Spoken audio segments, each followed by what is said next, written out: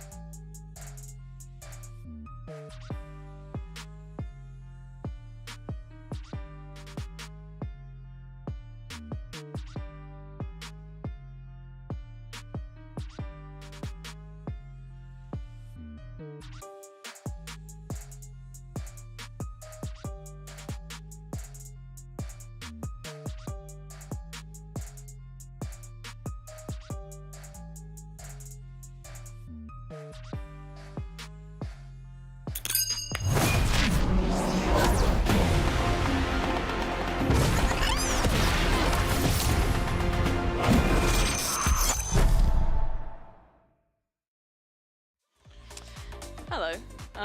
If you're joining us today, you've tuned in early, so welcome. Yeah, welcome to us. Welcome to us. We're chilling out today. Now we're actually diving into the Aftershock, which if you are missing it, we're kind of checking in with a couple of the other regions, seeing how the leagues are going. We did the French scene before, which was quite exciting to watch.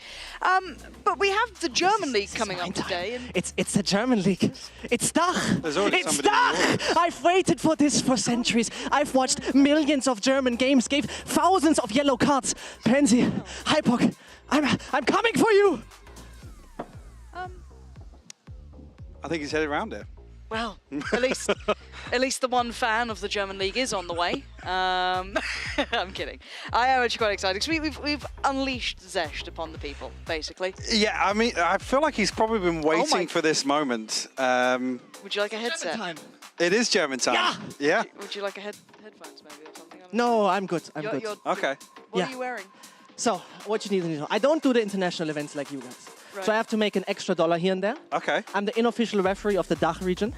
This is why I have Okay. a red card with You me. bought the cards. Yeah. Of course he does. He's And, I've seen many a tweet of you. and yellow cards, of yeah. course. I've given out a lot of them. Okay. So the what, right you're reasons. actually here for some hard-hitting analysis. Well, Are we talking I'm helping you. conduct-wise, or are you- wow. No, what do you need to know? It's my, you know, like, I know everything. What do you want to know? I mean, tell us what we need to know. Tell Okay, us about Mouse. Give us um, something then. Okay, so we're watching mouse sports. They are good. Why are you so German right now? Okay, this is none of your business. This is mouse sports. You might have heard of Iluri. You casted last year, right? Yes, I have a Yep. note on So him. he's the IGL, of course, and he joined with. Who did he join with? You cannot know, of course. The big coach Kundi. Kundi. My man, the Finnish MVP. Kundi. But going over the CGN. CGN stands for I've never heard Something of that. gaming Cologne. network. Yeah, Something crazy. gaming network. no. CGN stands for Cologne. They have won Okay. the last split of DACH, and Okay. now we're heading even to the first map. It's amazing. I'm standing here. I'm I teaching really you would have that gone I- with. us, yeah. Maybe It's it's really Cologne Gaming Network. That sounds like a German It's org just name. Cologne. Come on. It's just. Is Why it are you just- overcomplicating things? All right. This is It's not missing Deutsche an Bahn. L. It's definitely missing an L. What do you mean it's missing an L? CLGN, I'd guess Cologne. Obviously. Mouse have got 4 letters in their abbreviation, so... Yeah, but classically you can only Because have they're called 3. mouse. Pardon? Because they are called mouse. Sports. No. Mouse sports. Are you not supposed to cast the game? Well, it's barely got started, yeah. So it's obviously bind. I'm gonna tell you. Go ahead, Zesh, honestly. I'm mate, telling it's you all one thing. CGN is particularly interesting due to the fact that their coach is Carpio. You Okay. definitely remember Carpio. Oh, yes. A fundamentals mentor, you could say. Right. And they have won last season. How exciting. That is very exciting because they were Yes. playing the weirdest comps. They were playing double duelist everywhere. How do you feel about Double Duelist? I think it makes a lot of sense with people like Element. You might Okay, remember him, I do. OG Do you times and remember? things Yes, like that. yes. And Monkey Business. Of course. Brilliant. the You got a golden memory. era. I thought you're old. Well, besides that point, it's very important that their IGL is Benny, and he's always playing the race. Okay. Because Why is that important? Because quote unquote he says I cannot play any agent not like a duelist. So enjoy. Okay, so even if he does play another... But what I'm excited to see is actually a Yoru in the server, to be honest. Yes. How do you feel about Euros as well? I'm just trying to get, touch base with you here. I think it surprises me a lot because I would say that Mouse is a very basic team in a good way. He's popping off here. Yeah, so he's the individually most blessed player outside of Element, maybe. Blessed player? Yes, like Kundi himself said. It is the best. So blessed in terms of mechanics? Yeah, he's good. Okay. He's good. Like Okay. Kundi said, he's probably the best mechanic player I've ever had to coach. Oh, I just went ever. And he had Was gonna be Twisted. What? Steady on now. I'm just saying, I'm just saying. The German bias is overflowing. Hey, You can't be biased if they're all Polish. German, essentially. Oh, Oh, there you okay. go. Well, you've corrected me. But to be very Do your frank, prep better. Yeah, if there's sorry. one man I would definitely look at, it would be Valorant. Played at Heretics at the beginning Yeah, of he did, yeah. 2020. He's individually What team? by far the best German Heretics. player. Oh, Heretics. Yeah. Yeah. Long time Sometimes known ago. as Heretics. I've said it before. Ah, you actually have said it. You looked at me with some guilt. All right, so he's still got it though.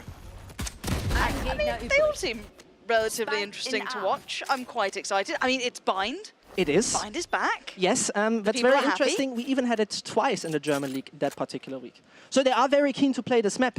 So how much do you keep up with the German league? How do I keep up with Well, this? how much do you keep up with I it? mean, as much as I can. I do a watch party at the weekend. How can in people my- check that out?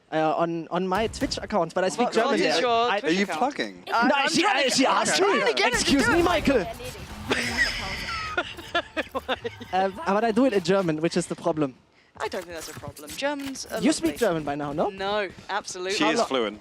Yes. I'm learning as I Yeah, go. Michael, can you ask me the little touch German sign real quick? Ein bitte. Was? Ein was? Das. Ah. How we say in German, we don't say Valorant, we say Valorant. Just for your future How notes. do you say It sounds the same, So but you with say an accent. Valorant. Valorante. Right, okay. Hey, it holds true. Yeah. Fair enough. But where could people watch if they want to watch out your little... Twitch.tv/dashed. Proud of you. Way to go. Like, I think on And every more platform. importantly, if people obviously want to tune in for the future games here. ValLeague_Dach is also the official one, and they're doing a great job at it. I have to admit. The interesting part about German League in particular is that no one of them is really like super. We have to stick to only on meta comms, which is Okay. a problem, Okay, willing to try which things is a out. problem as well because nobody's just hard copying. So they're all reinventing the wheel for whatever reason. They think they're Carl Benz. So there's lots of fluctuation in terms of like composition. Exactly, Okay. exactly. But a lot of this is like the fundamentally best teams you can get here, Okay. which is very good. Well, I mean, for me, Focus last year, obviously, they're the most exciting roster to watch. There's obviously Agreed. a pretty deep talent pool as well. If there's other teams that I guess were competitive Yeah. within this region as well. And obviously, names here as well that we've cast as well. Obnox, another one that we haven't Of even course. mentioned yet as well. From your favorite team of all time. Berlin International Gaming. Yeah. You're a big fan. I am. You could Yeah, say that. yeah. But interestingly enough, most of the VCT players that we had kept themselves in VCLs. Like Bucher from Focus, for example, Yep. plays for Alternate Attacks nowadays. Also a name worth mentioning, a very good player. We're really in a good space right now with talent. Do you miss Copy? Say again. How much do you miss Copy? Um, A scale of 1 to 10. I'll be honest with you. If he would just Don't mind. appear right now Yeah, in front of me, yeah, I would cry. of course. I I just would wanted be to like, check. Gob, Where have you thankfully you're back. Married. Where have you been? What kind of weird game are you playing nowadays? been? But I mean, it was a good start for the German scene. A lot of people put their attention towards it Absolutely. and kind of set the tone going forward, hopefully. Yes. But I'm quite excited to see how these teams perform. I mean, it's nice kind of checking back in on some of the names that didn't go up to the VCT but are still looking almost pretty competitive there. Well, and actually, just to piggyback on that, Element was one that we, for a very short period of time, there was like a 2 or 3 week period Yeah. where everyone was, this kid's next up. Yeah. Because he was insane. Yeah, he was that hot prospect, Yeah. kind of like, where does he go? Where does he end up? Does he continue in this form? But it didn't last forever, that high peak, but you know it's there, which is terrifying. So the interesting part is that CGN seemingly also pracked with Defo Oh, wow. before they picked Element. Yep, seemingly. That's what they say. That's what the street says, you know? Okay. That is actually very interesting. It is very good. But the most important part, I mean, you remember it from the good old days, I particularly imagine. German Valorant is mostly very slow. Very defaulty, hated waiting it. out, and then we're Previous executing games. type We've of... got B to thank for that. I hated it so much. Do you know what the worst thing was? When you'd get like, at the time, either Big or be it Mouse, whomever he was playing for, and they'd played Na'Vi, and he'd be like, Yeah. I'm just AFK for over half the round. Yeah. Yeah. Explain this default to me Yeah. again, analyst. It's the same. They're taking space. Eighth time now. What? So Philo actually just try and flash all the way in deep there. I'm like, I mean, if I did have a quick glance, I think Philo had the overall, obviously this is map 2, but map 1 was a huge map for him on Haven. 13-2, yeah, that was very impressive. The problem about Mousebots is that they're great right now, but in playoffs they always end up 4th. So They always end up what? 4th place. 4th, okay. What, like as a curse or like? Yeah, like a curse. They've never won any playoffs. And they always had the best roster on paper. That's actually kind of mad. Yeah. Have you got a theory as to why? Crumbly or what? Like, I think it is, and now they have obviously the best team ever, but mentally. It seemed always mental issues. Because the roster before this was the one with Cryptics, if I'm not mistaken. Correct, Yeah. yes, that was the one from, absolutely correct.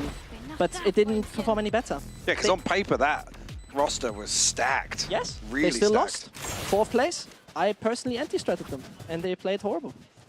Wow. does that hurt you? Because you sounded quite upset with that. There was some emotion I'm to it. upset because one thing. I'll be honest Okay. with you, and I'll make a few haters with this statement. Oh, wow. I think Bold. CGN will not stand a chance in Ascension. But I think Mouse will. I think Mouse could, on a good day, Mouse beats Apex. On a good day, Mouse goes in VCT. On a good day, On they a go. good I mean, that was the same discussion we were having about Yeah, Focus, right? That's And actually it's- very true. I can't even remember. Was their first series versus G2 or something? It was. And they nearly beat them on yes, Fracture. 14-12 remember Fracture or Fracture. something, Yeah, yeah. 13-11, I do yeah. remember I remember thinking, I was like, Of course I actually, remember. this is a team that potentially, depth-wise, could, Could do something. yeah. I mean, That's really testing my memory now. that Even was just a remembering that pain. Fracture game Yeah, versus G2. how? No worries, you got me. I remember every single one. Wow, very impressive. What a skill. I'm actually just watching the game now. I've just gone sidetracked, but it shouldn't be too much of an interesting round at this point. I said the only thing bringing in here, it's a bit of a squeako for Obnox. Guardian down to 800 That's interesting. on the brim. The I'm sure- solo controller. Known for impact. Oh, it's not gone well. No. That's I, actually. don't know if I didn't even check actually if he had the molly up here, whether or not this was, hey, try and hold on to it as best you can and play for the molly potentially, but we'll see. Alluri's just tucked in here. Again, I don't even think anything was invested towards cracking this out here, but Alluri finds one on the way in, but it's consolation. Oh, did he have the orbital strike as well? It's curious to didn't see know the the investment if orbital strike, but- there wasn't a solid plan around the retake there, to be honest. We have to mention one important thing, which is important for the entire series. Their controller of CGN is Vince. He came from the academy team, which is not a thing anymore, but whatever.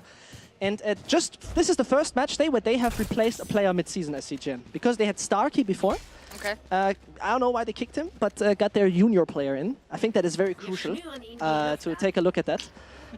Because obviously this is basically a new role to be fit with this team. But CGN invested a lot into young players. Gotta give him respect for that. But I still am not a big fan of the way they play. I'll be honest with you. What about it you don't like? They're very much known, their public name is Contact Gaming. Their Contact, I mean, it works. They've won last split. I gotta give him respect for that. But I think that the quality was not that great last time. Now it looks better. Okay. Especially with him. By far, I think second best player within our league. Oh, that's pretty high praise. But Yeah. yeah, I guess curious to see if these teams can continue to actually hold form long term. But Sesh, when are we gonna get you back casting? Lebender Verbündeter. When you get me back casting, Yeah, when are we gonna get you back out here? only he knows. Ah, Only I see. Gob. When Gob sends me in, I come. Look, the Zeshisms are incredible. We were discussing some prior to coming out, actually. Yeah. I don't know if they're Zeshisms or just German sayings at this point. No, they aren't German sayings. It's just you. It's just Okay, which is making it worse. We might treat some of the audience. So, Mike, do you have any particular favourites that come to mind? I mean, I didn't There's actually quite know a wide about the Bob array. Dylan round. The Bob Dylan but round. That was news. That was one, news to yeah, me. that's got to be up there. The Clutch Minister. The Clutch Minister That was a is good one, though. classic. I think It's that a was line. actually. It's a line. But yeah. it does feel stolen from an. I know. I see your point. I see your point. Where did you steal Zipmix. bite-sized little niplets from? Where did you find your inspiration Yeah, for where that did that? Was that from a So book? you need to see. It's not my first language, yes. one? Okay. So sometimes what I do is I Oh, write yeah, there's down. definitely an allowance for that. Yeah, yeah. no, I write down things that Yeah. I would make in my mother tongue, would make a lot of sense, and then I translate them. And obviously, I mean, it would work hypothetically if I would have pronounced it correctly, Well, yeah, no, you didn't mispronounce any of that. Bite-sized little Mitch was niplets is- absolutely fuming how I mispronounced that. Mitch has said much Well, worse on air. Yeah, of course. I mean, listen, Mitch has come out with some crackers in the past. the man has been looking last week like he was, I don't know, stolen from Woodstock. But, you know, I have to... I don't disagree. You're not wrong. Right? You're not No, wrong. he's gone full bohemian. I'm kind of with Bohemian? you. there. Yeah. Bohemia. What are you saying about my Bohemia? Either way. We're back in, out of the timeout. Thank God. Big Wow. buy round here. Look at the ults. Yeah? It's only Alluri missing them. 2 Okay. orbs for the Rolling Thunder. I was calling it a rolling strike there. I was an orbital strike. Mate. You've thrown me off here. Sorry. I'm going to It's start infectious. mispronouncing things. Yeah. Do we have any weird names today that we can mess up? No. No, I think they're straightforward here. Yeah. Big info here, though. Actually, go for the fault line here. kinda Yeah, that's a nice. big combo. It's only going to get one, It's though. unfortunate I only got one. I felt like they could have actually had maybe 2, but I guess they're all set towards the other Well side. played by but- Philo, actually, to get out of that situation as well. Very nice. Didn't overinvest, but now no utility unless he racks up a couple of kills. All but one on rotation too. I mean, they've got plenty of info. This is. I mean, with that heavy stack on short, though, Yeah. the fault line and the orbital strike didn't even do any more damage to anybody else. Oi. Oh, was that denying the ult as well? Yeah, Yep, that's lovely. removes the pit. Beautiful. Actually, not bad. I think Seeks have just come through as well. Again, if there's any more damage, I'm worried. I'm starting to get worried. Probably shouldn't. Well, yeah, because problem being now, Vince has his orbital strike. So if they can get themselves into a You're gonna clean I mean, after plant, this man's been sweating on long for the last like Yeah. minute and a half. he's been there a while. He's been there for a whole week, Letzter Verbündeter. and Vince has done nothing. So yeah, kind of fizzled out a bit. But certainly some potential. But VALORANT is ratty. Yeah, overinvestment on the showstopper there. I don't know if that's just paranoia as a second player there. Bit much. You really have to get used to the bigger exits of this map. Like, for example, here defender spawn was very weird to see the wide exit. You know what I mean? Yeah, yeah. Yeah, it makes it much, much harder for... Well, I guess it makes it easier for the defenders because it's a wider kind of double peak angle as well. Have you actually got much of a chance to play any of the new bind coming out? No, again, I've only watched even a few VODs of it being played, this not being one of them, but... Yeah. I think I got it once. And that's I started looking when I can't remember who it was that tweeted the Viper Wall. It might be Magnum, I think. Tweeted the Viper Wall, and then it was all over TikTok for the next like week or whatever. I don't even know if he was the first to tweet it or what, but Spike in A. Hab den Spike. I was literally just well, actually, the assist comes through from Alluri, so I don't know if that was the fault line. Yeah. Very nice. Sie sind tot. Again, it's like every now and then you get glimpses of like something quite nice by Mouse, and I kind of keep wanting to see that consistently. But I feel like the biggest downside of all the teams in like any regional area is consistency. It's like you'll get those like outstanding 1, 2, 3 rounds, sure. You'll get maybe a player have a pop-off series here, there, and everywhere, you know. But it's that just if you can make it happen collectively, I'd love to see what sort of teams you could actually have out of this. But again, pretty new to watching Mouse and CGN here, but still. Erwischt. Vendetta. Showstopper going to clear it. VALORANT still challenging. He's absolutely lost his mind. I don't know if he thought maybe that Verpiss dich. he was reconsidering posting that into Lambs, but Letzter lebender Verbündeter. Ein Gegner übrig. Azuri's still got a snake bite, but again, the 1v1 is going to be difficult for him to peak with the utility. Nice to clean up from him. Actually fine, well, wasn't the opener. But that first kill, at least coming into showers to make it a 4v4 once again. What you mentioned about consistency is kind of interesting because particularly Mousebots have never lost a game so far this season. Only one tie, a single tie, which was against Who did they tie with? Latirius, they are called. The names that you might remember are Cider Oh, side. Oh, and Cider, yeah. Kix. Kix from Nordic. He used to play Not so with, much on that, but with certainly. Bonka, with MVP Bonka. Ah, So, getting Cougar to listen to the broadcast. Yes, you? yes, You yes. mentioned the name and she appears somewhere. but either way, yes, so they have so far not lost a single one. They are really, really good in regular phase. I think one of the best teams overall, and then suddenly Playoffs. they stall the engine like it's the first time in driving school. Oh, we're hitting our bingo card, Yeah, Michael. We've Yeah, had we've got one the- car reference, had a Zeshtism.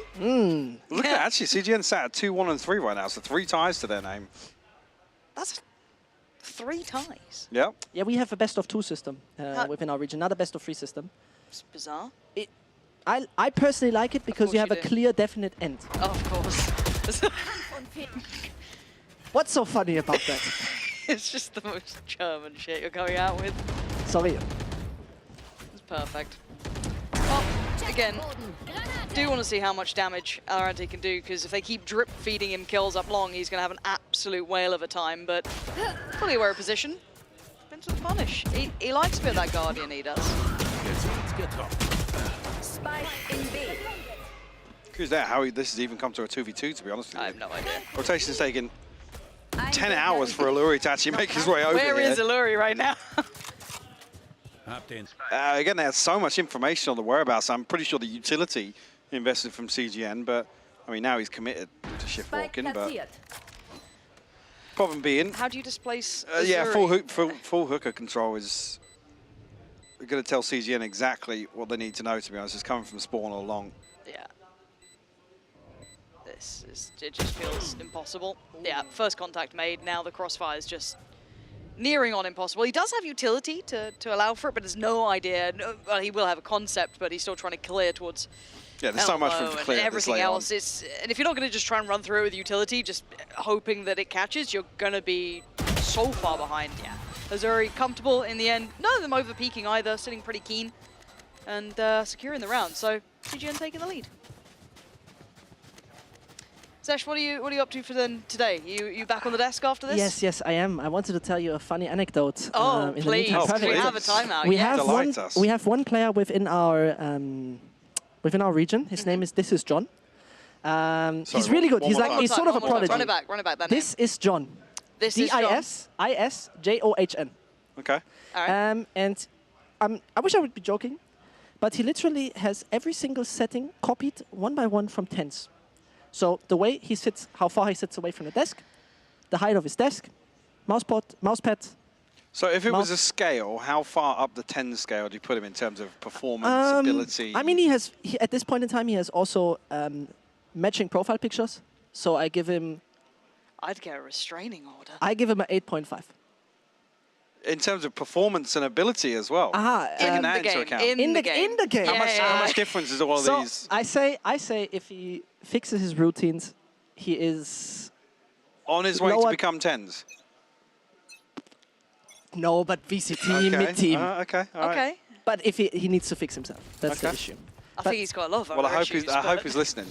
I to your listen. advice. I was sitting in prac with him a lot of times. I tell him you could be the best player, but if you don't fix your issues and get your thing up, then you have a Your problem. profile picture, right? Yeah. Yeah. Mom's like Tens changes his mouse a lot and his sense, and he's. Oh, he's trust me, So he's does he keep up to date? He is he is playing deathmatch, says he's the worst player in the world, and then drops 30 kills. It's like a mental Okay. thing. Okay. Hey. Kids nowadays, right? I had to listen to the same song before I played like an official game. Otherwise, I would play bad. So yes, mental thing is Exactly. It's real. It's real. My words. Didn't one-for-one copy My someone's words. settings, but Yeah. Mike, would you, if you had to pick one player, who you copy it? Every setting, including that, like if they're on like a French keyboard. I remember like the Azerty thing back in the day, which was like, how does Scream play on this? And it's because it's a French keyboard, so this guy's absolutely mutilating his hand trying to like play like it. If you had to copy one player, 1-for-1, Mike, where you going? Who you I picking? don't think I would. You did. It's not if you would or No. not. I just need one player. 1-for-1. You want to play like them. You want to be them. Marved. Oh, big choice. Yeah. Big choice. Marved or sassy. Yeah. Yeah. Yeah. What about Twisted and the way he sits? Got the prawn posture with like one leg up half the time. No. Yeah. Yeah, it's like the Oh, praying yeah, back mantis look. problems. Yeah. That's a young man's game. That's not for us. We need lumbar support. I'm trying to figure out what exactly has just happened. Just while we were talking away, what Yeah. has actually happened here? Because Element somehow bypassed all of that on B side and managed to rotate towards A. For a second there, I thought, wait, Element's defending. Was it? It's crazy. It's swap teams. This is an awkward challenge to take. Still wins it. Is Element still fragging out? Absolutely. Machine. Yeah? Period. He Is he still playing a little bit of Reyna? Yes, he does. No joke. He's playing like Reyna on Yes. Fracture, for example. And they mean it. They're that serious. It's intentional. They mean it. They mean it. And that is the crazy part for me, is because he's absolutely a machine, a monster. I don't know, whatever, right? But he, like, I don't like some of the agent decisions, but at the same time, when I listen to Carpio a few times, it's like the man has his own plan. That's okay. Sometimes it works, sometimes it doesn't. I enjoy the creativity. At the same time, I think if you do it just... They also, like, they're absolutely neglecting half-sheet meta. They say, we don't play half-sheet meta. We can't. We don't. Doesn't suit us. And that is very interesting to me, because they're like, you know, consciously saying it's not good. Which is interesting. It's objectively wrong that it's not good. So that is a very curious statement to make. Yeah. But hey. Or not useful for them. I don't know, though. You know. Yeah. I guess you have to play with the hand you're dealt if they are your players and they don't believe in it. Fair enough. Yeah. How are they getting out of here?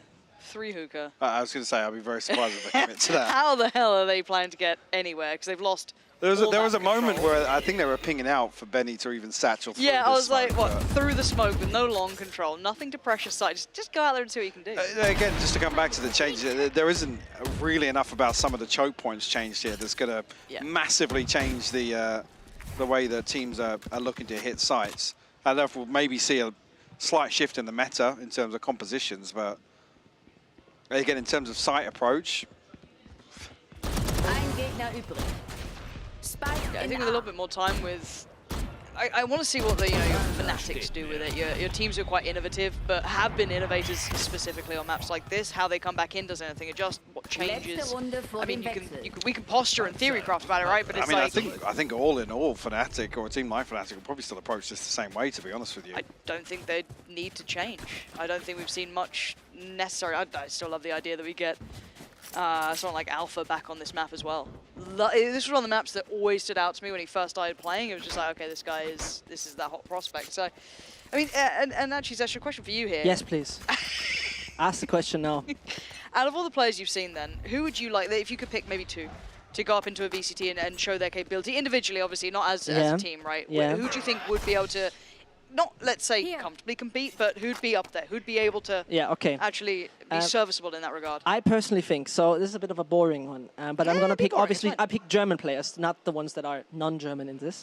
VALORANT, most definitely, one of the calmest aimers, one of the calmest personalities, and second one would be Bucher from Alter Attacks, who played in Focus previously. Both two are capable of doing this. Honorable mentions would be Leosen, and this is John. You're backing that guy. You can quote me now. Make this clip. If you tell people to make clips, I don't know if it works that way. They might do. Well, let's see if VALORANT has got any magic on sleeve. This is not a comfy scenario, so probably not. Schnapp sie dir. That's all 2v3. To be fair, Filu's made it relatively quick. Spike platziert. And is dead. Letzter lebender Verbündeter. Fairly wild swing out of the smoke, though. Really thought he had the timing on that, you know? Just... Well, ladies and gentlemen, I've been here for 1 half. I'm going to leave you for the rest. Why are you leaving? Yes, I am But leaving. you didn't even present a card. Was there not a cardable Yeah, that was not a offense? card. I don't have my whistle with me either way. You have a whistle. You have a whistle as In my well. official broadcast, I have a whistle, and I have a VIR screen. So I have always a replay ready. Yeah. If I have to rewatch the game, rewatch the round, I'm like looking at it particularly, and okay. reconsider if I give a card. And then there's a card list, and at the end of the season, there is the best yellow card given. Honestly, this sounds fantastic. Yeah. I might have to finally learn German to be able to watch Yeah. It's all these years. it's very a particular stream.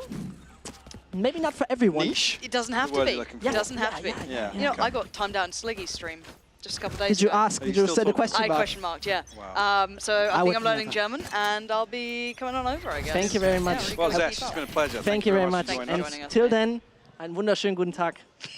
Yeah, one of those. Ein, bitte. Nailed it. That was good.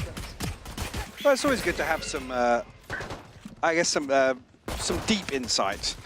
Yes. For some of these, because I know he religiously watches them. But actually obviously, does. some of the names we've seen here were Yeah.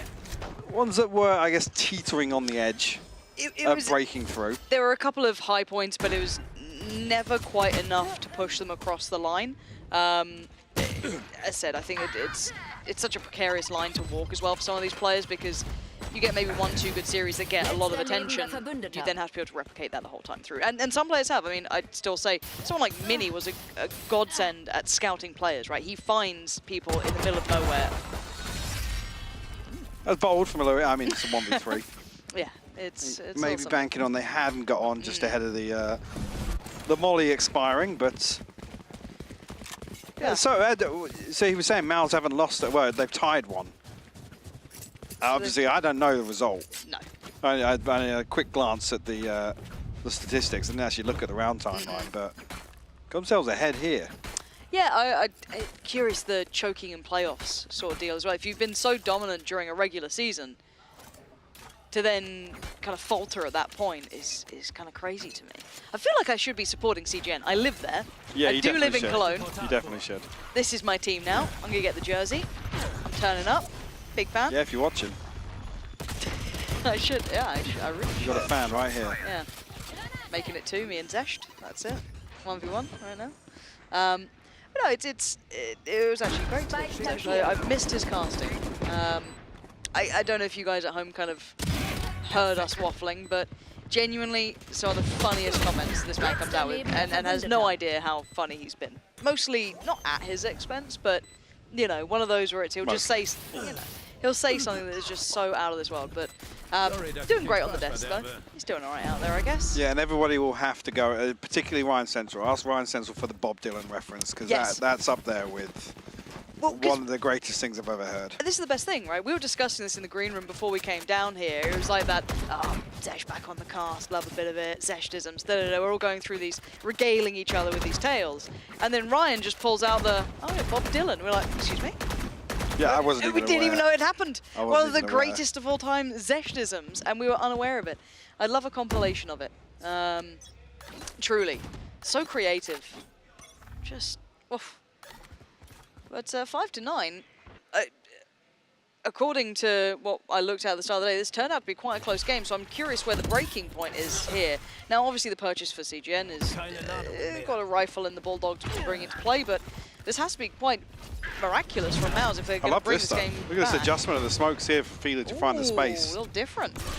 This is actually beautiful. And the clone comes through as well. Unfortunately, is Zuri going to find that kill? I actually really love this set piece. Nice little adaptation on the they get it's not, they get the partner lose 2 for it. Again, flank has to hold true. I'm not still got a molly. Yeah. Okay. I actually love to go back and watch this. That little setup, yeah. I do like a little bit of a twist on the traditional, right? We're so used to the same old setup. Take that when you get it. But yeah, this looks like it's going to work out for them as well. There's that molly coming into play. So that should fire just about the right time. Flash fully eaten. Actually, maybe didn't eat all of it, but yeah, 2 still standing, so good damage done. That was a really cool round. Yeah, I'd love to be able to see that. Once again, maybe we'll see it again throughout this. It could be something they go back to at some point. So you're going to be starting to watch the German League, aren't you? Well, I mean, rounds like that. I love watching Focus last year. Again, I remember tweeting out a couple of clips of just like, I think a couple of them from Bind actually, but very, very capable. Again, I still do want to see Yugi do well, to be honest. I've been saying that for the last bloody 10 years. Because even in previous games, the guy was always like that.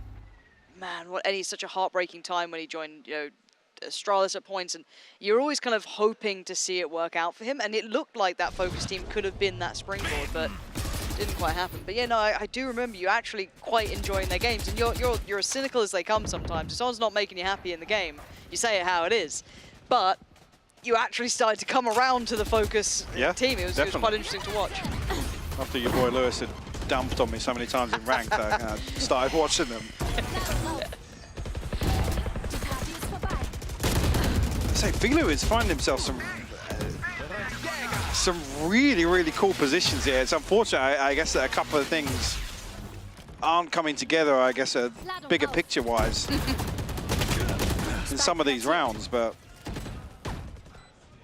it's always exciting to watch somebody switch things up and play the Euro. We obviously had the benefit of seeing CNET do it as well last week, but again, just some of the little pieces of synergy, like TPing inside the smokes. That it's all around timing. It's not really like the the flash and TP plays. It's the create some chaos, get somebody inside a smoke behind the site. I really like to see. This is tough. Yeah. Oh, wow. What? That was... He actually baited him as well. He gave it the rifle beak, then actually wide swings on it. Give That us was the replay. disgusting from Yeah, give Murray. me that one again. Imagine if that is the springboard that brings this game back close by. It might be. Let's have a look at a little watch of this one. So I don't even when he lost Obnox to this point. It was right there. Yeah, He lost okay. a fake flash. Yep. That's disgusting. Oh, What, 3 bullets total? Yeah. yeah. Real nice. That's such a really nice. That's... We didn't even really talk about Murray as well. Obviously, No, we casted him back on Wave when another team that was kind of, I don't want to say coming close to breaking through, but they were They were there. dangerous on a map or two. They weren't going to push top end, but they could certainly be a little bit of a dangerous team. You do want to face them in maybe one of those kind of like defining games. This is not a pretty round at all. Oh god. Well, it's getting prettier. It's 1 HP, 1v2. Spikes down. Spikes down. 2 satchels, boombot for Benny. Smoke. Yeah, and I mean they're sitting perfect. I mean, they both got upgrades as well. Yeah, it's like unless they absolutely melt. I don't know. We did just see somebody on mouse with a 1v2. This is a bit more than 1v2. It looked fairly unlosable. I'm getting a bit nervous. They're not cross-firing. No, they're not. And it's quite. It's okay. Not even 20 close. HP. Yeah, not even close. Not worried. Comedy Central Thrifty. What are these sponsors out here? Charlie's got some. I know. I was watching. I can't remember what game it was the other day, but in NA they had the eBay clutch. What? Yeah, and it's like. I don't know when. I don't this think of has all eBay happened. when I think of Clutch. No offense, sponsors. If you Yeah, want no, to sponsor us, no offense to obviously. eBay, obviously. That's not on you. But it's like if you were to have like the Walmart Thrifty, something like that. That works. Yeah. That works. eBay clutch. I always wanted like so if like it's such a rare like activation, right? But imagine it's like the Tesco meal deal 2 for 1. You get a shot and it kills 2 people, right? It's 2 for 1 discount. I want it. I wanted it for so long. It's never happened. Tesco don't think they're interested in esports, funny enough. But Yeah, I can't see it. look, you don't have the vision that I have. Fair. Also, you just don't get anything free with a meal deal. It's just You get 2 discount. No, You don't get 2 for 1 on a meal deal. you don't understand. That's not how a meal deal works. You don't understand. You shop at Marks and Spencer's. You don't know these things. I was gonna say, actually, Filu's. I don't know if he was going to re-aggress there, but the Viper Spear's come out. That's interesting, although Aziri does actually survive through the orbital strike and VALORANT, but time ticking away now. And Mouse finding all the kills they need to. So there was a moment there where they go onto site. Again, I think the entire game plan, as is historically the case, Obnox playing around the ultimate and the molly. Yeah. There's a window of opportunity there, at least. Even ahead of the pit coming through. Yeah, actually, really, I think this initially was just one player over towards B, so there's a lot to ask of Vince when he's getting run down by all 5 members of Mouse, but I'm liking the way Mouse have approached a couple of these rounds, to be honest with you. Yeah, some really nice looks coming out, and you can see why maybe they are one of the more top-end teams from the league. A little bit more structure. It was round 15 with the TP backside with the double smoke behind the truck on A. I'd love to see them go back. So if they find there's an opportunity for it, I'd love to see it, but 8 to 10. Oh, all the more reason to tune in. Me? Yeah, Right. watch some of the games. Or watch some of Zest. That sold it more. Yeah? For me. Okay. Yeah. German Tom Holland wearing a ref t-shirt, just having the time of his life. It's adorable.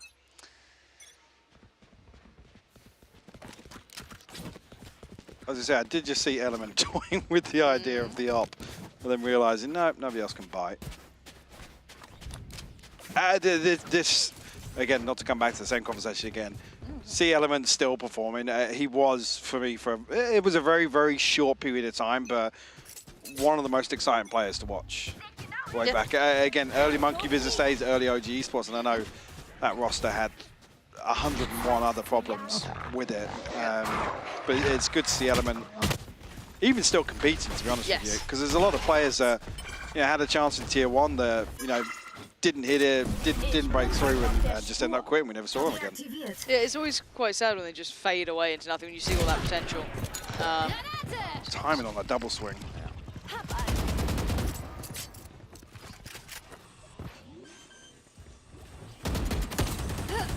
Big gap in that smoke, actually.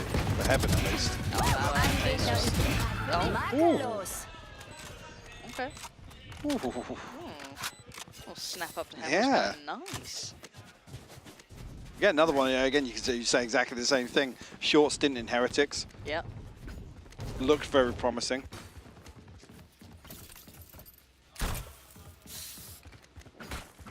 Yeah, very tasty. Are there any players that have disappeared off your radar that you'd have loved to have seen go further? Or it's still relative. In the lifespan of Valorant, it's still pretty early. So most of them have either continued into your more regional leagues, or they've kind of gone down to your slightly lower tier, but they're still around most. Is there anyone that you'd have liked to have seen maybe stick around a bit longer? Nothing that comes to mind? No, you put me on the spot. No. Yeah, I know. I mean, Defo's the other one. Again, Defo. even so, he's still competing, still here and there in terms of, well, again, Zesty said they trialed him here on CGN as well. These same smokes again for backside of A. Yeah.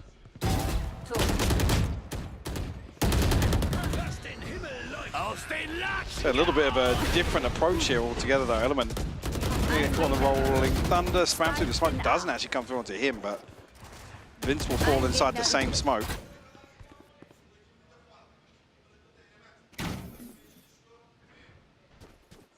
And Philo actually commits to the TP, yeah.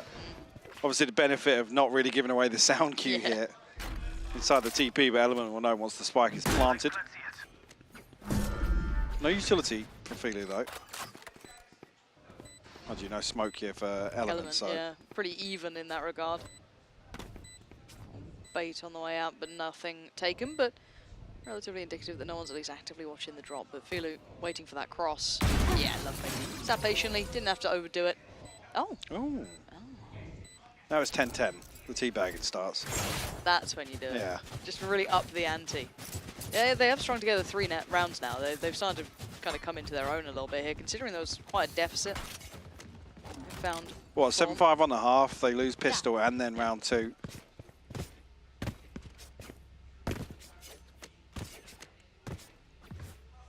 Yeah, even just watching him, you can still tell that Element's just so clean.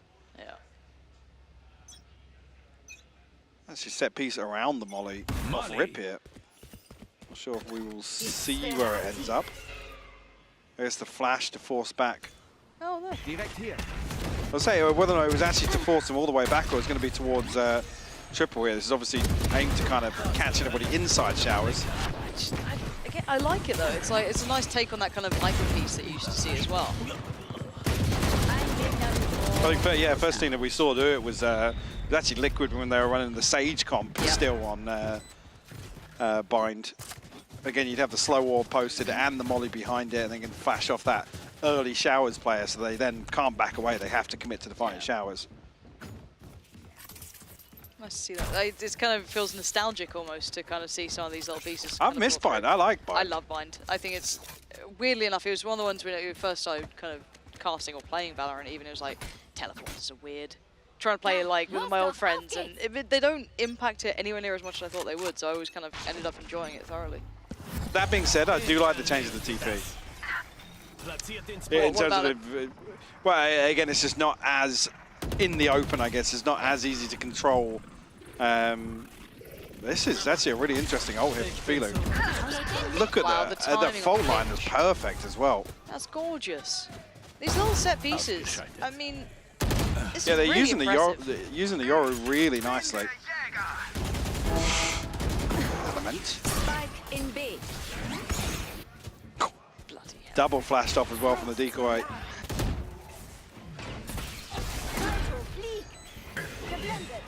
He's repositioned again. Oh, this is nice. nice from Gegner Murray. übrig. Wow. Murray is insane, dude. There's some incredible talent in this region. Genuinely, great little game to watch here. Even if you want to look at it mechanically from seeing elements, kind of still having those little sparks. Like I or- said, these set pieces built around Fila are actually really nice to watch. It does. It just doesn't feel lazy. Like we've seen a couple of comps, or at least back when Yoru was kind of being tested out the first time. It just didn't look right. It kind of just didn't suit. But no, him. the first team to kind of make it look good in terms of like synergy and stuff was obviously PaperX. Yes.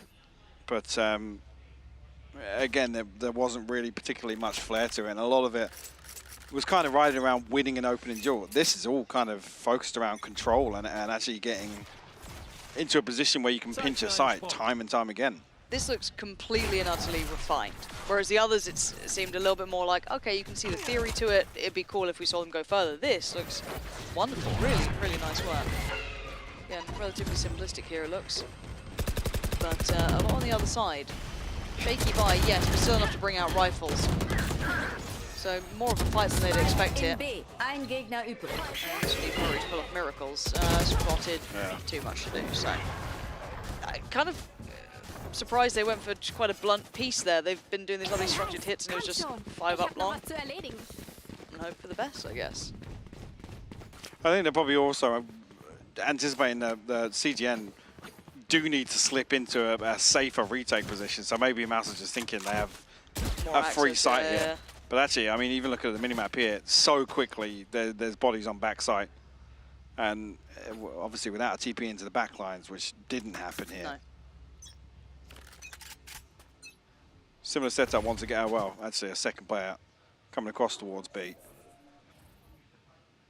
Because then a lot of this stopping power is completely mitigated by this composition. If you have obviously VALORANT who can double satchel across, give Filu some Auf der Spur.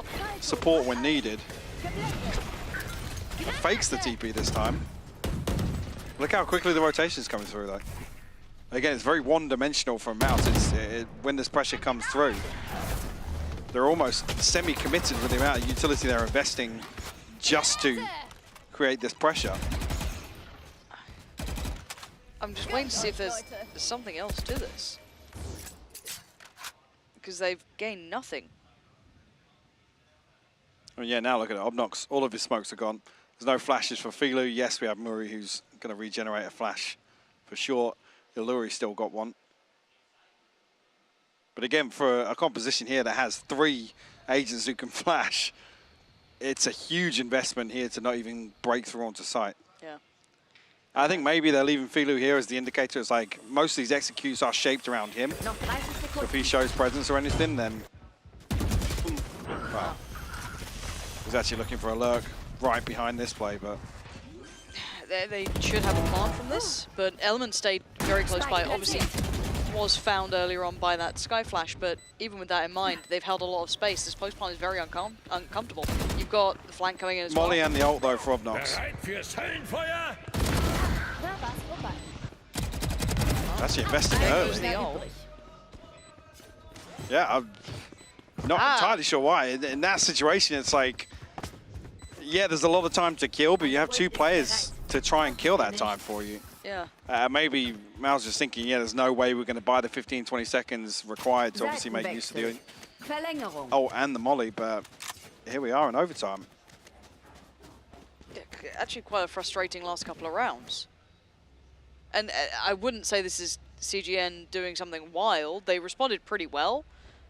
No, they Nice made stall. they made the right change up, and even in Yeah. the round previously we were talking about, they're actually happy to kind of fight for be ahead of the Who joined spike Discord? happening. I didn't know I was in Discord. But Me neither. But someone on that stream was. apparently we are.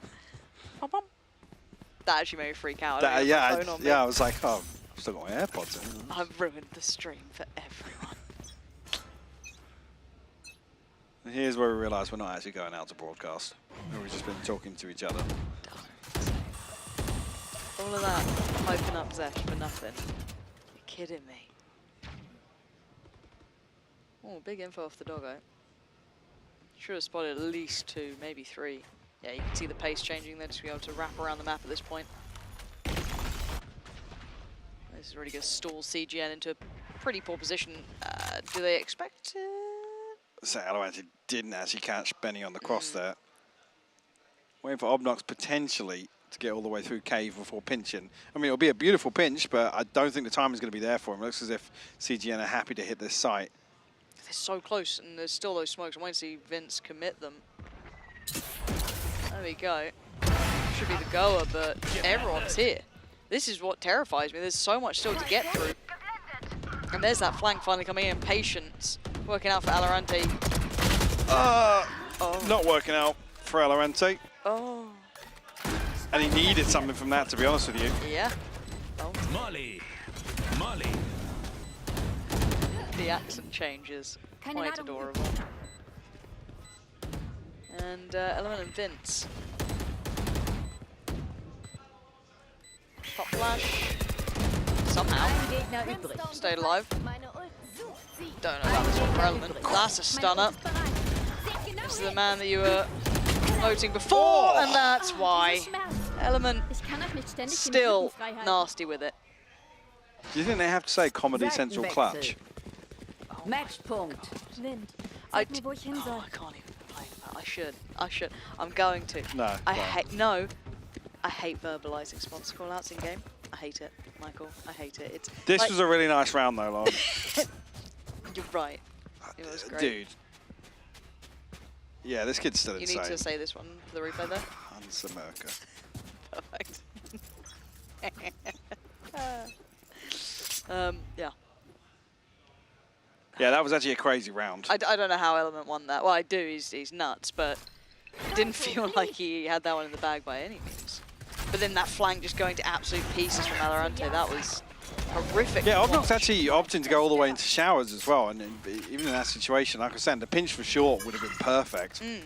I think it was 3 on short, 2 towards showers on the other side of things for CGN. Well, at least there's an adjustment from that 5 long stack. Sitting deep towards backside. Rotation was nowhere near as quick this time, and a victory Yeah, on the side. completely different approach to the defense here. But Spike platziert. he was saying this was Figlou actually, I don't know if it's Figlou or Alorante actually missed timing just a little bit. But I think Figlou catching Alorante with the flash there. I mean, if everyone's blind, it's fine. But Element good for the first. Schlaf, Bruder. On the way back through here, Murray. Letzter lebender Verbündeter. Letzter They're all lebender aimers out here. Yeah, It's they kind of are, bad, yeah. right? They're all here. It's the JBL Quantum round win. Seitenwechsel. Every round win. Verlängerung. Someone's winning it. Yeah. That's the big spawn to get, Yeah. the round win. Damn. God, So yeah, I'm it's curious. hard now. We're obviously not going to really account to much here, but whether or not this late on in the game, especially with that runarounds in the second half, where Mal's obviously in the driving seat, it's really Hello, off-putting. who's joined? It's really Who joined the off-putting. channel? Maybe it's... Yeah, I don't know. I was trying Can't to, ask like... that one. No, Anyway, sorry. But obviously with Mal's being in such control, obviously on that run of rounds in the second half. Again, finally CGN look as if they'd figured it out, but Yeah. whether or not now Mal's just kind of slipped back into, okay, let's just hit a side together, not util heavy, but let's just play trades. So like I said, CGN are going to be conditioned towards obviously not burning up too much utility to stop that initial wave of pressure. I'm just saying, my right click would maybe 1 out of 5. 1 there. out of 5, yeah. That's... Well, the That's a good, t-shirts what, all- like 8 to 10. I think that's the jersey, right? Yeah, there. that's not That's bad. the It one you're looks going to get in alright. the post. Well, We've got a tech pause. Oh, no, we haven't. don't say that. It froze for a second, for a If good we 5 got a tech seconds, actually, pause, there. we will fast forward Bereite this. Portal vor. No, we haven't got that. We don't have the facilities for that. We're strapped in. We're here whether you like it or not. Yeah, other than some of these set pieces, let's just say, Zuri. Very optimistic wide, so maybe not anticipating the operator again. It's Haven't not seen it with Filu's Murray. played it a couple of times, but yeah, what I'm not Yeah. seeing from Filu is kind of the value in his utility elsewhere, and obviously harder to really warrant that on the defense unless you're just going to go all out and, you know, TP towards the back lines. I think we maybe saw 1 or 2 of those in regulation, but... This is super clean. Oh my god. Very nice reposition from Filu there. Again, Element's dash was ultimately only to clear him, so when he swings out that cloud burst, then the reposition catches him off guard entirely. Some fall over in here. Like, it's like someone in the studio sounded like it fell over. CGN flan on the floor now. It's me. Yeah, this was really clean, Oh, it was actually. super clean.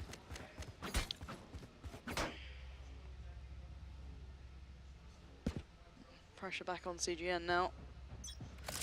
I'd say what Mal's actually want to do here on the attacking round, to be honest. This looks much, much slower. The emphasis towards hooker this time and not towards long. So it's actually the round where they do switch things up. Yeah, they did go for a little bit of a split previously. Does Element get away with it? Oh, come on. Alarente's missed some sit. No. Surely not. This Surely is not. actually tragic to watch. That was just like a cacophony of errors. Just quickly, Viz's positioning was awful there. But Straight dog. still not punished in that position. Zuri actually shows his hand pretty early on the flank here, so at least gives some information back across to Obnox and Murray. Wisely repositioning now. Yeah, doesn't want to be isolated in that position. Oh, feeder's frozen. Mm. Oh, it's Oh, we're back. back. Nothing, we didn't miss anything. 2v5. Vince has fixed his Keine Ladungen positioning mehr. this time. One smoke to invest. There it goes. Noch 30 Sekunden. It's still a flash dog. 20 seconds left on this as well. And 5 players on the side basically at this point here. It's shortly done. Ein Gegner übrig. Makellos. Forgive my lack of faith in Obnox there, but that round, bloody hell. That's back-to-back flawless rounds. I mean, obviously, flipping sides, but the previous obviously was a very, very good hold towards A. It's really Yeah, what was it Alorante? I don't know. Valorant was one who... In this situation, maybe just thinking, he's not expecting, that's not an angle he's looking to clear necessarily, so it catches him off guard that Vince is kind of out in no man's land, to be honest. Genau hier.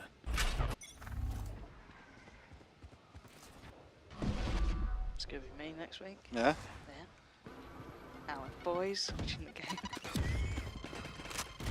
There is like a couple gaming bars and stuff. Maybe that's where they're at. Could be. Oh, I'd imagine they're probably at the CGN headquarters. That's a big statement.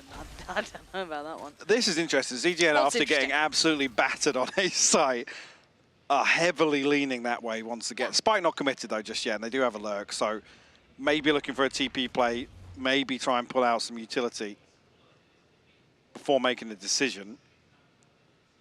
But I think Mal's actually... They're so committed at this Yeah, point. Mal's reading into that thinking, hey, we smashed them on A last time, let's put a little more focus or emphasis towards B side. They're basically doing this, not like...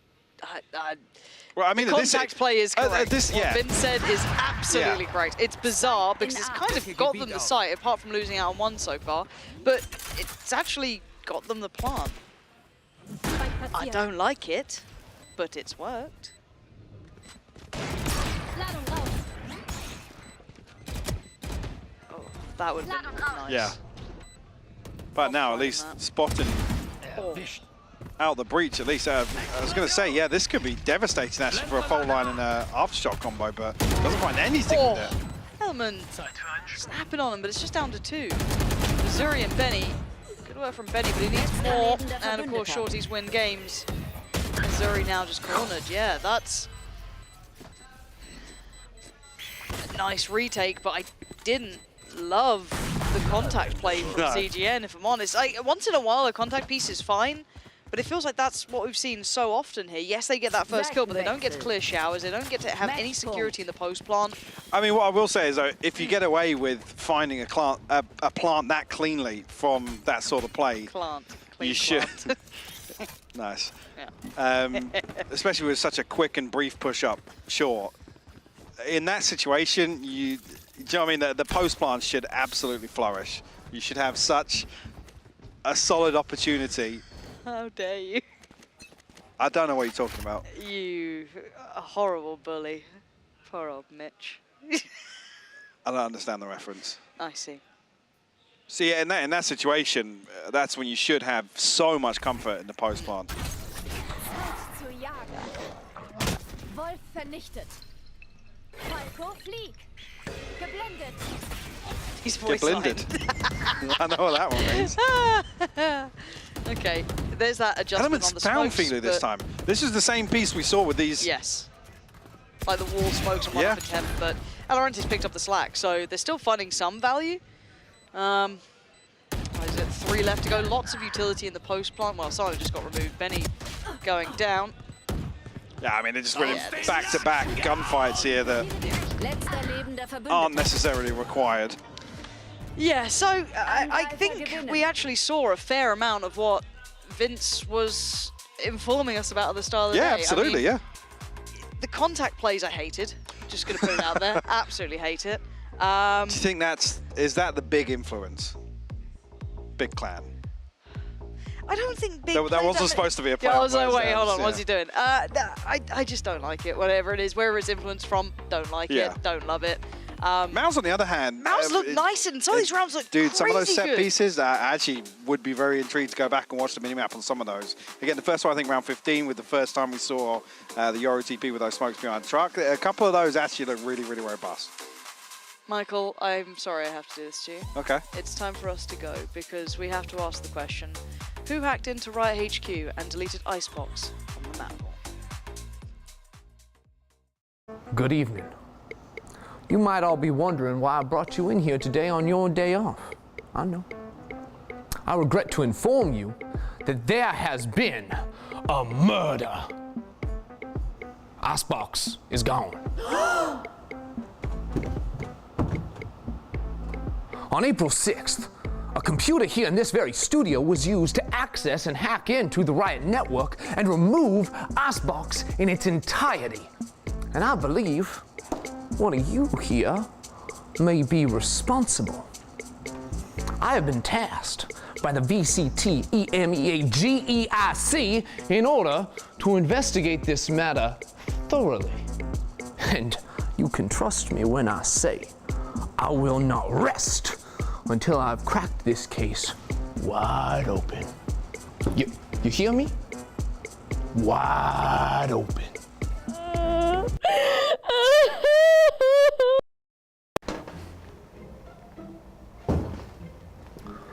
Take a seat. Listen, you have to help us, okay? It's Right. Kabuta, was it? it's Kakuka. Babushka. All right, so listen here. It's Kakuka. It's not that hard. All right, look, let's not get bogged down in the particulars. Let me ask you. You're a fan of Spanish VALORANT, correct? Yeah, I mean, who wouldn't be? We literally have 3 teams on the league. Right, but you see, the thing is, Heretics lost 13-3 on Icebox, Koi lost 13-6. The Spanish teams could certainly benefit from Icebox being gone. Yeah, and what about Giants? Listen here, no one cares about Giants.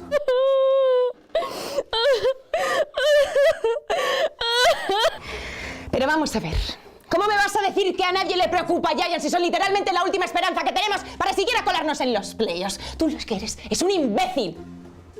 Yeah. Dumbass if you think we're involved in this.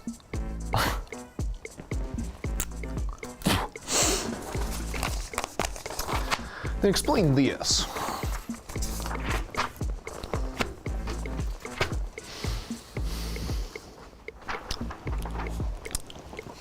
I can explain. Todos pensáis lo mismo, que los españoles no valen para nada. This proves nothing. We didn't do it. And frankly, I don't know who did, but if I did, I'd go out and give him a kiss on the mouth right now. For getting rid of that dog. Whoa, okay. Honestly, let's be real here. Like, Icebox is just a bad map. And let's be real, if you think we If you think I am gonna make a post before actually committing the crime, that is just ridiculous. Look, I'm not saying you did it, but I'm also not saying you didn't.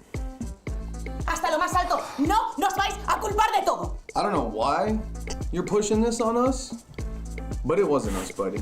And if I was you, I might take a look at Yinsu before I go any further down the wrong rabbit hole.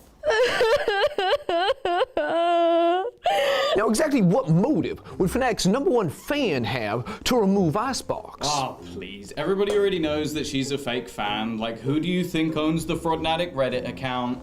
You're a rather large fan of Fnatic, yes? A fan?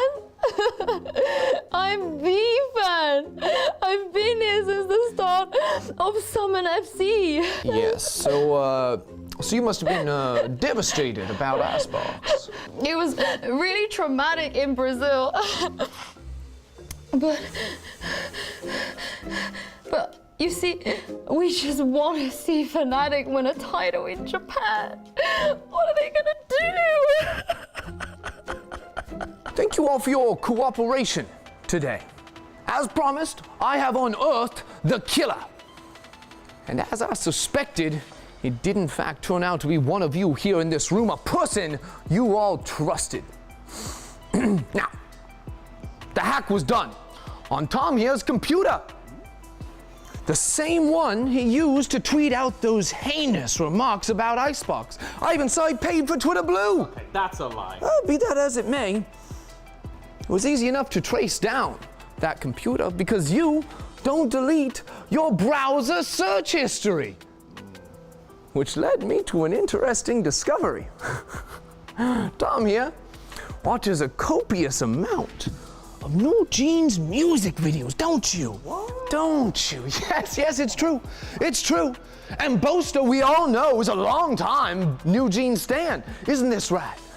So you'd have no reason to hold a grudge, have a personal vendetta against Boaster and his team Fnatic, would you? No.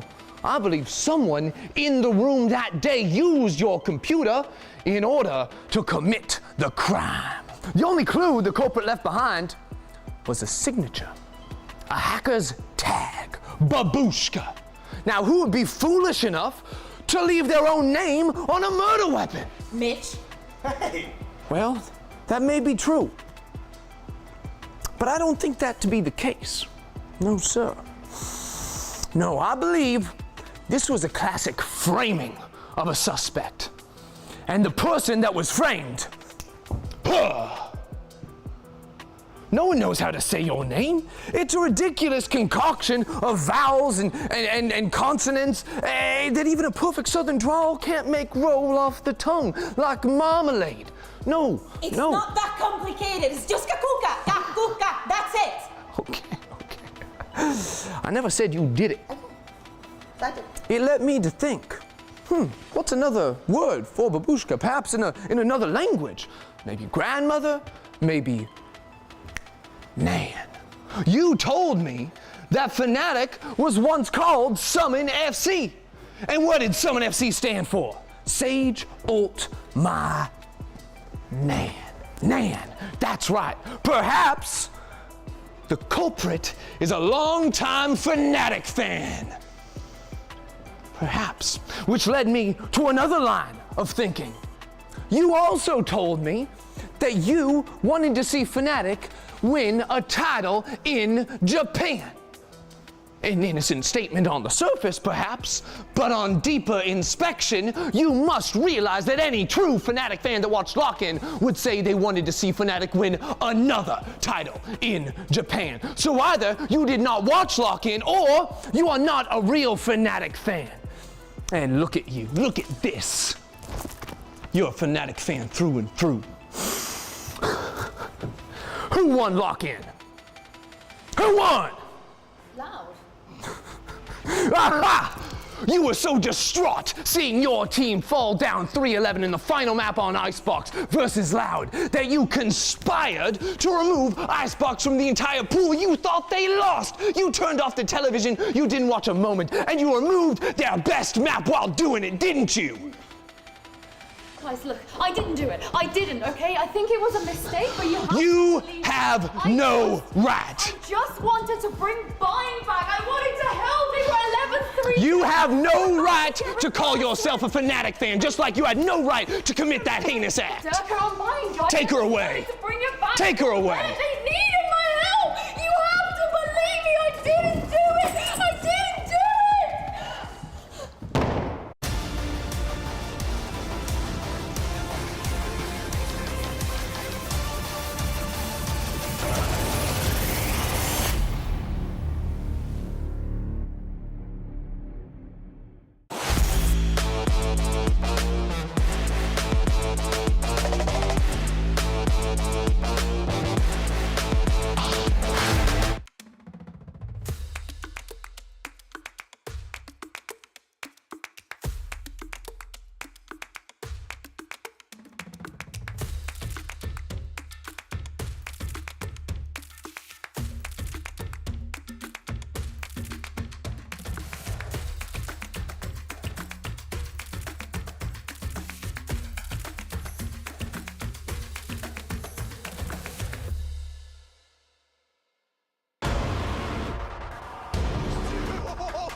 Face your fear!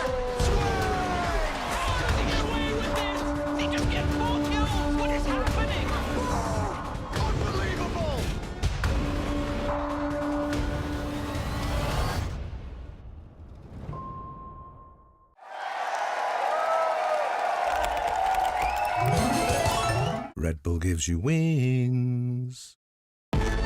Zero distraction. Zero doubt. Zero opposition.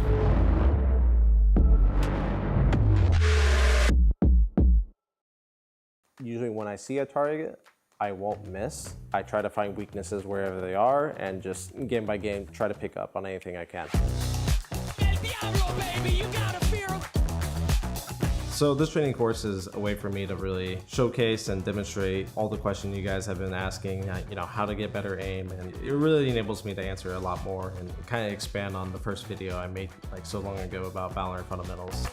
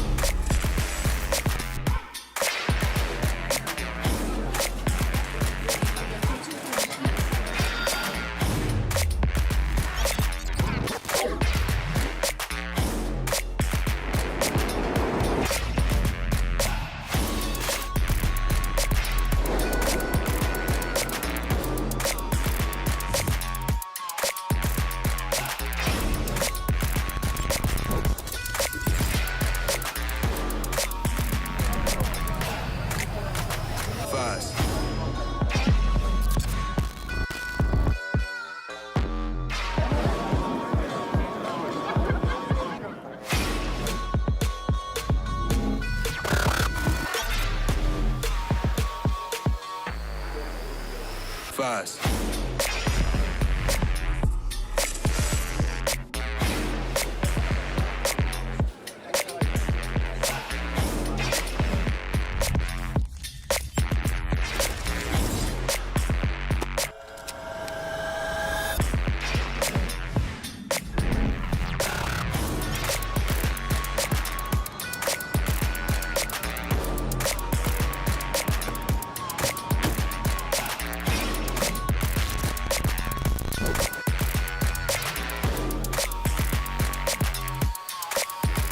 First.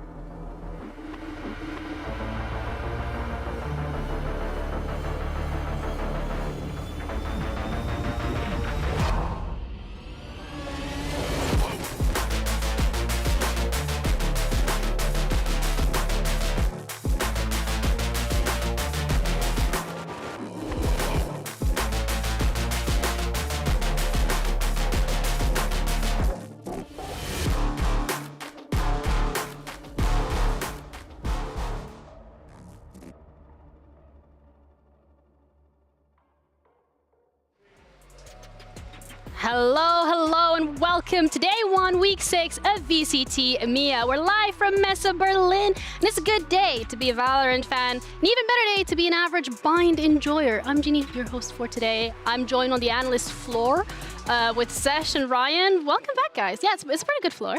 Very firm, very firm. Very firm and very particular build for an average bind enjoyer. And I am an average bind enjoyer. We have a lot of bind enjoying stuff on for today. If it wasn't clear, Bind's back. Oh, really? Bind, yeah, surprise. Newsflash, but also Icebox is dead. Now, I think it's VCT Americas because they can't stop losing that one, but that's okay. We'll head into that in another day. We have some changes coming through on Bind as well, 9 in total to be exact, and thankfully we got some 5-head analysts to be helping us break it down. Starting off with number 1, bath, showers, what do we want to call it? What do you call it? I personally call it showers. A lot of people in Twitch chat definitely need that. But wow, starting off strong. Starting off, of course. I mean, most importantly, we've lost our droplets, but I think something more important has even moved and changed. Well, the teleporter moving up for one, yeah. I think it's similar changes to what we saw on Split, right? Where that came in and it made the options for attackers a lot more big and open. Teleporters moved up, obviously, so this is just open space. But as we move over to actually in showers, you get to see how wide and how open it is. You can't just hope to put an alarm bot there, for example, to cover as much ground. You got a lot of 50-50 angles that you can now play on in certain positions, but ultimately it's more space for the attackers to take engagements as a defender, and you can't just sit around these corners anymore. Even the doorway's a little bit wider. It has been becoming a bit more wider. It makes it a little bit more, you know, comfortable for the attacking side to go for those spaces. The entire A side, if we move further on the slides, are having big changes, like for example the boxes on side, you know, more planned options, for example, to give it one of them. If you ever felt like you don't know what kind of meaning you have in life, and the next slide you see very much accurately that even this box exists, and you will feel much better about yourself. It's a little different angle they have just added, but this is everything for the A side. Yeah, White Joy is going to be happy with that one as well. The B side has a little bit of difference Everybody as forgets this change. Oh, oopsie. Yeah, come on. I mean, you did it in rehearsal as well. Yeah, I think ultimately it's just these kind of positions, better for attackers to get in on the site, but that position previously was so good to play on just to catch defenders on trying to go for retakes and get in there early. Now you don't have that kind of space. So it's a bit of give and take, but now going over to B, not that many changes. I think the A site overall needed more work in comparison to the two of them, but we are seeing more bigger open doors for the defenders to try and get back in through. Yeah, thankfully. I mean, it was always a little bit of an annoying choke point. I really didn't like that one. And most importantly, besides this minor change, there's in my eyes a big change that happened over on the B side. That is the ventilation system, where suddenly someone is going to think that this is Among Us. It is most importantly a place where you can help an afterplan to throw utility through, where suddenly the diffusers are getting stopped. That is one aspect. You can also, as a defender, deny planters from that position with nades, for example, shock darts, all those things. There are a variety of options for it.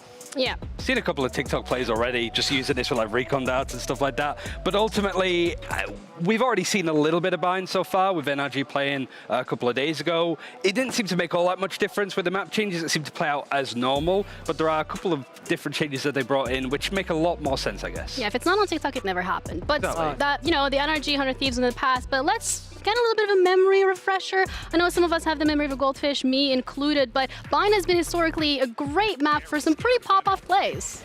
I think some of these as well. I just want to let this one, like, if we have the audio, I'm sure we do. We do. So, Sheesh. I've never heard Top so motivated. Never. I mean, it was a great series, and we see those kind of like Gambit mech players coming up consistently with these. This was a pleasure to be on the broadcast with Dinko 4, and it was also the first time that Ascend lost this map out of 13 goes. He had a 12-map streak. I forget players like this from Redgar, of all people, but it does seem like in international tournaments especially, there were some great moments from some of our best in EMEA. Absolutely. I think this map is pretty much forgotten in many instances and how fun it is. You don't, just when we talk about fun levels, Ryan, I think in comparison to Icebox, it feels like this is much more of a fun, of a puggy, of a I'm definitely going in kind of map in comparison to I never really understood people that didn't like this map all that much. I think from watching it, you have spectacle moments like these, of course. Playing it, it's tough. It's really hard on attack to clear some of that utility, to reset and try and execute on a map when rotations can be so fast and you also have the teleporter to go through. But I think it's in a good spot at the moment, and I'm excited to see some of these teams, maybe some of them are not in the league, of course, but the players actually do quite a lot of work on new squads. Yeah, time has been pretty kind when it comes to teams and their performances on EMEA, on Bind. I mean, we're going to look at Team Liquid, maybe not the best record, but all in all, Fnatic, Mech, they've had a pretty good time on this map. Yeah, I think absolutely, right? I mean, particularly, you know, actually to reconsider that there has been a team that played this map 23 times in the form of Mech and won it 17 out of 23 is kind of scary. Overall, the spectrum is kind of interesting to me, considering once more Fnatic stays absolutely consistent by the win rate, the best team, whilst the other side of the spectrum is pretty much shocking with Liquid. Yeah, I mean, I think for Liquid, some of those losses were to the likes of Fnatic, like FPX at international events. Also, there were big changes that happened to Liquid that year. Sliggy leaving, we saw ML coming in, Dimisic coming in as well with roster moves and stuff. But I think FPX, that are now the Navi core, they were on a 3-map win streak. Fnatic also ended Bind in really good form at the end of last year. So these maps coming back are going to be really comfortable for them, but it might allow some innovation from other teams. And let's not forget one thing. This M3C right here, the majority of the players are over here. That's so like true. Liquid as an organization are super happy of what the kind of capability those players have when it comes to this map, particularly considering that the big brain of M4C is now the IGL of Liquid. Yeah, there's a lot of history, right? Like Fnatic came up with the Viper initially when they were Summon FC, coming up with how this map is just played universally, it feels. Ascend come in with the use of Sage, we've seen Ed playing on it, and Brimstone alongside, for example. There's been some really interesting stuff, but it is kind of settled down into what Fnatic initially came up with back in late 2020, was it? Yeah, well, I mean, when Bind was out, we didn't really have two of the agents that we have available right now, so Harbor and Gecko. I mean, a little bit new in terms of what we can be expecting from these agents to be bringing to the comps once we do head on to Bind. Yeah, I think the two main ones being like Harbor, which we've already seen, so we can sort of skip over that briefly. But Gecko, shout out to Thinking Man's Valorant. He made a full video talking about why he thought that this agent in particular might have a real good home here. Because Gecko at this point, really interesting. So a lot of play rate initially, but it started to taper off. Win rate as well started to really drop down to the ground. Nobody's playing him as much anymore. But with the things that Wingman is able to do to clear some of those angles like a Boombot can, or used to in some cases, it allows so much good play. So we do have a couple of clips actually, because there's a bit of a misconception, I think, with how Boombot and Wingman's looked at. This is the old Boombot. Look how far it goes, clearing all of Hookah at this point. So Nats lets it go past him. It was used right on the outside. This is the newest version. It was nerfed a couple of weeks ago, and the duration is a lot shorter. Barely clears that corner, but a lot of people say Wingman can clear all of that distance the same as the old Boombot, and not at all. It's the same sort of distance, but there are still a lot of plays that you can make to clear some of those closer angles. yes, but at the same time, when we take a look at the clip right here again, the problem was always like standing deeper into hookah, right? Particularly with a judge when you're not sending elevated. This is not the case anymore. You need one extra piece of utility to clear out that particular space if you want to be comfortably taking it. And I think this is making things a little bit more interesting. But taking a look at it as well, Ryan, when taking a look at like Tier 2 playing it, Game Changer teams playing it, Raze is never not picked. Always the #1 pick on the duelist side. Even if you see a Jet, you definitely need yourself the Raze. You pick a Yoru, sure, you're mentally somewhere else, but you also need a Raze. So I'm very interested to see, or more, I'm very keen to see, like, there may be changes, but who cares? Ultimately, in the history of Bind, this has been the worst meta for clearing a lot of those close angles. Boombout has been nerfed, Fades, Prowlers have been nerfed, the Aldrone is a lot worse than it used to be. So clearing a lot of those 50-50 angles is going to be really hard, and it wouldn't even surprise me to see Tier 1 players not clearing those positions that a Boombot might have been able to clear previously. Well, it does bring the question as well, what have we seen on VCT Americas and which comps have they been using to try and get the better of some of these angles? Pulling it up right now, NRG up against 100 Thieves. There's your Raze that you're talking about, Zesh. No surprise. Yeah. I mean, there's a Harbor too. Yeah, like that one. I think that is the interesting part, right? My favorite streamer, Sam, is definitely picking up that Harbor right here. Favorite streamer. And it is interesting because it obviously falls in line with a lot of the double controller changes that we've seen, where this agent fits in with his not so static approach to the game. Like, you can obviously define the walls the way you like. You have to cascade tearing such a wide angle that it makes a lot of sense to pick that agent. I think it just takes weeks to see if he's actually viable or if he's just like viable in prac, and we go back to Brimstone.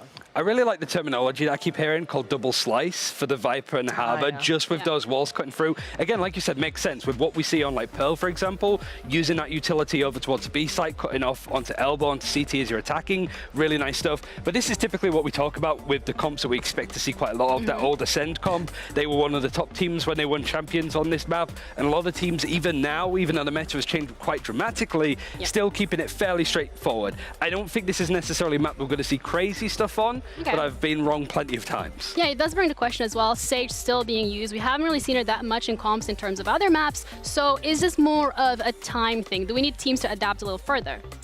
It reminds me, you know, when you see cryo cells, you know, on a Sage, you're like, hold on, that's cryo playing Sage? Is that normal?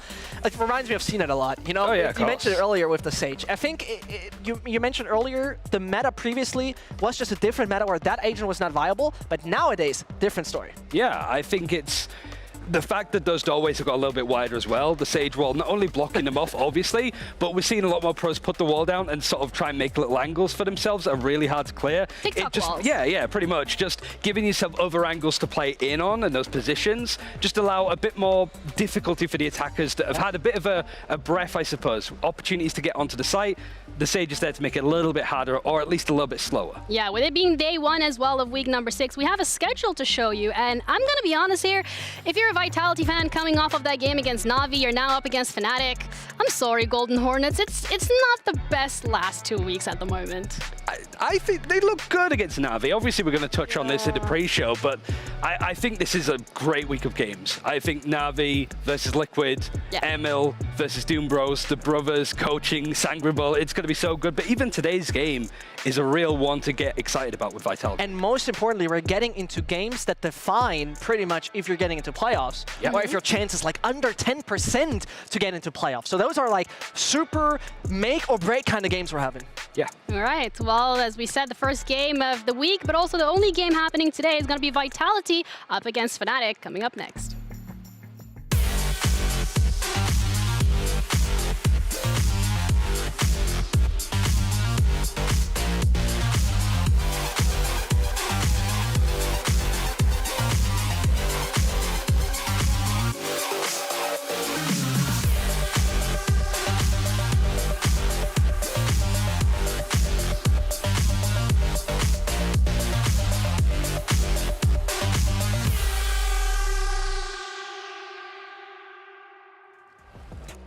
Fnatic up against Vitality, a match that most of us are looking forward to, except these two, because they're busy playing Premier.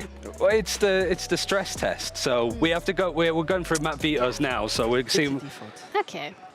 It's Pearl. How are you playing it on your tablet, my guy? None of your business. What? Works on toasters now, Valorant.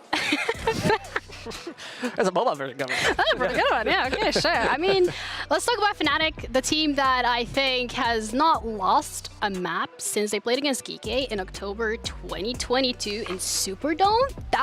And now they're here and they're undefeated. We're yet to see them on Pearl, but it's pretty impressive. I'm pretty sure it was on Bind, right, that they had that record going, but this is their map record overall because obviously with the unfortunate demise of Icebox, which frankly I think Sue was well within her right to get rid of it because I'm sick of watching it at this point. In any case... Maybe you deleted it. The problem is for Fnatic, if you don't like this team, Icebox being one of their best maps, it sucks for them, but they have so many other homes that work well for them. For example, Haven's a map that they've been consistently picking and also winning, but it's only maps like Ascent where they've looked a little bit awkward. But even then, their loss was against BBL, who are probably one of the better Ascent teams globally because it's just BBL. They love that map. I'll be brutally honest with you about deleting. Who cares? They're pretty much good on every single map. I don't want to be that guy. They're 5-0. Ryan, they were 5-0. But have you seen the track record right here? Of what? Icebox? No, Fnatic. Oh, everywhere. Yeah, exactly. Yeah, it doesn't matter. Like, Icebox is out, so what? They could just move anywhere at this point, really. I also, with everything about like nobody cared about Breeze when I went out. Yeah, It was just not to the same level. I mean, if you're a Breeze enjoyer, like, can we have a chat? Because why is that the case? But anyway, Fnatic has been doing really well, and especially as Zesh said, who cares about Icebox? Because when we're looking at the permutations, which we can share with you now, thank you to Flynn Val on Twitter for making these available for us so we actually can have a look. If they lose today, where do they stand? If they win today, what happens? Man, this is a risky game if they lose against Vitality. Absolutely tough one with 0.01%, where it is the amount of scenarios where they don't get it. And that's important to highlight. This isn't like odds. It doesn't really bear in mind the last games of Vitality and Fnatic have here. It's out of all of the different simulations and variations that we have, which are like 30,000 different permutations and 2 million different combinations of results that we can get. Fnatic are almost always locked in. It might come down to some head-to-heads. It's one of those cases where there's probably some finite detail that throws them out. But Fnatic looking in a really good position regardless of the result today. You know, I would love to know that one scenario where Fnatic would be eliminated. That one single scenario. It's like a Doctor Strange. Yeah, it's like you're traveling. I love how you're agreeing, but we all know you didn't watch the Marvel movies. I honestly, you know, whatever. I'm Spider-Man. I'm Tom Holland. What do you want from me? I don't think you should be revealing that. That's not how it works. I didn't say the script yet. Okay, well, we don't want to know the script, but let's look at the script for Vitality. Well, thank you for that one. If they lose, then you're in a different dimension at this point. But Vitality specifically is one of the teams that they started off questionable. They did good, then not, then they're back again. And what are we making of this? You know, with teams, when it comes to like performances in a league like this, where they beat the teams that they should be beating, and they lose to the teams that are just gradually better than them, have more star power, it feels like Vitality is the opposite. I think the result against Team Liquid and Koi in the Super Week was tremendous for them. Really good start. They lose to FUT Esports, which are again another top contender. You don't want to take anything away, but since then, losing to like BBL Navi, only beating Carmine Core since week 1, you have to start to ask questions about, okay, this team has the potential to make playoffs with the players, the squads, the system that they have in place. But there are some games like against BBL you expected to see more, because not only did Vitality lose, they looked pretty awful doing so.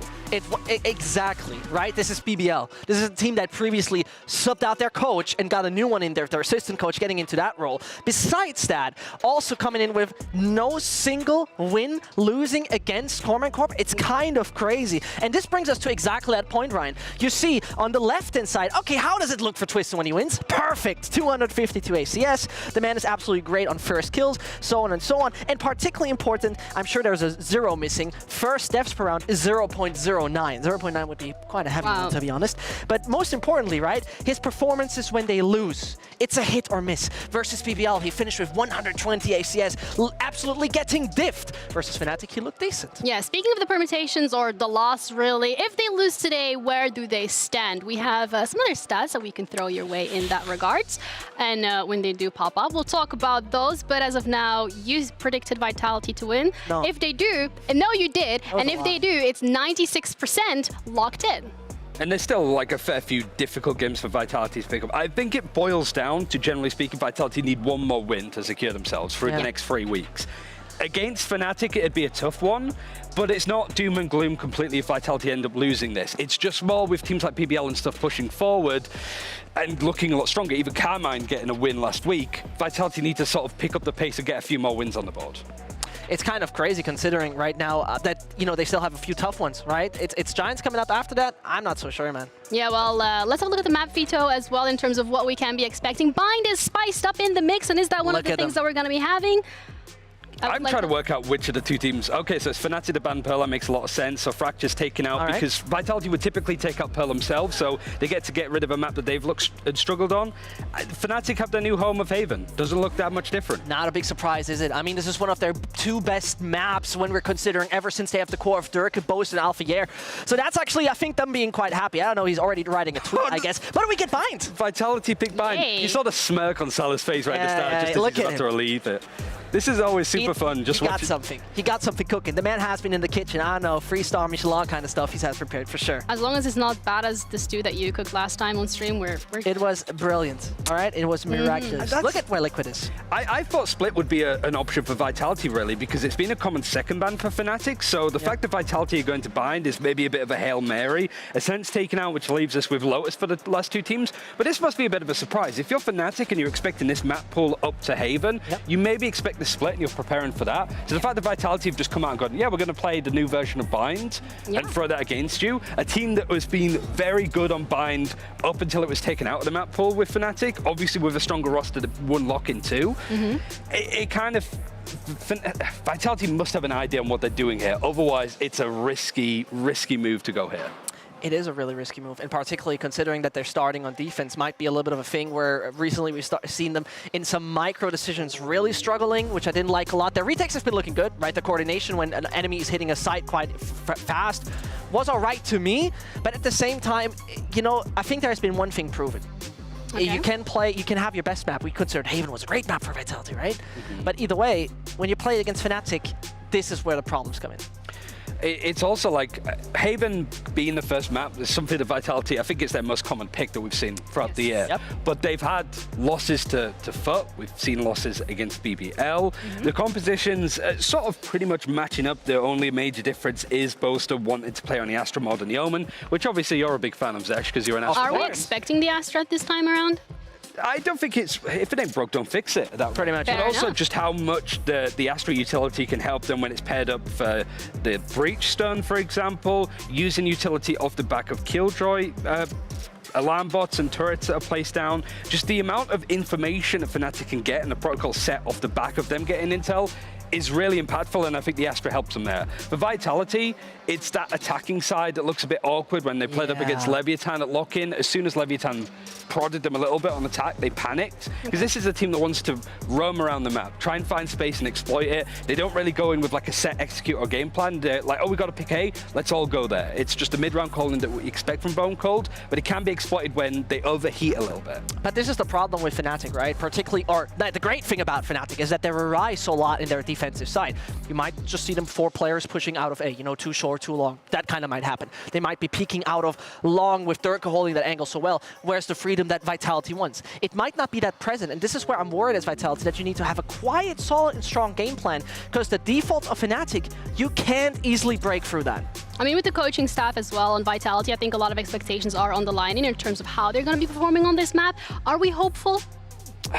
Yes, yes, come on, say yes. What, for Vitality? Yes, say yes. I don't think so. Oh, come on. I think they don't lose get pressured it. I just want to see them look better than they did against BBL. That's a pretty like low bar that they need to excel. But I do think that this is the kind of team that's going to push on and try and be, they rise up to the occasion against stronger teams. So this could be a good chance for them. Well, a lot on the line for both of these teams, not so much for Fnatic, to be completely honest, but we're going to be heading in, seeing the players walk on stage. Vitality up against Fnatic coming up.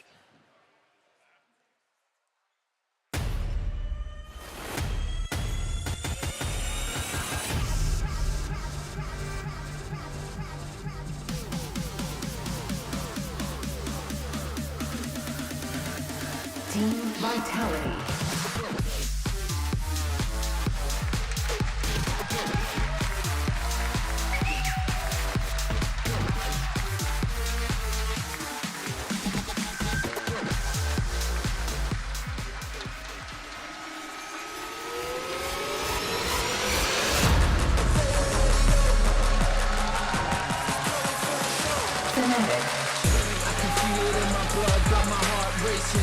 the world in my sights and it's for the taking. We apply the pressure, diamonds in the making. Got the spirit, got the vision, yeah, we groundbreaking. Now we tryna take the whole game and make it bigger. I can take the pain, cause I'm a born winner. Got the medal round my neck, watch my chain shimmer. Only ever seen a king looking in the mirror. Golden Hornets making quite some noise, but so are the Fnatic fans. I wonder which one's gonna be louder, but leave it to Fnatic to have some pretty lovely vibes when they walk onto that stage. They have a pretty big audience here already in Berlin, so now that they're in perfect form so far, you can't really fault how Fnatic have been playing. They have a game in hand as well because of sickness in previous weeks. Yeah. It's still, they're the team that they're gunning for. Fnatic, they have a lot of people working towards them. And Vitality are a squad that up against Na'Vi, didn't get a map, weren't able to win out the series, but did have moments where they look strong. You will never see a more coin-flippy team than Vitality. Yeah. If they it comes down to, if they get the first kill, they're usually one of the best teams to close out those rounds and snowball with it. But if they lose a player early, they look out of options in a lot of cases. So I'm worried that Vitality are going to lose like Twisted in early fights, and then the rest of the teams don't know how to make a play off the back of him not being present. And especially, as you mentioned, this being so coin-flipping on the Vitality side, I would say the absolute opposite of Fnatic. You know, it's a redundant thing, but they are some of the most consistent team we're seeing with the least mistakes. Yeah, well, it looks like exactly what we expected in terms of Asian Select has been coming through. How excited are you about the Astra's Ash? Always. I mean, it's a classic pick, right? And so far, so good. No big changes that we're seeing on any of the side. Bone Cold, actually, is swapping over, Ryan. There's a slight adjustment. Yeah, they've actually changed over to have Destrian over on the Sova, and Bone Cold is now on the Omen. So a bit of a role switch. The comp is near enough exactly the same, but there is a bit of a change from Vitality when it comes to expectations of what they should be playing. And this is, I think, so important, because one thing I've noticed with Destrian on a variety of maps, that he has a bit of a struggle from time to time to have the right timing on smokes and the right timing on flashes. And I think Bone Cold being in charge of that as a controller, as an IGL, might be the right move and the right swap in this. Yeah, I think having the IGL on controller, it makes the most sense. Destrian is also an initiated player by trade, so it feels like there's a bit of a change that might sort of make Fnatic a bit more awkward, but Fnatic's attacking side is so good. They know that the defenders are going to try and push and try and take fights. Yeah. Fnatic are going to bait them into it. No team wants to try and retake on A, so they're going to try and fight for that space, make sure that the attackers either back off or they go there with lower numbers. Fnatic's very good at taking that and using it against them like they did against Liquid. Forcing Liquid to push into them, they win the fight, then it's a much easier post-plant and retake from them. Well, a little bit of changes coming through from Vitality in terms of that Agent Select then. Are we expecting different results? Are we expecting more success in terms of the attack or the defensive side?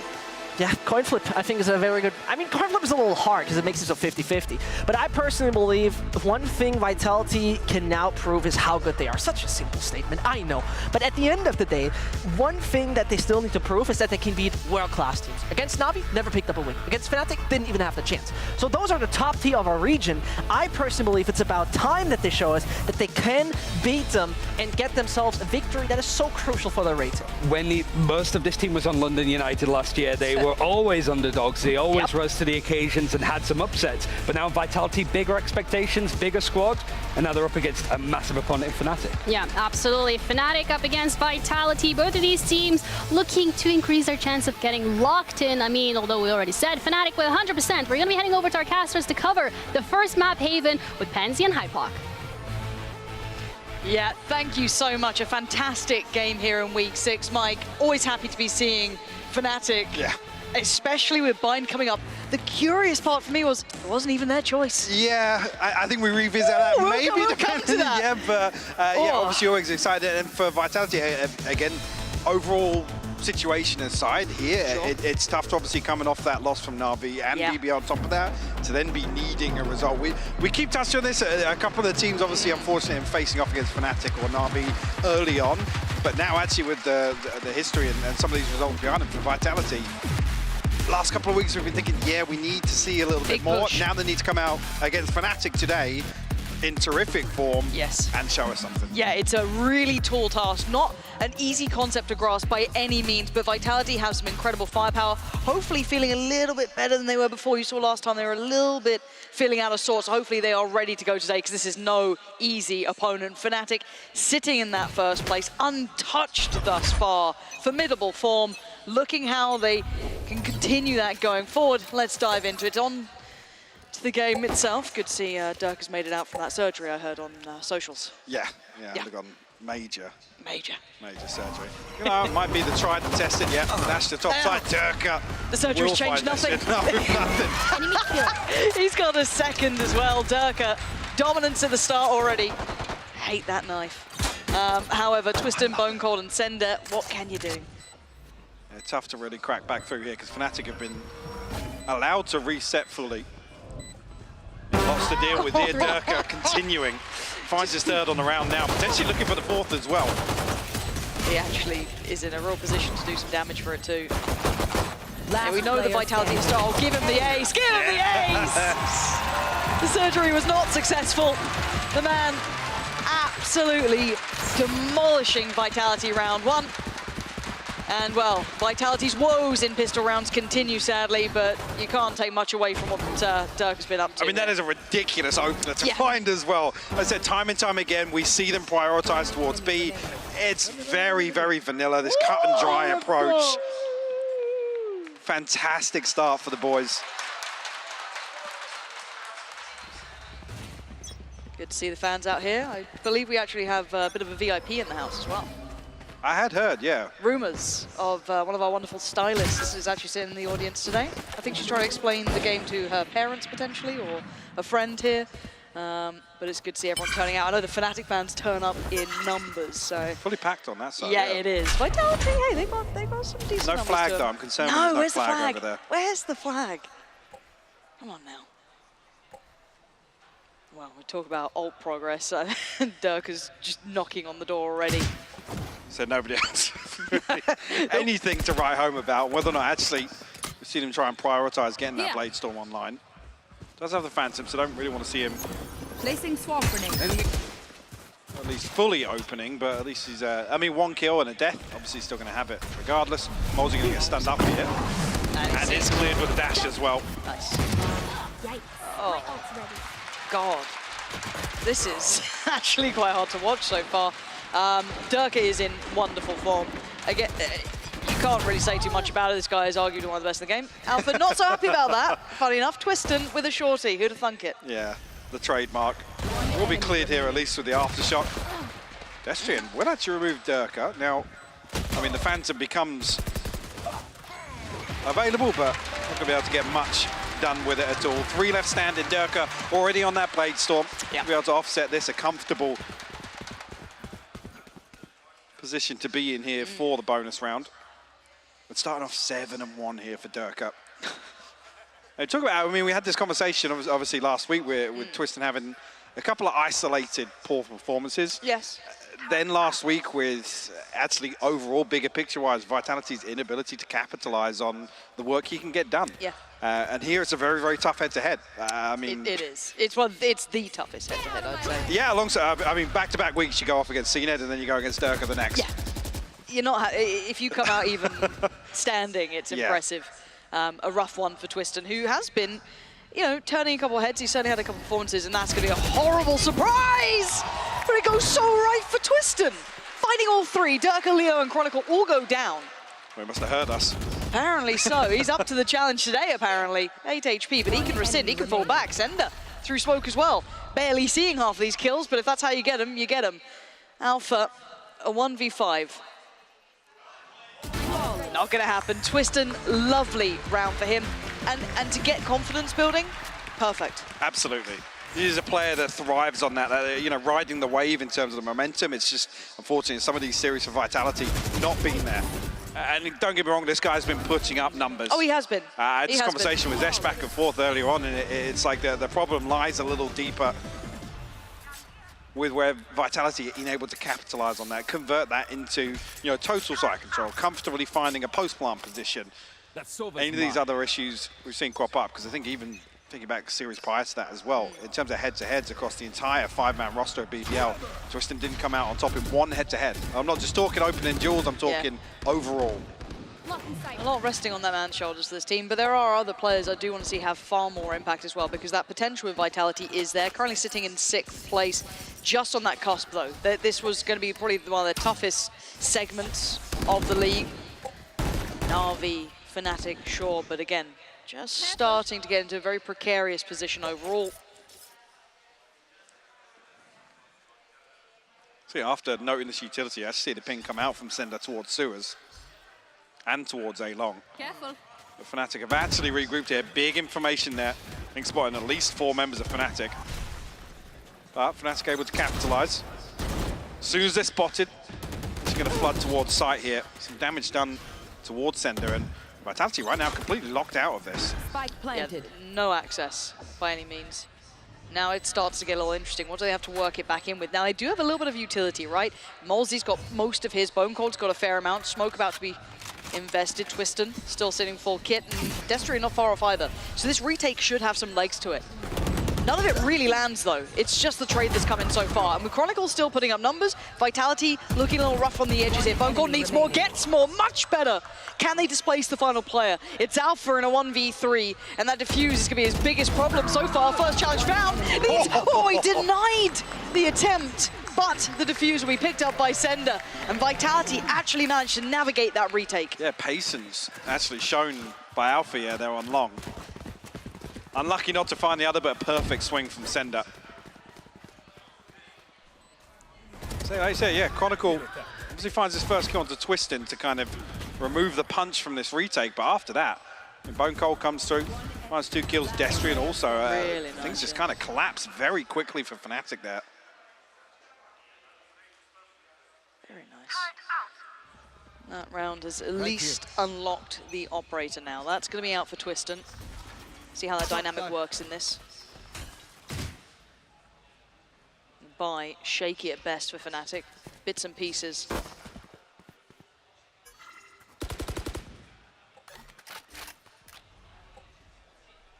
Only an alarm bot here that's, I mean, technically Molzy playing contact off it.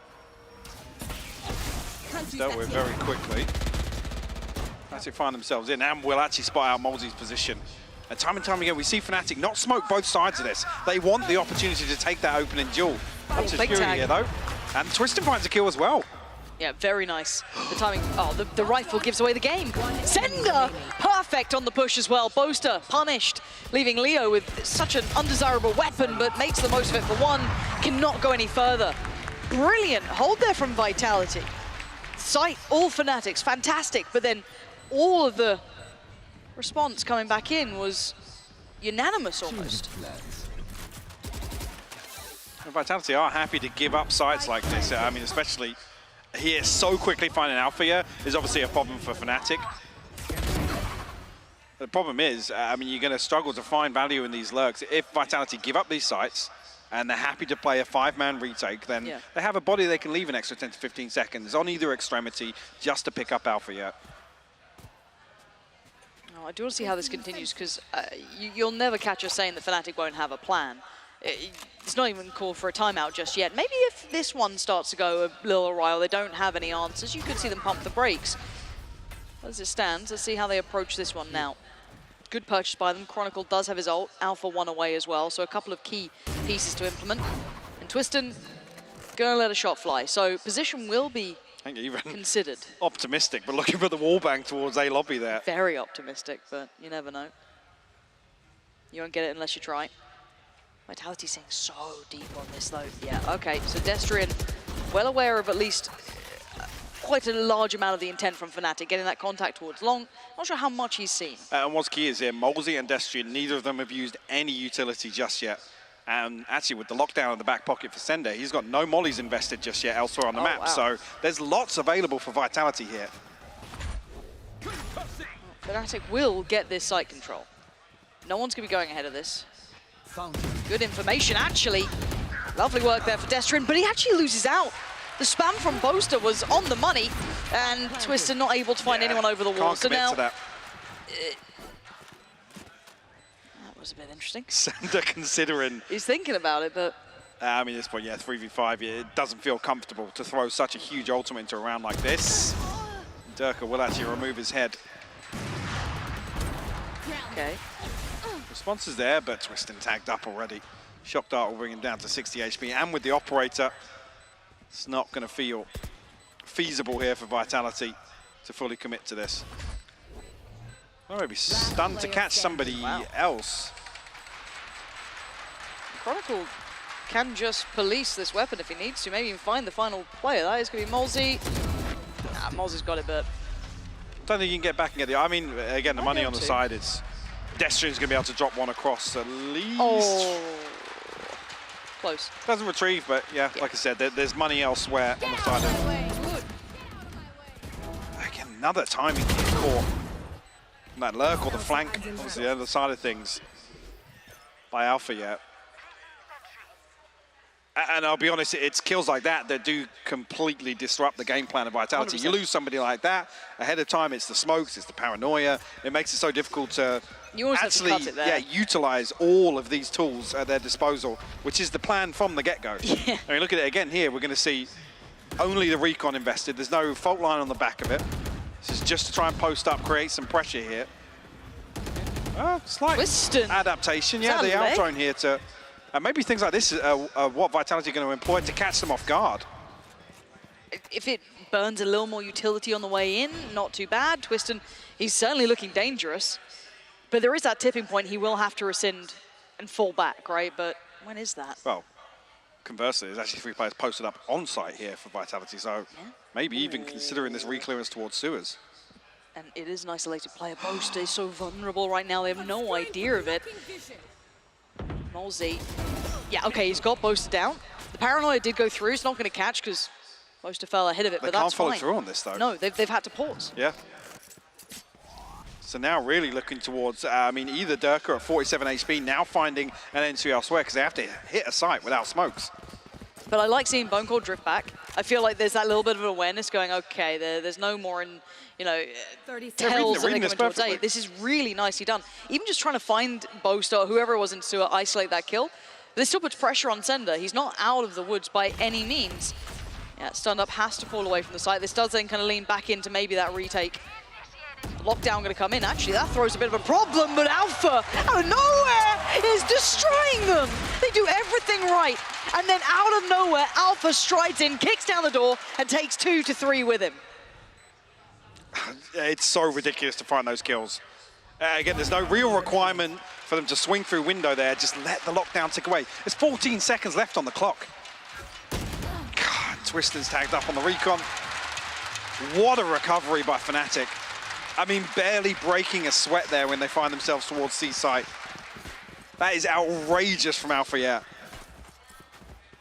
Like I said, I'm not sure of the exact time of actually when the lockdown goes down, but yeah. See, look here.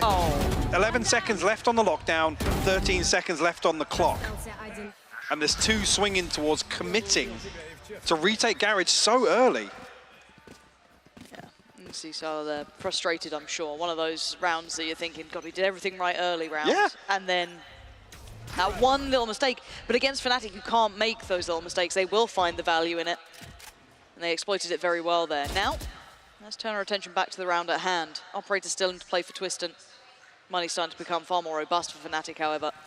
The challenge looks like it's towards Sender. He's in danger. Does he get out in time? Hold on. Careful, the paranoia. Durka's got 2! How's he got 2 and a 3rd? They can't stop winning everything they do. Even he's surprised. Laughing. The last round was ridiculous for Alpha to get 2 in that. And then Durka's gone, I fancy a bit myself. Just 2 ridiculous sequences in Garage back to back for Fnatic.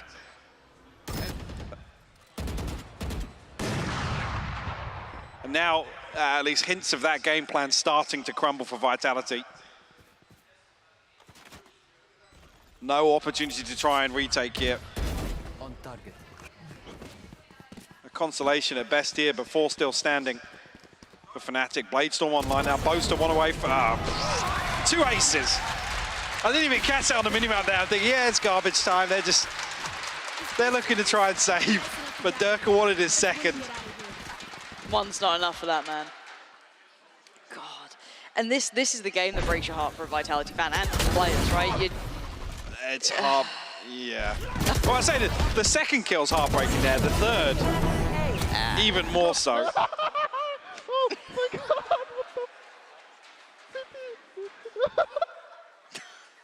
Oh, I see. Our stylist in the That audience. was our VIP. There she is, chilling out up there. The slow clap. She's ignoring us now. She's busy. Oh, God. I was going to say, I'm curious now if the response becomes dig your heels in and fight very, very early on. I mean, they trade off Twisted and Durka here, so you got to argue maybe it's a win for Vitality in that respect. I'll take that, maybe. Problem being now, actually, if they do get themselves into a post plant, there's a Hunter's Fury, there's a lockdown available for Fnatic, but it's only the TP of Bone Cold. Some utility here and there, but a different example here. Molesy's got no flashes left. It's the Aftershock fault line when it comes back online, and the Paranoia. They are re-clearing sewer, which I like, but even then it's still behind the curve, right? It's still, the timing is so far away still. But they don't catch anybody drifting away from that side. There's no confirmation. So it's just poor old Sender, once again, having to deal with so much pressure through Garage. They've been battered in this area. Nice Paranoia. Lovely work, trying to make something happen, only able to isolate Alpha, but still a 3v3 now. Bone Cold still holding towards side. Did he spot Leo? I think he did. In Chronicle's got utility in hand, he's just put it away. The timing's everything. Does great on one. Can he keep his life? Yes. Oh, snap! Right back to it. Bone Cold finds the fight on longbow. And now 1v2. Chronicle, what can you do in this? Your team has just clutched up so many rounds, but 10 seconds. He has to make a move fast. He's got the B site available. Free plant here, technically. Yeah, okay. He's got the plant. A little bit of util as well. Can he find a free fight? Will have the fight? line back in like 2 or 3 seconds. Yeah, it's back now. Does have the Aftershock as well, but he wants to take an opening duel here. Molesy needs to be careful. Bone Cold's nowhere near him just yet either. They need to try and work in unison. Do not give Chronicle another fair fight here. And he's given him it. This is a mistake and a half. Chronicle now in the 1v1. He's got to read this, surely. Bone Cold needs to make wonders out of this. No Paranoia. Smoke, yes. Time being purchased again and again. It's too late here. Oh my way God, too late to be reflanking through here. Oh, he's sick. Oh, does he? He doesn't have the time. He's not. Oh, that's He so close. Has he? Yeah. He absolutely does. Bloody hell. Chronicle I think went Chronicle's around the world, so paranoid that he's noted there. He's actually expecting Bone Cold to come and hard clear him, even after that smoke is invested towards front sight. I mean, there's a world there where Bone Cold can just stick the defuse all the way through. Yeah. Technically rolling the dice, but... I just still can't believe we got to that scenario. The fact that that got down to a 1v1 just feels obscene.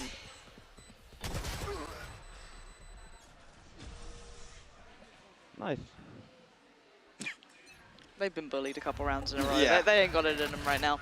Okay, again, proactive through sewer. They really want this pressure point. I think this is, I was asking what the response will be from Vitality, and they're happy to continue exploring here. Yeah, one set of shots outside here, so again, I'm looking for movement. I already see it now with Destry making his way back through spawn. But they can't leave Twiston alone to this, even though it's such a nice position to be pushed up to. Still needs to have Molesy by his side. Look at the pings coming through from Fnatic as well, yeah. And actually, this smoke should isolate Twiston. Twiston's got to go huge in this position once again. It's all on him. Yeah, he's been checked on. Fnatic reading them like a book. Every intention they've had, every little tell, they read the perfect. They give them this space, by the way. Yeah. They almost want Vitality to post somebody up close. It had worked maybe a couple times in the previous rounds, even rolling it back, but again, Fnatic just learning on the fly. And now B looking extremely vulnerable. 30 seconds left.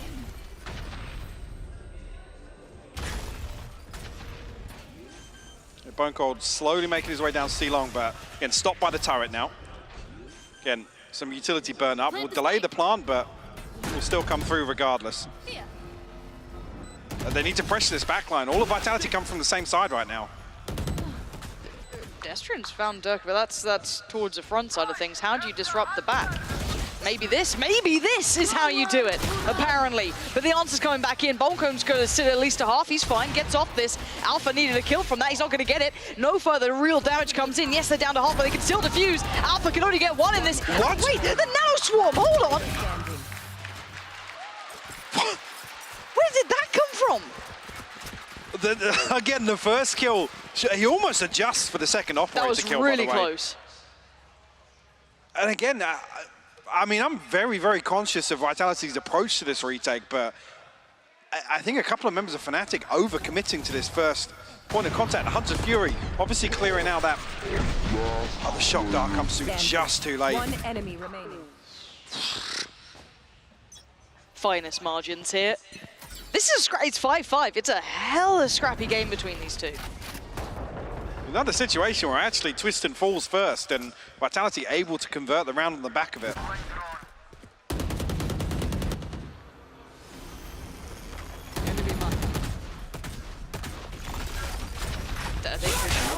Okay. That's a very early investment. You can't close that gap at all. Oh, we'll give them sight at least, because Vitality have to get out. How much do they have to retake on the other side? Still quite a decent amount. So last time around, there's almost a freebie towards Heaven, right? I think it was Destrian got punished by Boaster, a couple other issues, but this is actually should do a good amount of chip damage. Alpha on the Operator and Dirk are up close. Still gonna be a 2-for-1 trade out. Aussie trying to clear towards Graffiti, spots nothing. We can see the positions the Fnatic are holding. That was very close by though. And now there is a flank on the way, but need to get moving on this. 2 players towards Suicide. No paranoia, no, again, no flashes from Molsey. Sender very late on this flank. Might catch Durka, but time's already expired, I feel. He's found 2 of them. They need to try and clear Leo about 5 minutes ago, but they're trying to do what they can. They make it a half. That's not bad. That's incredible. Vitality somehow dicing up Fnatic into manageable pieces.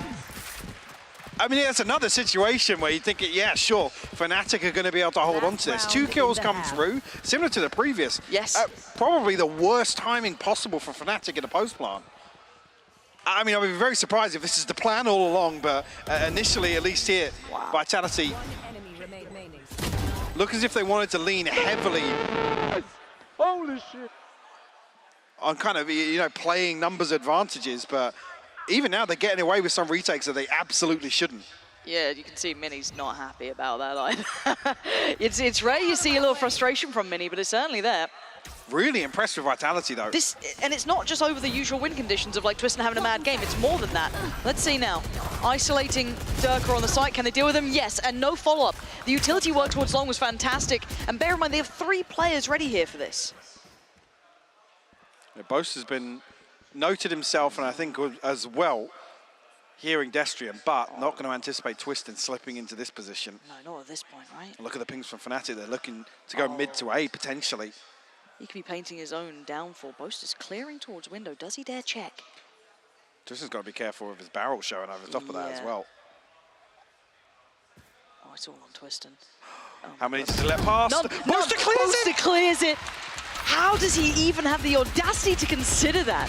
And the thing is now, they ping out this mid to A rotation because they heard Destrian. They know Destrian's towards A lobby. But Boaster just feels untouchable, apparently. Just flies on up towards Heaven, doesn't get punished towards CT. So the plant's going to come in. Now, yes, the flank's there, but you can see where Fnatic are planting, seemingly very conscious totally of the aware. fact. Totally there's aware. Nothing left to surprise here. And still, you can see Sender trying to clear through just in case the flank's still there, the lurk's still coming in. It's not. They are sitting ready for this. Very unorthodox as well. Lockdown on lockdown. They will trade off here, and you've got to argue that Fnatic ultimately the ones to probably benefit from this a little better, but Bone Cold isolating Boaster very early on here. Oh, this is going to be so down to the... Did they forget about Destrian? He just navigated around towards Suit, but they need to make a move. It's down to Alpha and Leo, but the time is slim. Vitality have to get on the side. They found Leo. Where's Alpha? 3 HP. Nothing more to be done. The time is slim, but it's there, surely. Bone Cold holding on to this one. Another defuse. Bone Cold He's like, actually, no, he's like, do I got it? I think I got it, yeah. I think we're good. We're at 7-5. Very, we're very at bizarre. 7-5. I guess the last 6 rounds, really, you could argue some, again, beautiful decision-making here in the mid-round from Boaster. You can see initially that plan was made on the fly immediately. It just so happens to boot, they get the kill onto Twiston. I mean, I'm not sure, actually, if Vitality know just how fortuitous that lockdown is, because it forces them away to Long. They've planted for backside towards CT. So it's really... So Boaster dies, they then have no opportunity to then actually stack up, because arguably, like I said, they knew where Destrian was. Boaster heard those steps, that's the whole reason they formulate that plan of mid to A. Wow, a lot to be said about this half, and I actually want to kind of almost lean into it once we come back from this, but I've got a little bit of a note here. We're heading down to Ginny for a little bit of a surprise.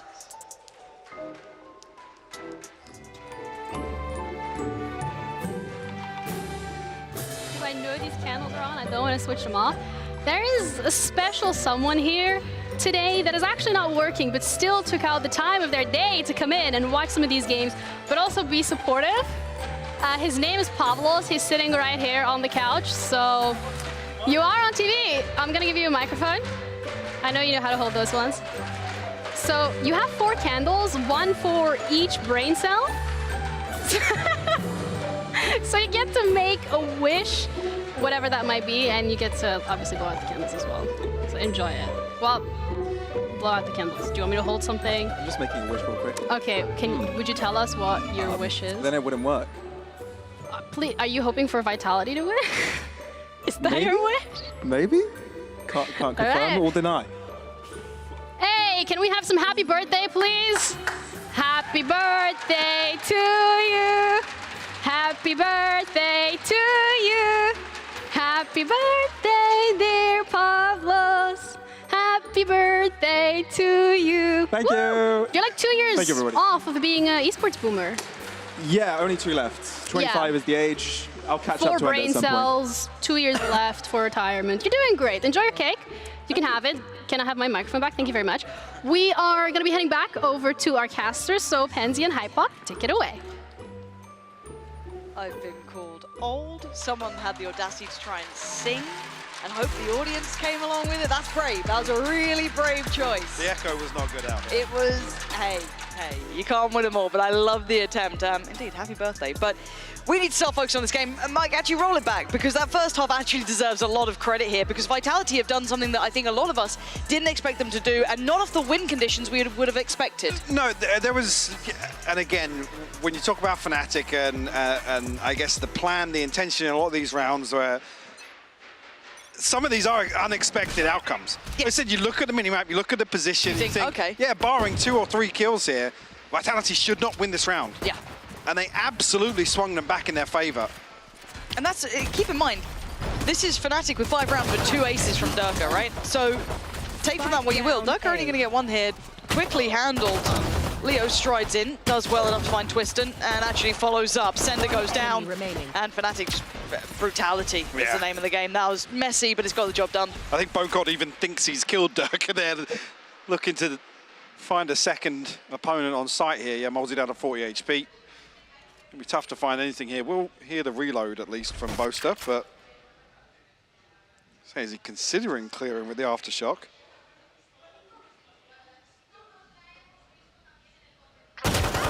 Boaster will close things out. Pistol and around 2. Yeah, Fnatic right back in this. Again, though, I don't think it's a trend that Vitality are too surprised at. We know that those pistol rounds have evaded them for quite some time. They should be. Yeah, like I said, I mean, this is a conversation we could go on about for a long time. Like I said, last week actually getting the opportunity of seeing them in the 9-3 half, where then you talk about the pistol round success rate being absolutely crucial, or at least a lot more weight to it. Yeah. This one here starts 7-5. Not the end Take of it the with a pinch of salt. Yeah.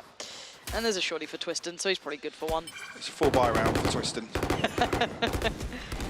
Sheriff and Molesy and Sender. Scanning ahead. And what does Vitality do? Maybe a little fact-finding mission about some of that utility, where it's at, how they're trying to approach this. Destry needs a ton of damage there. Just trying to deal with some of that utility, but right there. Obviously trying to establish some of these protocols in a round where it's going to be difficult to do so. Leo does actually catch sight of Bone Cold here. We'll find Warbang onto him. Twiston tries to close the gap. Fortunately shut down. They can keep this clean, keep 5 standing at least. A huge bonus, I say that. Sender on the shot onto Durka. Difficult to recover that weapon, or actually the spike as well. Need a lot more.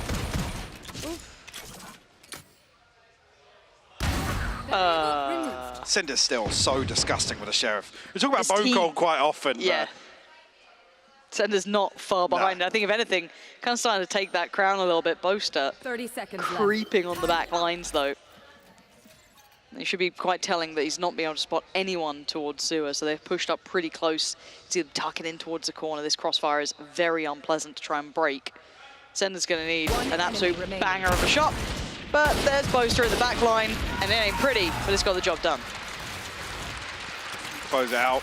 Will actually retrieve, well, 3 rifles, the 2 Bulldogs, and the Phantom. This time around, won't have the Bladestorm there for Durka. Just again, with that protected purchase, should be able to get another rifle on board. Chronicle at least buying down to 50, so yeah, expecting the purchase out of Durka as well. For this Logitech G power-up round. One of my favorites.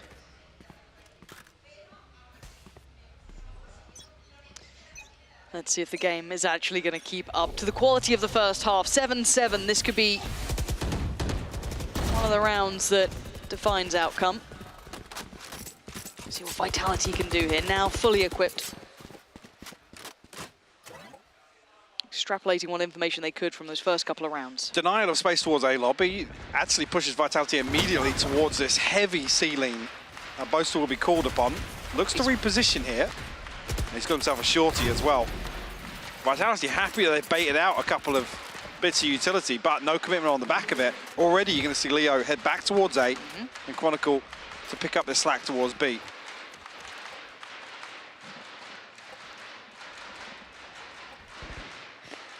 Now the problem is there is still a utility setup. It actually handled, okay. Vitality now should have decent access. Twiston seems very paranoid of Boaster there, but it's Molzy to claim him. Alpha was trying to keep him safe, but these rotations aren't far away. Leo can lean right back in. Alpha's doing a wondrous job, but it is Destrian doing damage. Alpha and Durka, though, both towards CT1 on flat. And Alpha is dangerous when he's in this sort of form, but Bone Cold is as well. Vitality again. A couple of these rounds, Mike, it feels like, okay, well, Fnatic, if they're 2 big boys, right? They've got your Durka backside, you've got Alpha really starting to heat up a bit. Alpha goes huge on backside here. Like, look at this. Just unbelievable. Then tell me that looks like a Vitality win. Yeah. I mean, Alpha's desperate to follow up on Durka taking contact on Logs, but again, a lot of damage done in the bonus round. And I mean, you noted it earlier on. I think Mini actually questioning some of those tiny bits of synergy in some of these rounds for Fnatic that are just ever so slightly off. That's blades on for Durka. Okay, this round got a little bit more dangerous here. You've got the Guardian, you have the Vandal, and suddenly Vitality keep their heads down. They want none of what Durka's selling, but now they're committed to this, right? Like, he's willing to take a fight on this. I was going to say, nobody can deal with the drone for him, though. And does burn up the dash, so potentially can't post up aggressively now. Is that a big enough indicator for Vitality to head elsewhere? I mean, they're exploring elsewhere on the map, yes, but they're actually setting up for a pinch towards A. The timing on this. Leo's step will be noted at least.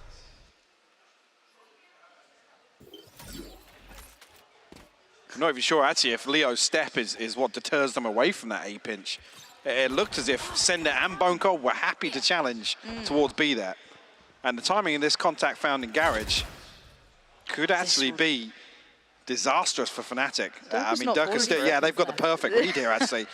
It's pulled nothing. Thought about that. Yeah, by all accounts, you'd imagine that they were going to go for that lean. But Sender's done well to find the lurk in middle. That's Leo now removed, spots a barrel from Alpha. Perfect, really good value to this. But Durka's still standing and still fighting. 2 huge kills, 13 seconds. Spike's still in sewer. 10 now. They need Durka dead or they've got this round. Booster's found another. What? How has Fnatic turned this one around? Sender did everything right. They had the sight on a platter, but Durka somehow saw through it, got himself there and got a boatload of kills and got Fnatic the round.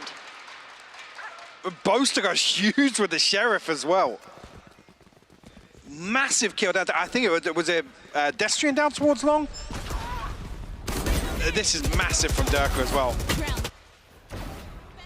Yeah, Destrian down on long here. And then the freebie onto Bone Cold.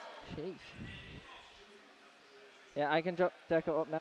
That is ridiculous to turn that around. Another round, actually, crediting Vitality in the first half for some of them, but you look at that, the timing of Sender finding not just 1, but 2 kills on that mid lurk. I'm just still amazed that Fnatic read that. I don't know if there was an audio cue or something, but I guess because there's no steps behind dealing with the turret, there's no flood into garage. If you know 2 players there potentially, if Bone Cold's still there, he has to come back and retrieve the spike, sure, but if there's 2 players, maybe that's what changes things. Oh, denied. And that's big, actually. Oh, okay, Sender's still found a bit of room, but Dirk is here. Yeah, Dirk has got you dead. No worries about that. Could get more pressure following. Not really. This is all looking a bit too messy for my taste. Again, the spike is down on B, so the actual meat of this round seems as though it's been picked clean. Unless Sender does something quite miraculous here. And Boaster in a dirty little angle. Not gonna let Bone Cold past. And the spam's good enough for the job done. There's there to claim it. Fnatic make it to 9. And not as much impact there as Vitality would have wanted, I imagine. Right here. No, I mean, it always feels a little uncomfortable going for these drive-by hits on B, especially if Twistin's solo ahead of the spike.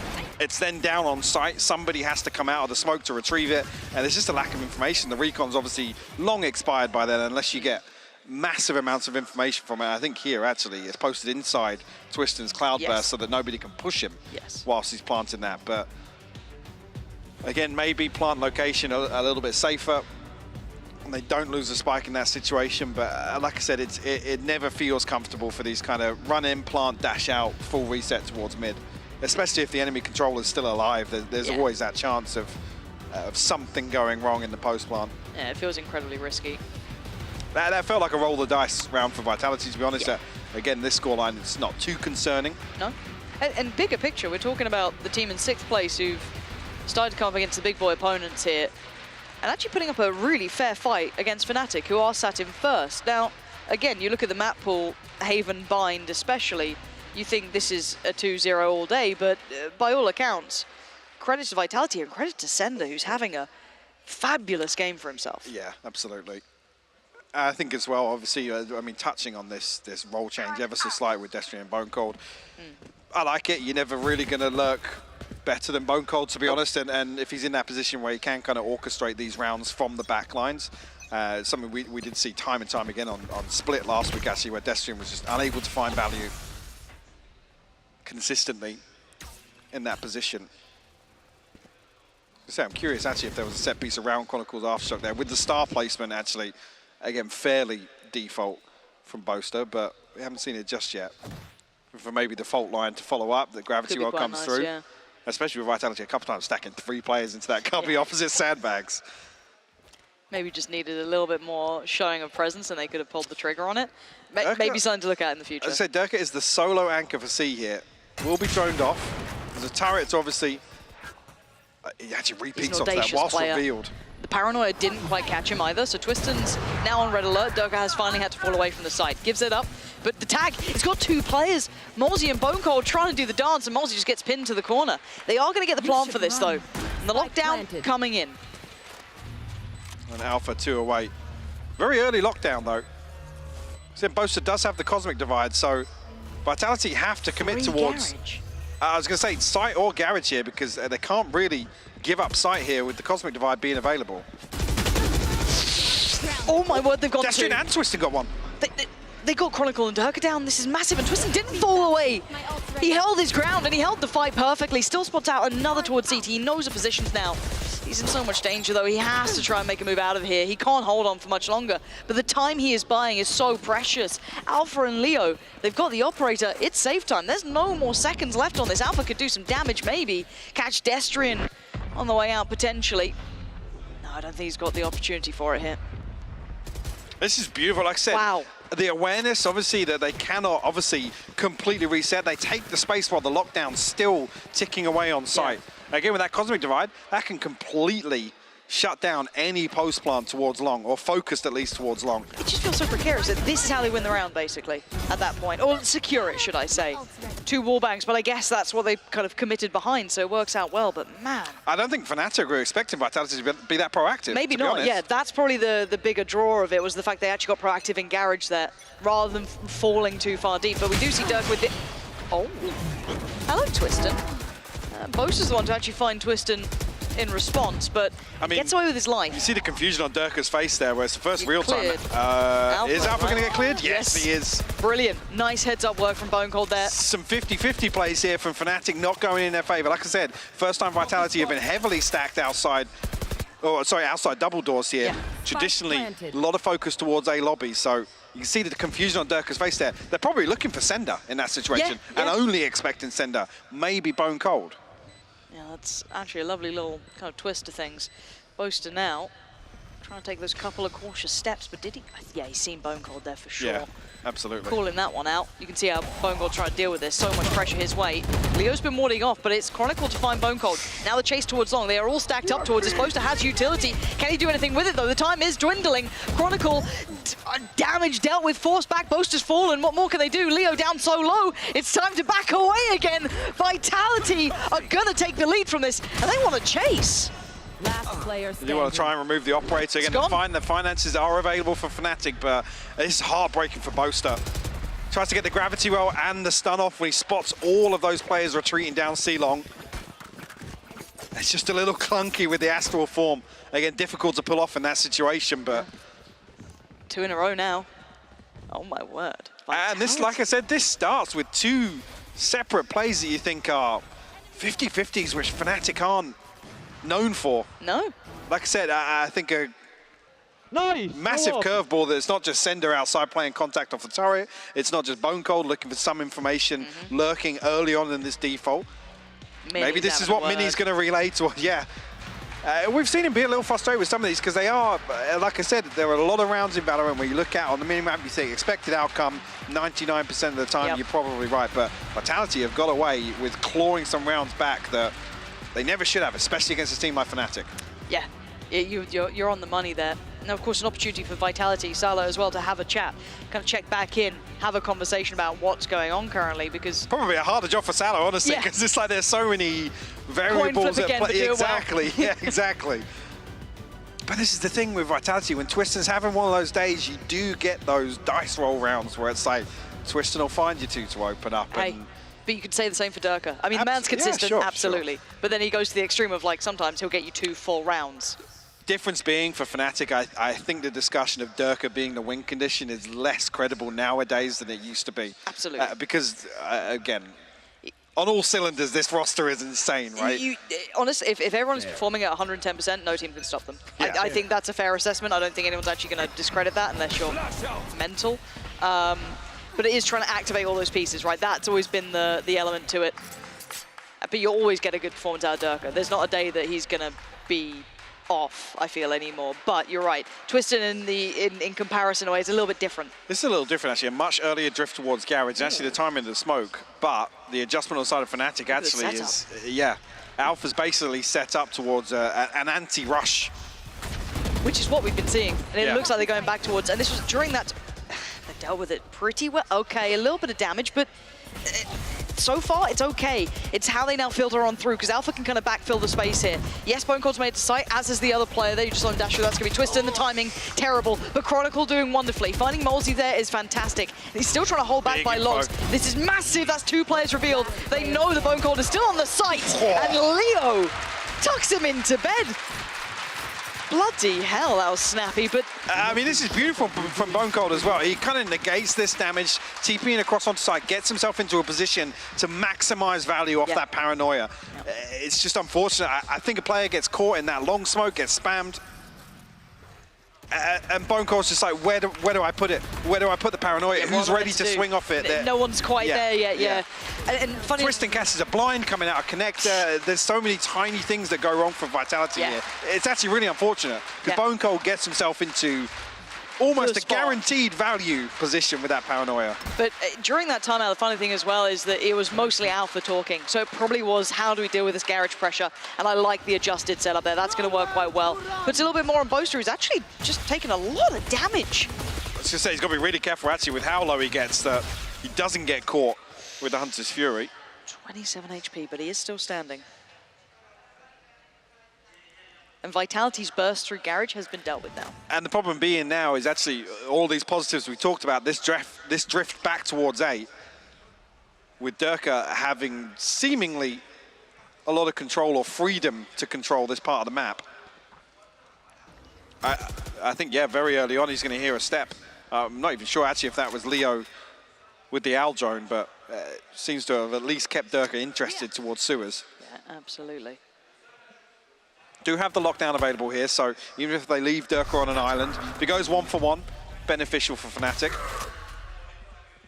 We'll note the second player, but 30 seconds left now. Vitality need to get a move on somewhere. Where the hell are they going? 30 seconds. They can't back away. Durka's still here. Okay, the flash off was pretty nice to be heads up, but where are they going? 25 seconds. Vitality, where are you going? Thank God it's Sender that dies, honestly. Can they get just a manic plant on B? I'm still looking at the utility that maybe Chronicle has. He's got his ult still into play. 10 seconds. 10 seconds left. What is the plan now? Mozzie does find Durka. 6 seconds. They've got to make something. Wait, they're just finding the kills. They need to still find Leo and Chronicle. 2 seconds, it's done. Yeah. What on earth was that from Vitality? One enemy remaining. I'm not sure at the point at which the penny drops that they're not hitting A site, but the fact that Destrian still has the spike, it feels very uneasy if you're the other 2 or 3 players that rotate towards mid. Yeah. Then Sender has to come back to cover his cross. Like I said, if it's Destrian caught by Durka there, round's done before they even have a chance to call that audible. Very, very strange round. You see here, there's not a lot separating it at all. And I think you're bang on the money as well. As soon as the clock ticks down there, having the Rolling Thunder, that decides the round. There's nothing Vitality can do to actually get that back in their favor. No. Very surprised they let it fizzle out like that. I'll say playing a late round like that into an enemy lockdown and a Rolling Thunder as well. Just This is precarious for Alpha. This is a big test for him. Again, he has been consistently pressured through towards Garage this time around. Holding on to the Nano Swarm, kind of placing it himself. Reactionary.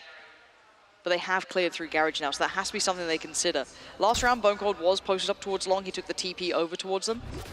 Let's see what the game plan is here. Durka does get to keep his life here.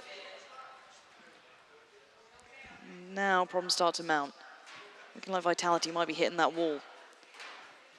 Is there anything they can do towards this C site? That looks like they're going this way. You do still have Boaster.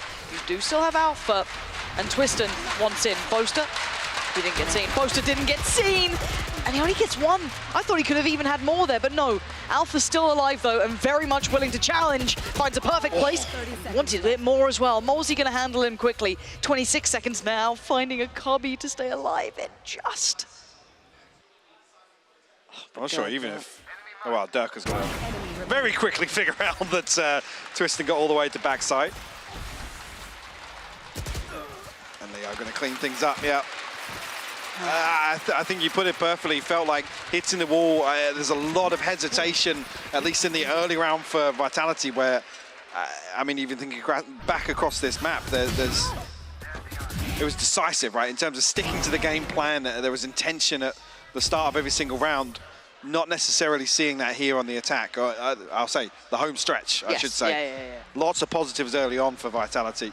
But to me, it's again, just that purely that adjustment, taking away the option of that Garage Burst has put Vitality into such a bad spot here. They can't take much pressure, they've been trying to kind of explore those A options, right? They faltered. They couldn't quite get past your Leo and Durka. Not very deep exploration of A options, though, to be honest. We haven't really seen Durka pressured on any of these early angles. No. Again, the first time really we saw that updraft, but well, that's the 1 in 7 rounds where you've got the Blade Storm. No, there wasn't anything there. Yeah, you're right. It was a drone, and then Twiston updrafted way after the drone as well. Durka stood there looking at the drone for 3 seconds, and that's the time where you want the updraft to come. That'd be there's lovely, more than wouldn't it? one thing for Durka to focus on. Like, he'll still adjust somehow. Yeah. But those, that's fair. Yeah, you're right. I would love to have seen them maybe in these last couple of rounds test a little further towards that. It's easier said than done. Go challenge Durka and Leo. Sure. But kill Durka, win round. Because this, as said, the changing Garage has completely taken that off the board from them. Even though we have seen that Alpha's not gone back to it. It's a different setup now. And again, they're not finding a massive amount of value off that utility. Like I said, it's targeted towards that anti-rush setup. Yeah. But they haven't really found much of, well, they must have heard us, because now they're actually actively looking to take the space away from Durka. Okay, I don't mind that. But now I want to see if they can deal with utility on the rest of the map. Post up someone like Twiston, leave him to his work, see if they get overconfident potentially if Durka goes exploring. They seem hyper aware of the chance someone could slip towards this position. So I don't know what's going to really dissuade Durka from continuing that train of thought unless pressure comes onto the other side of the map. He's actually found the wallbang on Twiston. He's found the second shot as well. Yeah. It's such a beautiful read from Durka. That is ridiculous. He is one of the best in this game. I could not care less. This guy is near on untouchable. And a little bit of pressure towards Garage. Now, I don't mind that, but Durka's still immovable. He's standing and holding this. He's reading them so well. Can he get any more done? He's waiting for it. He's seen another pixel out of place. He's got the tag, but not the frag. He did find at least Bone Cold. Send it to stay alive. 40 seconds now. Where do the options lay? It's taken them this long, 2 bodies to get past Durka. Destrian not going to find an engagement here towards mid. Again, no utility here, so both are rotating across. At least he should still catch the audio cue, but it's not comfortable. Last 20 seconds. Still lots of utility available for Chronicle, Alpha, and Leo. So actually got a Cosmic Divide as well for Boaster. Ooh, drifting a little deeper towards the connector. Okay, and finding Leo. Didn't expect Leo to be caught towards that either. Maybe he was assuming they'd fall back, trying to hold that plant, but just fine. Now Chronicle and Alpha. Is it a closeout here? Do we get another round? Alpha creeping closer. They seem very unaware of it. Finally, a little bit of a turn from Molzy. Yeah, seems to finally check towards it. Alpha does slip ahead of it, but 3 to find is quite a tall task. Not going to happen. Wow. Vitality back within touching distance here. Little Badger. I still can't get over that. Durka, not just once, but 3 times. Misses on the first, by the way. It's the second and third that catch. Audacious. And another, actually, there's such a fine margin to this round, not spiraling out of control if Durka finds that extra kill onto Sender. Yeah, you're it's right. not just a tag there. Is he okay? Bloody hell. Okay, Durka operator out. Enough to fashion a purchase here as well for Vitality, so not really missing out on too much, which is great. Twiston quick to work though. Alpha this time is on patrol though. He is actively holding, but his utility is being swept clean. And it's desperate to punish. Taking a ton of damage there, hanging around. I think he's thinking they've not found me on the first couple of spams, but finally being taken down with the 3rd attempt, I think, into that smoke. Ping's coming through from Vitality. They're looking to try and find that mid-round advantage towards B. Difference being Durka's going hunting elsewhere. Posted up way deeper. Pings.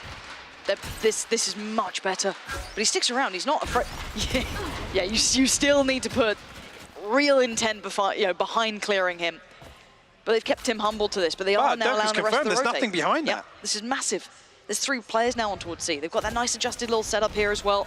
Boaster just trying to buy some time, make that site feel as uncomfortable as possible. 38 seconds, you're going to hear that audio cue and Twiston going hunting. It's Chronicles find Destrian though. Molzy with the trade, a little sloppy in the end, but now Molzy wants to cure towards CT. This is lovely work. Surely this is it done. Twiston has to get a shorty kill, it's in his contract. And Durka, gun glowing, but he needs 3 more. Oh my word, an attempt made, but he's not going to have it. 12 to 12, it's OT, and I'm so happy we got here. Vitality finally hitting those challenges, doing what we wanted to see. And this is a very, very well-constructed round as well. You can see the intention there initially was obviously to find some pressure towards A-Lobby. The ping comes through for Destrian to go and drone exactly there. Creates, I was talking about lack of pressure towards Durka. Just this one, that slight exchange there makes Fnatic reconsider. At least Durka hangs around, he reconfirms behind that drone, there's nothing there. Then Fnatic have a perfect read, but actually, at the end of the day, Vitality actually come out on top of things towards C. And this isn't like, okay, let's look at it from, Fnatic fan mentality. You can't say, oh, well, Fnatic having a bad game. You got Durka dropping 25. You had Alpha acing, Durka acing. Everyone's playing a good game. Incredibly well. They're playing a great game, exactly. And for the fact that Vitality are now going toe-to-toe, 6th place up against 1st, like this. Amazing. Now, willing to fight. Twiston, brave. And how long can he hold this? He's got no one really holding his other side here. Yeah, no, he's dead. He's absolutely dead. I was going to say the timing there, the dash rapidly expiring, hoping Vitality make a move, capitalize on that window. I'm not even sure, actually, if their Twiston dashes into Destrian. And gets body blocked on the way back out. Again, it's something I'd love to see in a replay there, but it'll be heartbreak. Twiston has to try and dash away because of the flash, because of that pressure that comes through, but I think Destrian's looking to support him, swing out of that smoke off his contact, and just body blocks him. EVS, if you're listening, show me. No pressure. As long as nothing else happens in this round, obviously. Yeah, hold on. Who do we have left? Sender's still alive. Still alive. Yeah, here we go. But they've had to make just a bit of a guess, you know, a gamble. 30 seconds Stick left. towards A. But the plant will be coming in towards B. Spike's on the right. Yeah, plant going to be coming through, no problem there. Still methodical in approach, Fnatic. And look at this post plant already. It's feeling very, very hard to deal with. First challenger maybe Durka towards backside, or it could be a swing from the front. Yeah, there's the first challenge. Let's look for that swing. It's fine. Again, you take a kill here in this situation. Bone Cold going to try and smoke, but Nano Swarm's there to negate that smoke from Bone Cold. One enemy remaining. There's nothing really more to be done. Fnatic making the most of the start there. A little unfortunate as a beginning. Let's see if we can get that replay. That'd be really useful to see if that did happen. But again, neither here nor there now, but this was the very start of it. I think he got caught. I think he got caught in the box. Yeah, he's caught in the box. Thank you very much, replay man. Again, he doesn't know because he catches the flash. It's so unfortunate. It's another one that we'd say is such a fine margin.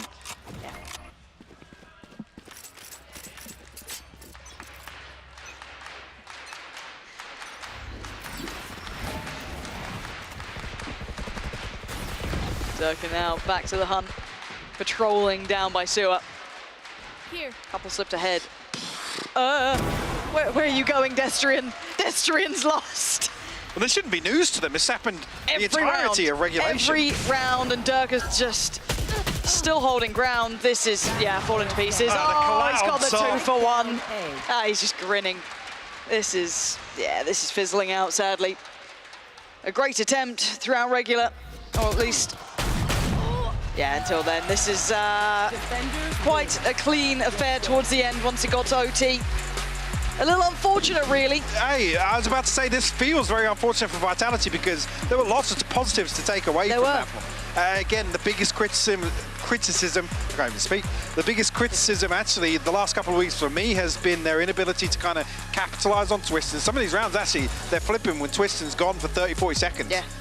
So there are lots of positives to take away from this Haven performance, and well, goes without saying, seeing some of Mini's reactions, actually there's a lot to take away from Fnatic's perspective as well.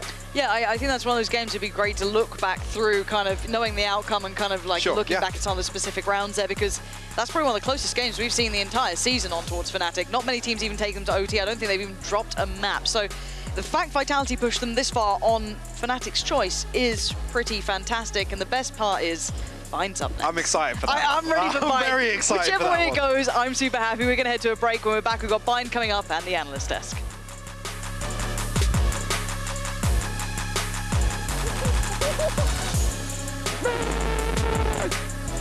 Yeah, we have it.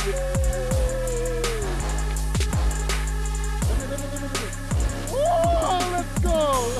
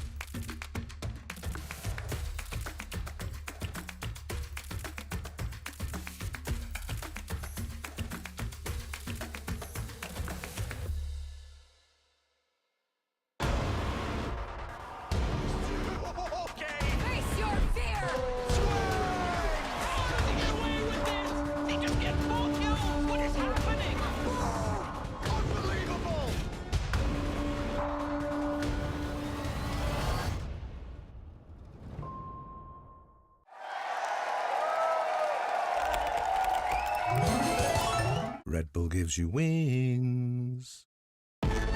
Zero distraction. Zero doubt. Zero opposition.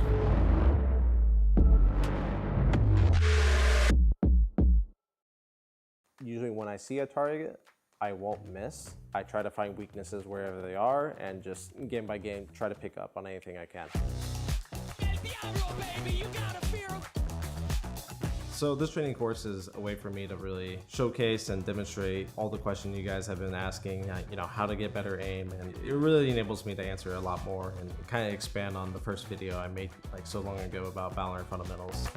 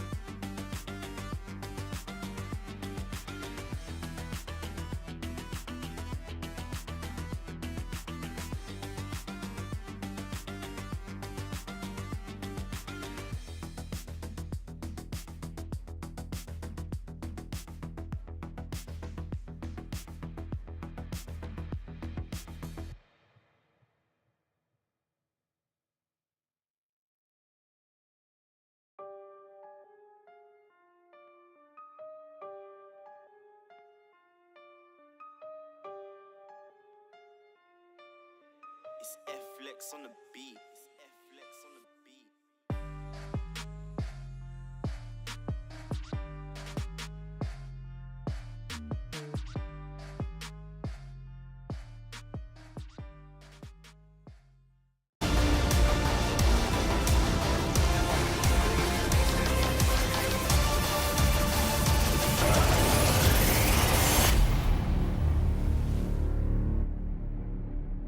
Hello guys, I'm Derke, a Fnatic player and also a VCT lock-in winner. And today I'm gonna tell you how to play Jett.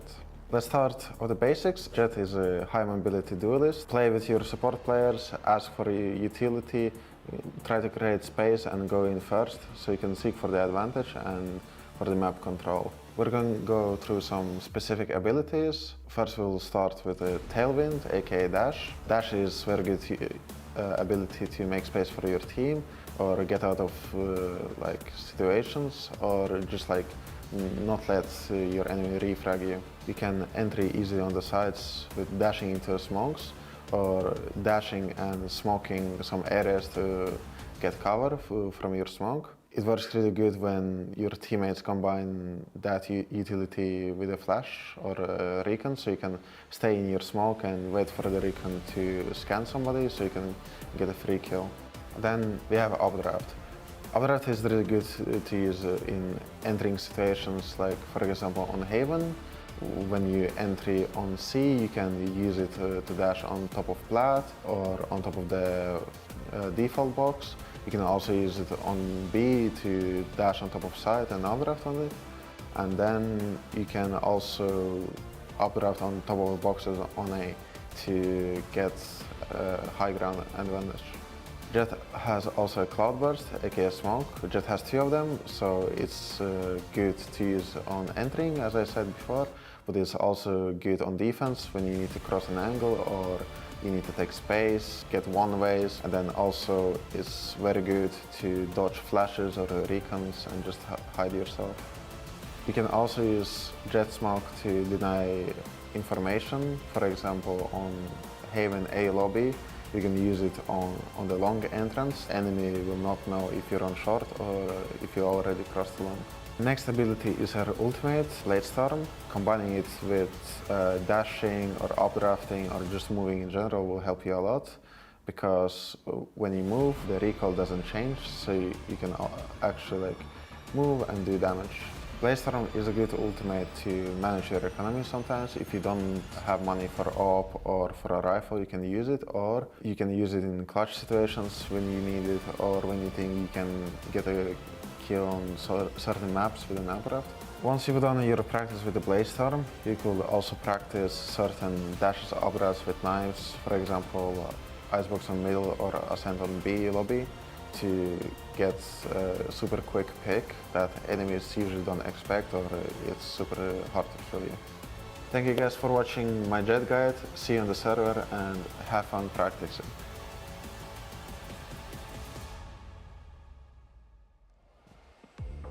Vitality gets so incredibly close, but it's not enough. Fnatic gets pushed to OT, but still managed to close it out. And after that video from Durka, I think we can't understand why. I finally know how to play Jett. Oh, congratulations! I didn't know it before. I finally understood it right. I think it's a bit of a step from what he just went over there to what he just did to Vitality on Haven. Play as good as him. Okay, you have like the attitude of everyone in solo queue right now. I think that's gonna be locked in. Problem. No, I'm just saying, guys, don't lock in Jett. Don't insta-lock. That's all I'm saying, okay? I'm just trying to be nice. You're also talking to an Astra main, but... Yeah, okay, very good point there. I said before this map that I just wanted to see more out of Vitality as a team. And I'm glad that I got that at least, because I think ultimately, I think they were the better team. Outside of some howling mistakes they made and Durka having another insane performance, 310 ACS, 30 kills, 19 deaths. I think the Vitality, on the whole, played around the map a lot better. Their retakes were really good on their defense, and Fnatic were left a little bit flustered more than we'd expect. And let's be honest here for a moment. It felt like it was micro things, like small adjustments that actually lost the game for Vitality. Not taking anything away from Fnatic, not the slightest. But obviously, it felt like those were tiny mistakes. The amount of times, a small amount of times where Vitality ran out of time on attack, which was so awkward to watch. It felt like it could have been easily theirs, but then attacking side Vitality struck. Yeah, well, Vitality took away 12 rounds from Fnatic, so there's that. But Fnatic also has quite an interesting way of warming up. Some exercises that they do that could potentially be helping you as well increase your performance. Look at those shoulder rolls, man. I mean... Ryan, you gotta participate. It can't just be the two of us. Come on. This is good stuff. Come on, Ryan, I believe. The one where they do like the arms up on 45 degrees, but it's the fact that Vitality decide to join in as well. Like, I mean, it helps. They're not doing it in a good posture. You have to really get your shoulder blades back. This is very important, so you don't get any lower arm issues. Very important. Wow. There's a variety of ways to do that. You could also do it with a foam roller up on your lower arms. Can also recommend that. Also doing circular motions. There's a variety of things to get mobility going. We need to get the personal manager of Fnatic that goes through the stretches with them in order to go through that ourselves, because I think honestly with some of the postures that we've seen there needs to be a little help. I think Redgar's like overtime at the very least for Team Liquid. Yeah, you have a really lovely posture there. I know. But gamer posture comes in, but someone else comes in clutch, and that's Durka for Fnatic. I mean, anything new really at this point? That's exactly what we expect. It's almost boring how good he is. I mean, this was his second ace, and I wanted to highlight again, this man was laughing through it like a psychopath. He loves it. I mean, listen, it's not only one ace he gets, right? This is like the mad part. He's getting 2 of those in the half. It's mental. Obviously, it was one of the classic Durka shows that we've seen. Absolutely falling, and this is the confidence you want to see, but this is like one of those sentences you say week in, week out. It feels like he is by far one of the most consistent, period. And that makes, it's one of the pillars that makes Fnatic so good. Yeah. Yeah, so we have the Jet video, we have the warm-up. So the question remains, what else do we gotta do to be like Durka? Shave our head? Be finished. I'm already there, but not really by fair. choice. I feel like involuntarily Durka. I'm an in-Durka. I don't think it's really gonna quite work out the same way. All right. I play Jet. Is that your main? No, but we'll see. The issue. You are literally an Astra player, so we're not Best going to get agent. into that. But let's head over to the telestrator instead. Get off the desk for now. Take a little walk. Work on that posture as well. There we go. Absolutely. He's literally stomping across the studio. Okay, so as we're getting ourselves in the right thing, I'm grabbing up my iPad as I got it on Christmas Eve. And we take a look at this wonderful, wonderful play that we're about to witness. I wrote it down in my perfect handwriting. Why is this important? Vitality has Killjoy ult, Fnatic has Breach ult. Why is this crucial? Let's play it, and hopefully I'm not gonna miss the button. Yep, there we go. So what are we going to see? We're going to see a very interesting behavior. The defensive players of Vitality are moving away from the A site. Why do they pretty much do it? Who wants to be caught in a Breach ult? And they have the first few signs that it might be going towards A. Perfect. Awesome, you might think. And the same thing thinks Bone Cold. Where is Bone Cold? Let me draw it in for you right here. And he's going to move forward down C long. Why is that important, you might ask? Well, if you are not intending to go for a defense on the A side, why not try an elaborate lurk? And this is exactly what he does. But, uh-oh, who punished him there? Alpha Year. Absolutely on point with paying attention to what your opponent does and what your own behavior indicates. He most likely realizes, or Boaster tells him, that there is a chance of them being more aggressive in that direction simply because of the fact that they are realizing we have to play off of A side. Boom. And suddenly, the lurk fails. Done. He's out. And suddenly, nobody's coming from behind. Well, touche with round number 11. Taking a look at that, raising all of this. Well, what is happening here? Let me just play so all the icons are indicated correctly. Don't be fooled by the 2 killjoys. Well, I know my misplay. There we go. Now it makes a lot more sense. So here we go with a more different setup. Ults are not relevant in this, and Fnatic once more is facing the A side, as you see here. All right, focusing on that is a great play, and they will just do their same thing. On the tops, you see right now, there's going to time going off, and they're attacking the sides. It all works great. The smokes are laying down, but here's a crucial factor. Pay attention to the crucial factor. What is happening? Sender is moving forward, and what is happening as well? Exactly. Alpha Year dice. The man with the control on the flank, and this is something that Fnatic didn't pay attention to. More important things to do in that after plan situation. With Alpha Year dead, this alarm bot is worthless. It doesn't have any purpose. So this allows them to be patient, and Sender saying, I got the timing, wait guys, wait guys, wait guys. And it perfectly happens. It was a situation that was a 3 versus 4. The time was ticking low, they got the defuse going. What am I trying to tell you? Those plays from Alpha Year are so crucial. When he's dead, suddenly flanks are happening that are giving Vitality the greatest opportunities for retakes, one of them that ended successful, and once more a situation that gave them that 7-5. All right, you kind of smart. We appreciate it, but we're going to be heading on to Bind, which is Vitality's pick. The fact that Vitality was able to push Fnatic into overtime on their own map pick, it gives me a lot of hope for Bind coming up. For sure, yeah, and it kind of feels that because Vitality chose this, it wasn't Fnatic. Like, Vitality are a team that do come up with their own crazy comps now and again. We've seen Destrian play a lot of Harbor on various maps, like when Breeze was in the pool, he was playing it there. This is a team that's not been afraid to change stuff up, but what have Fnatic been working on in the off-season as well on this new version of the map? Well, questions remain to be answered as we're going to be heading into Champ Select. I'm not seeing a Harbor just yet, but would love to see it sprinkled in. Okay, classic, right? Leo doing that. Alpha Year on the Cypher is a very nice decision. Boaster going on the Brimstone. Bone Cold over on the Sky. It's not too crazy, Ryan, is it? I mean, on the side of Fnatic, that's pretty standard. I guess the only major change is there's no Sage from Fnatic. Yeah. They're going to be playing in with the Cypher, which we really don't see an awful lot. We see Killjoy a little bit more than him, so the fact that Cypher's a little bit stronger now than he once was when Bind was back in the pool last year, there is potential for Alpha to do some work. Also, first time we're seeing Sage on Twisted. Has not played that before. So I think that is also a quite big one. We talked about, though, are usually so impactful individual players, now swapping over to those agents. Cryo was an example, CNET is an example, Scream is an example. There's tons of them, right? There's nothing out of the ordinary. I like it a lot. I think both compositions are basic to a certain extent, Ryan, but not like I'm worried basic. I think like they can work basic. I mean, looking at Alpha on the Cypher, for me, it's just what the hell are Fnatic going to be doing with this? What ideas do they have? Maybe they want to go for the defense, maybe not, but we're going to be finding it out as we're going to be heading over to our lovely casters, Hypeblock and Pansy. Well, Zesht is way more on board and chill about these agent. Had he been drinking since we did that TriCast I don't earlier? know, something's gone on. I mean, there's a couple of, for me, glaring issues. Let's talk it through step by step then, because I think this is the main point here. So we're talking about the role swap for Bone Cold to go back on to the Omen and Destiny swap over. Now we see Bone Cold not in probably the most comfortable agent that I would argue historically we saw, especially here. This was Bone Cold's like playground. This is when for you just Brimstone. saw him popping off. It was sick. So that's a little strange. Again, the Cypher pick. It's always hard to run the Cypher into a solo Raze duelist because that ultimately Raze becomes the first kind of entry point, right? It's the first point of contact. Other one again, Twistin coming onto the stage. There's lots to kind of digest here for this composition from Vitality. But It's giving me question marks about them. That's exactly what I was going to say. It leaves me with more questions, actually, that hopefully will be answered throughout this. Yeah, definitely a strange one for me. Yeah, and look, maybe there is method to this, maybe, you know, because generally, I find myself on the Vitality side of things. I quite like how they play, I quite like what they do.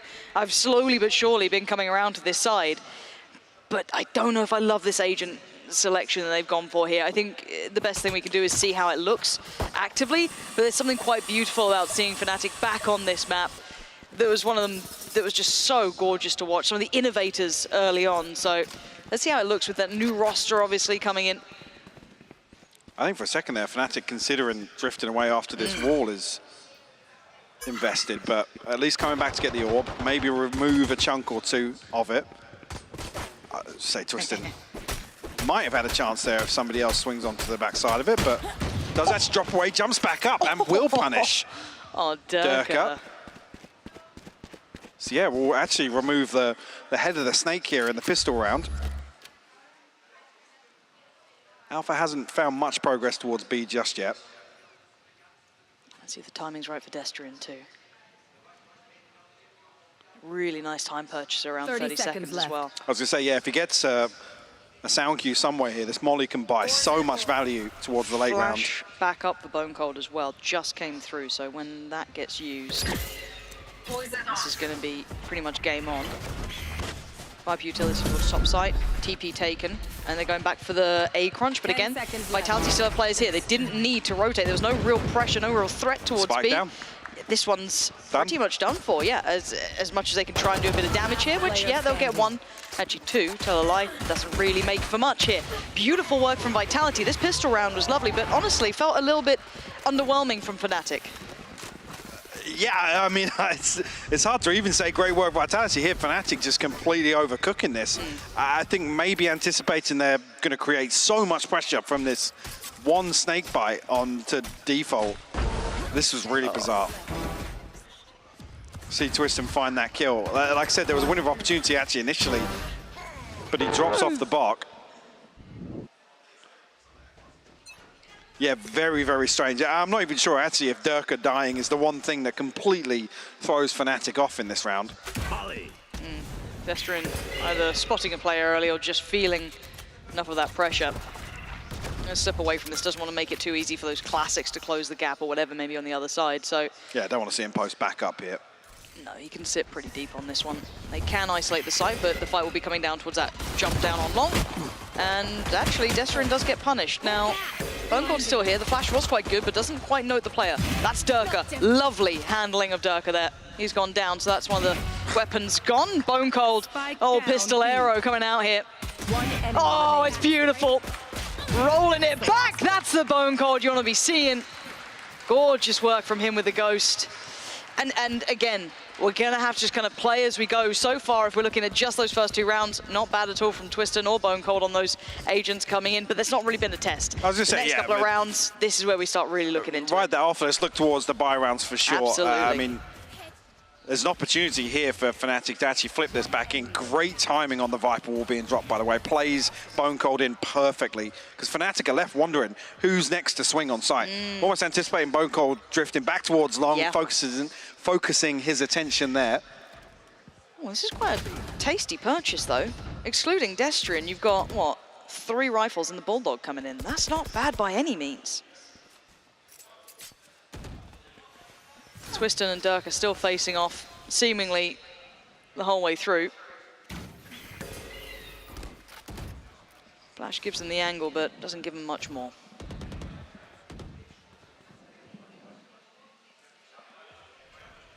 At least this time, I mean, similar approach to the pistol round, but much quicker to collapse towards B. For Destrian to, I was going to say, catch some information, wait for him to invest this smoke, and a very deep investment in the smoke, actually. Bone Cold. Dancing with death a little bit there. They pass each other. Dirk are the first to turn. And the follow-up as well. Destrian left completely unaware. Punished. Beautiful side take. A little fortunate, you could say.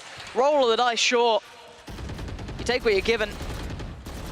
A bit of a spam comes out from Dirk. It doesn't quite find Molesy. Got to be careful here, though. And the flank is a million miles off. Still has all that utility in place as well. Alpha very much alive and kicking. See if they can achieve any damage from this. They still have 3 rifles here for Vitality. And it looks like Alpha getting a little interested. Going to take over elbow, no threat there, and they're starting to slip away. I was going to say, I'm curious if Vitality even go for this. Yeah. Again, as soon as Sender hears the cam, it's like, yeah, it's going to be tough for me to find anything, guys. And actually, Fnatic playing great distance from this utility as well. Finally now coming back towards Fountain, but Sender, I was going to say, might not even be anticipating somebody from Fnatic being there that early. Again, even with this purchase, again, the numbers were good behind it. Vitality will have to concede. Again, I think Durka and Bone Cold catching the flash at the same time means they pass each other. Luckily, Durka reacts. Yeah, so blind on the way in. You can see just literally hopping over, and basically at that point, Bone Cold was lucky to be alive. Standing up on default like that, just spots 2 players coming out through hookah.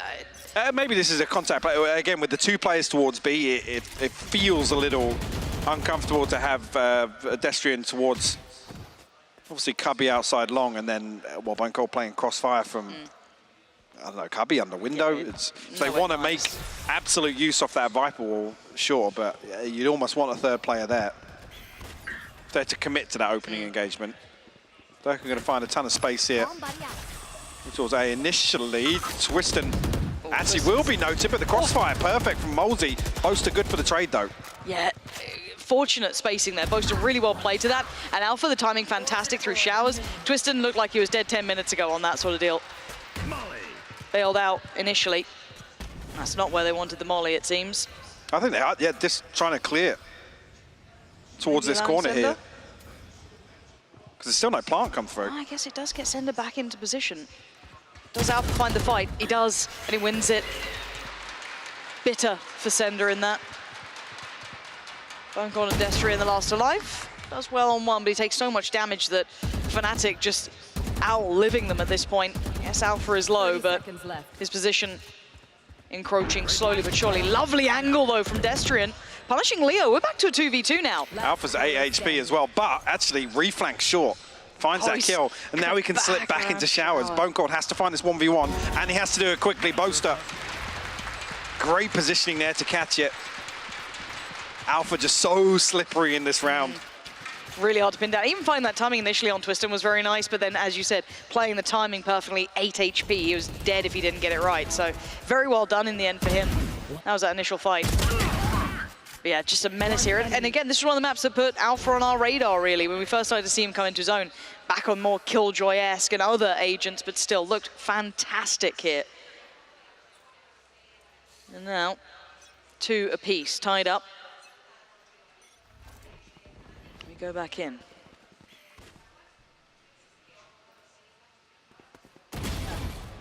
Molsey. As I say, with absolutely no second swing possible for Twiston there, still happy to take the engagement, and Durka will fall very early once again. And I'll keep my eye on that again, because it's not something we're often talking about. No. With Durka losing out, I don't want to say losing out on opening engagements, but conceding the first death so cleanly with no possibility of a trade. Yeah. It's a very rare occurrence. Fnatic creeping towards A. 3 players here, though. No rotations yet from the other side. They are starting to explore over towards B. They are trying to get a little deeper, and actually Sender just spotted out Alpha there. The dog has been spotted. Oh! Sender! So clean dealing with Boaster. Now Spike left. Does get picked up. Chronicle going to get that back to hand, but the side just doesn't feel secure. They have 3 players here, though, and Alpha's one of them. Delivers a great shot towards Molsey. Sender puts it right back towards Leo, though. A 3v2. The flank yet really not come into effect from Destrian. Slowly creeping in, but Chronicle all too aware of this. Reads Big it, kill. Gets it. Massive, back to business. And doesn't take too much damage either, because Alpha's down to 50 HP. You want Chronicle to be in a position to close this out for Fnatic. Flashback on for Bone Cold now. Drifting closer, they just didn't check for it.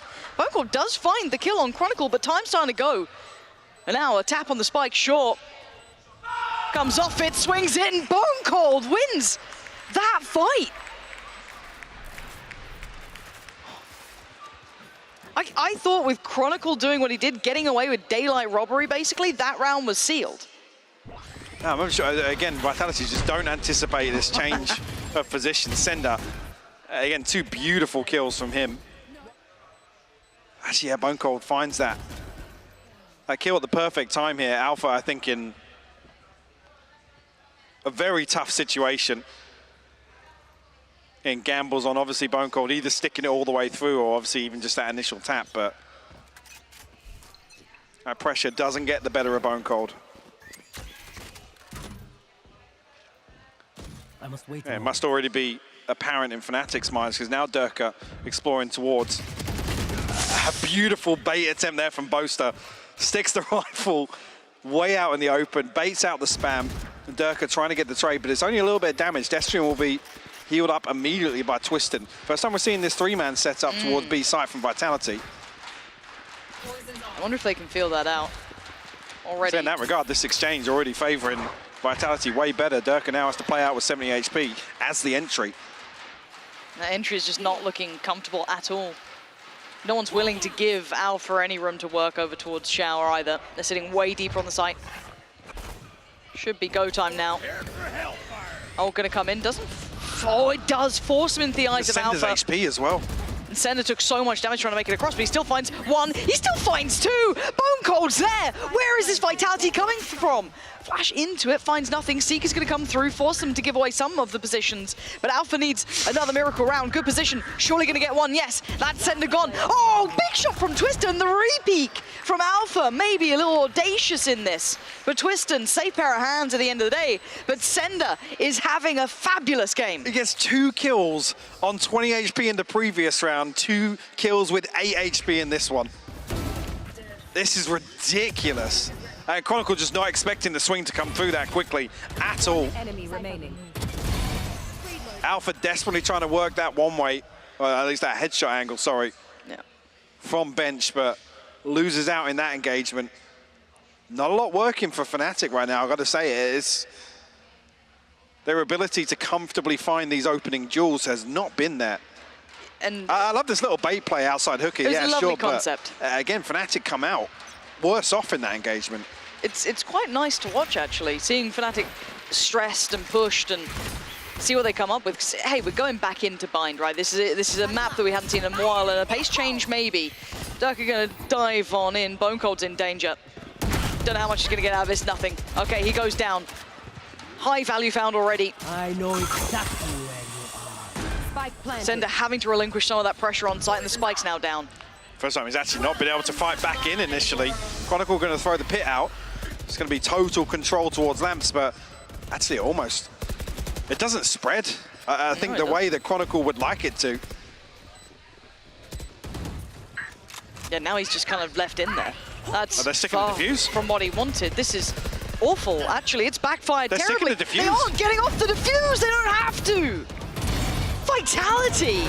Oh, my word, Molesy. This is just surprise after surprise. One, a little unfortunate for Chronicle there, but it just didn't work in his favor by any means. But there was nothing behind that for Fnatic. I mean, I didn't catch it off screen, but I'm not entirely sure of the wall placement. I didn't quite see it because we weren't. Oh, Okay. it's ratty. Yeah, so it not only blocks obviously any damage coming through, but actually prevents that bounce and sorry, the bounce off the molly to actually land through. I think it did just about catch behind it, but by that point, like I said, Tristan was already sticking. Yeah, that so was even already off that late. first sound cue, there, depending on when you fire the molly, you're not anticipating that first tap to be the full defuse. No. Especially in what, still 4v4? I think it was 4v4 at some point still. And this is interesting because we haven't really seen Fnatic tested that much this season. I think is a fair assessment. They have sat perfectly clean throughout their run. Not even arguably one of the best teams there is as it stands. Now a little bit of a test for them. First time we have to see them thinking on their feet here. Mini's got his work cut out. This is when you're going to have to try and come up with what you can. Maybe not expecting someone to bring in Bind this early. Again, this is a really bold pick to go up against Fnatic. And again, my curiosity lies with actually how well a Vitality prepped Bind to pick it against Fnatic, right? Historically a stronghold for them. Again, adopting the original FPX approach to Bind, but they played it perfectly. In my eyes, probably top 3 Bind team in the world, barring old Optic. Yeah. Got the spike. This is very interesting. Again, though, I do think if you ever hear the coach Sala talking about the team and how they kind of come into map vetoes, he tries to read into the opponent so well. Maybe feeling that they could have the advantage on maybe a slightly underprepared Fnatic. Who knows? As it stands, though, looks like a contact piece here. Pop flash, not bad. Not good enough, though. Durka going to start winning out some of these opening engagements. Bone Cold now punished. There is the additional player brought over towards B, though, so that is the one redeeming quality. Now, what does Vitality do with this? So reclearing the space outside Sands is actually huge. Chronicle seemingly aware. Again, the ping comes through from Chronicle, I think, but he's not ready for Molesy to be posted up on that angle. And it looks like someone's going back to check. Yeah, it's Leo. Precarious, dangerous game, but it's worked well for him. Beats Twisted to the punch. Second flash does catch. Good diligence there with the second flash as well. The first not finding anything, but now at least he has the confirmation. Alpha's going to be heard on this flank though. Sender's still close enough. Alpha's knife out. He's thinking everybody's made their way to B site already. So it's a 3v3. You've still got a little bit of utility as well. Destrian still had 2 smokes into play. Boaster does find Sender though. Durka's position is just hard to clear. Unfortunate to find. And Fnatic depending on Durka here. I was going to say, but just to come back, this isn't an opening engagement that Fnatic worked themselves into. No. So yeah, Durka winning that out is huge. It's unfortunate for Bone Cold not to catch, I guess, full effect on the flash and be rewarded for it, but... It's not one of those crafted entries, is it? No. It's just turns the pop flash. Brilliant, game on. And the concerns have been the other rounds where it's, yeah, let's work Durka into showers, get him into a position where, you know, we want him to isolate X player in this location.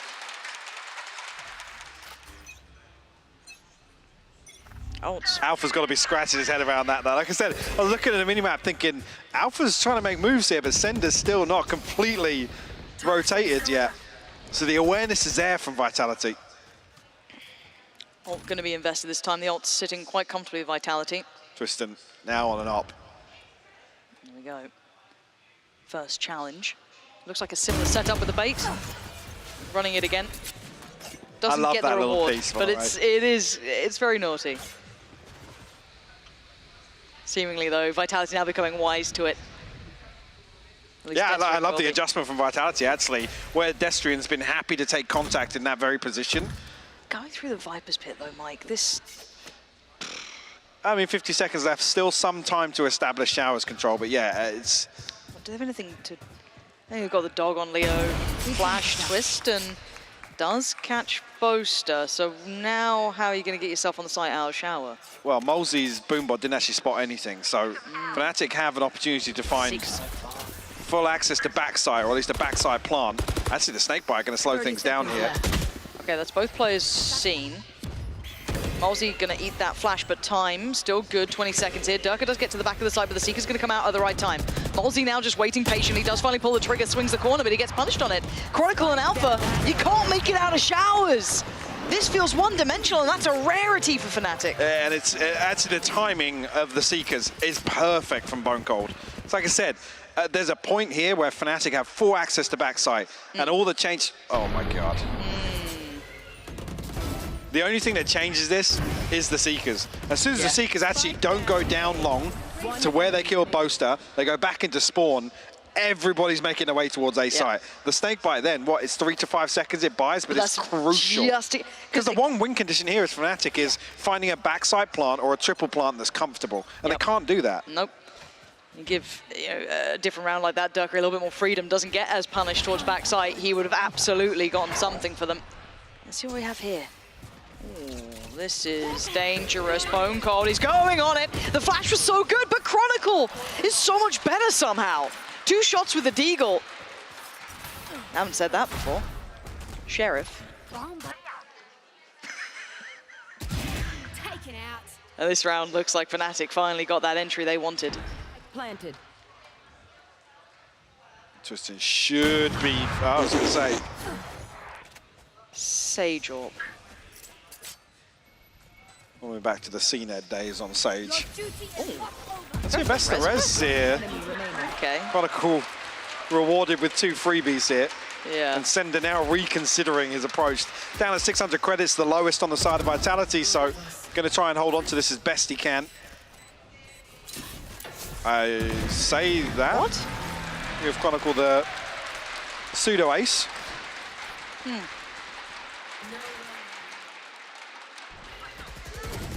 Third ace, inverted commas, in the series for Fnatic.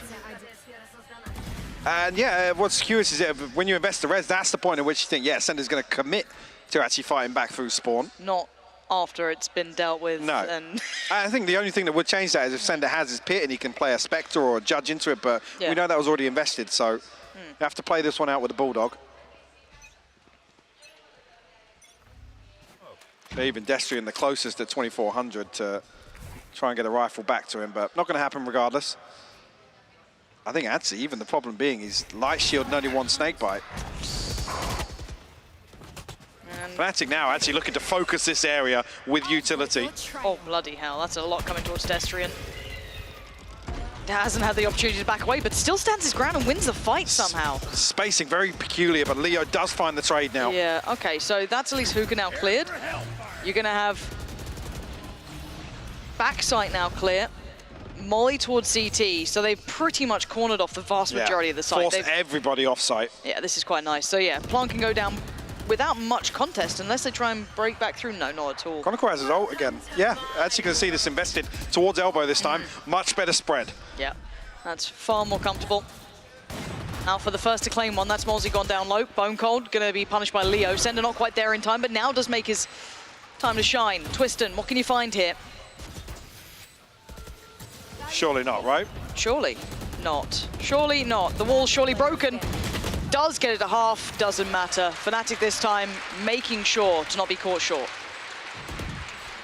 Last round before the switch. I said even early on, you think Vitality are going to come out massively on top in this half, but potentially if them still finish 7-5 short. Spacing very strange on this first engagement. I think it's all riding on Durka winning that. Again, it's hard for Leo to really swing with him when he's satcheling into Hooker. Obviously, he's just going to get thrown about by their satchels as well.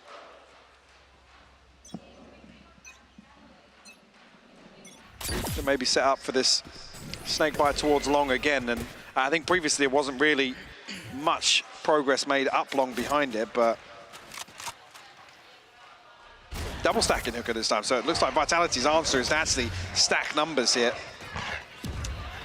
You saw how all-encompassing the site hit was just previously. Yes, that had the ult to kind of add to it, but still, I don't actually mind them trying to adjust around this. They do get fair access to the site, though. This just makes, I guess, the retake a little bit more possible.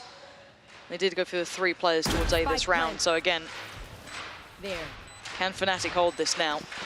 Doing very well before this buy. Far from perfect. There's a lot of space to cover, actually, for Vitality. in terms of time. Oh, the timing might just be right here. Alpha, he could catch 2 on this one. Spots at least the foot of 1. Boaster and Dirk are doing well themselves on the side, but here comes the cavalry, and there goes Alpha. The timing just gorgeous on the 2v1. Twiston, he's got his work cut out for him now. Tap on the spike, but eats the flash. Gives away the position. This is hard to watch. There's nothing surely he can do here. Needs to get this towards half, and he's still making a damn good goal. He ran out of ammo. That's heartbreaking. That was actually so close. And it's that brings us to an even half here. Very, very impressed with Vitality, actually. Yeah, let's kind of talk that back through. And not a lot of these set pieces are really based around, you know, Twiston finding space with that wall or really securing any space. I mean, how many times do we see it actually still available for the retake or even looking for that defuse as well? Yeah. So again, I mean, at least it's a big tick in the box to see Twiston perform on another agent. Sure, it's definitely a side topic to discuss. Yeah, because it did leave us questioning things. I mean, the man is magic at what he does normally on his traditional agents, but doesn't look completely out of sorts here. You saw it brought into pretty decent effect. If anything, I'm just kind of surprised that we've seen Fnatic once again push this hard. It's a very competitive scoreline here. Vitality doing incredibly well in rounds that we don't necessarily expect them to sometimes. Certainly helps the Senders having a fantastic series, but even beyond that, I want to see how Fnatic look now, the shoes on the other foot. Yeah, and I think the question for me actually coming across into Vitality's attacking half is actually Destrian's value on this Brimstone. Wow. Again, the second layer to that being Bone Gold's ability to really support Molesy or potentially Twiston if he is going to kind of frontline Sage in some of these executes. Because that's the one that sticks out more to me, right? Again, the numbers here don't really paint a picture for us to really dissect too much. Destrian at 5 and 10, but again, it's the role that he was playing in controlling Hooker. It's not one that's often rewarded with a boatload of kills or anything like that. But certainly here, we're looking for the efficiency, I guess the value found from him on the attack. Whether or not Vitality's going to look towards this kind of post-plant setup, again, double controller with it being a Viper, usually leans towards some kind of post-plant comfort, although we didn't really see that from Fnatic, who were the ones to really excel at doing that. Yeah, almost patenting it. Patenting. Horrible word choice I went for there. Don't know why I've done it to myself, but yeah. A couple questions about this half of me, and especially when it comes to Vitality, is how they bring the agents in that they're on. I think you highlighted it before. I'm not certain about the whole Twiston leading the way, but if that's the game plan. Yeah, I mean, the other question as well is actually how much value Alpha's going to get off his utility as well. It's always difficult to be a Cypher versus a solo Raze duelist. We always talk about, obviously, Raze being able to deal with that utility very well. Again, you could argue that actually maybe it plays in Alpha's favor that maybe Molesy has to burn some of it up to deal with his utility, but when it's Raze to actually enter a site, we talk about Cypher being the hard counter for Jet. Well, let's find out, shall we? Going back in 6 apiece here. A very close series across the board, map 1 included. Seems like it's no different, but Chronicle making very good work of Bone Cold. However, Twiston deals with it. Pops up the wall and makes us feel inaccessible. Fnatic looking to pinch through the TP very quickly as well. And it's going to be all 4 players now coming through the back lines of Vitality. Sender won't be noted with the Trailblazer. That's huge that Destrian deals with that.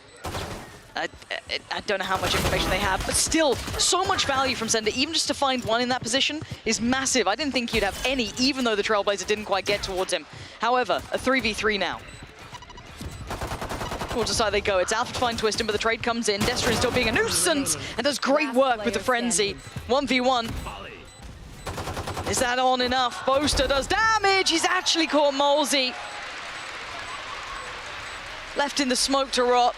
Boaster with a defuse. Fnatic pick up the first in the second half. And there's one thing I'm curious about. Okay. Molesy was curious about it as well, but the placement of that trip. Again, right behind Truck in that position, that only really confirms if Vitality push out of lamps to backside. That's so curious. Did the molly actually hit him there? Is that how Boaster actually gets confirmation? Well, I'm sure I noticed it there on the trail from the molly of whether or not. Yeah, actually hit him. Not sure. But yeah, I'm really curious about that trip. Not this one. It wasn't that one. No, that one. Okay, so round 2 here. Sheriffs, not Deagles, are out. And Boaster put down very low, but has kept his life, and he still has those smokes to invest. Just gonna be healed up. Leo called on over to triage. Any more chip damage can be done? Let's find out. You don't actually see Boaster opting for the Marshal here. You usually do see him the focal point to farm that ultimate. Nothing gained off the trip here. I think maybe looking for a wallbang out of Lamps, but it doesn't come through. Oh. Bone Cold and a Sheriff, man. There's nothing better. No. There is nothing better. Such a high success rate. Leo, though, will be next.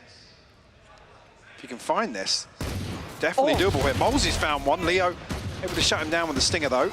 Can he keep his life? He's outstayed his welcome here. Spike's still there. Twiston can wall off CT, so that's now does get broken, so not secure. So Sender has to be on active duty. Spots out the player, gets the weapon. Not the worst really of the two. Wanted, yeah. But now the positions, what's left, what's remaining? Chronicle in a 1v2. That's massive for Vitality.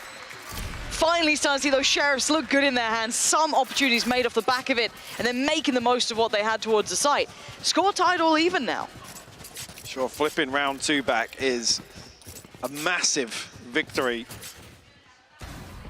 On the back of it, you've got to argue 30 seconds left. the kill onto Alpha being the crucial one to swing this. Twiston's perfect awareness.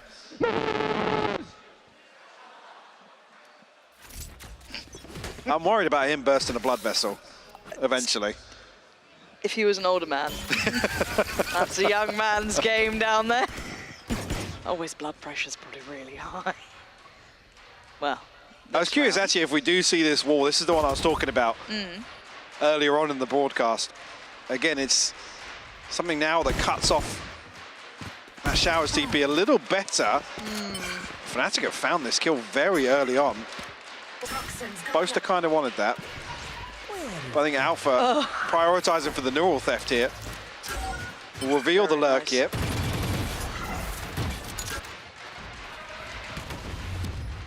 I don't know if Vitality are thinking actually 3 players showing Showers. Maybe it's an A stack here. Curious whether or not actually Leo and Chronicle can find anything here. They're kind of locked out right now. Leo's got his flash. Doesn't get it. It still wins the fight.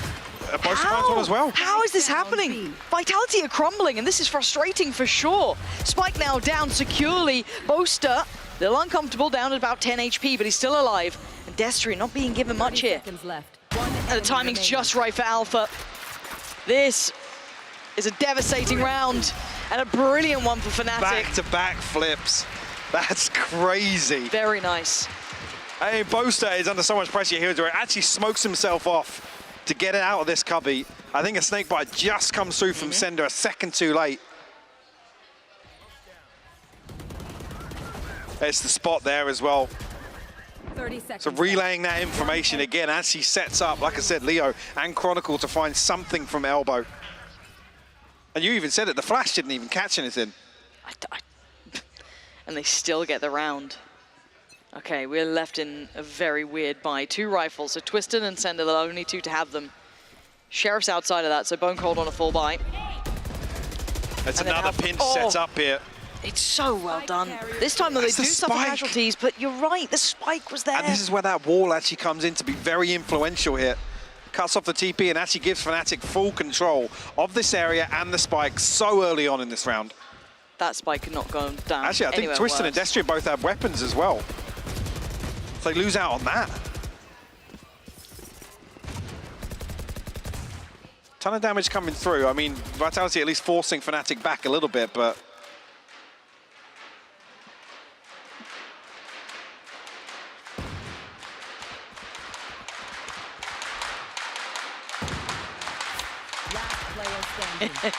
yeah, this wall is filthy. Boaster getting one away from the ult, very nice. making the most of the time here, because Molesy doesn't have a good decision to make. There is no good choice here. And being baited on through. Chronicle, they want to close it down, but the spike going down, there was the death of Vitality that round.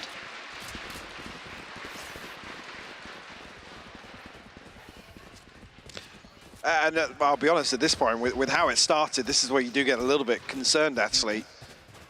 Fnatic close out this buy round.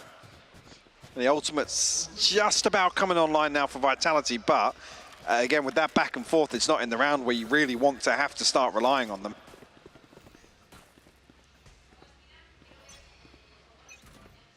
They get themselves into a post plant. Orbital strikes there. Actually, Boaster will get his up from the orb retrieval here on B long.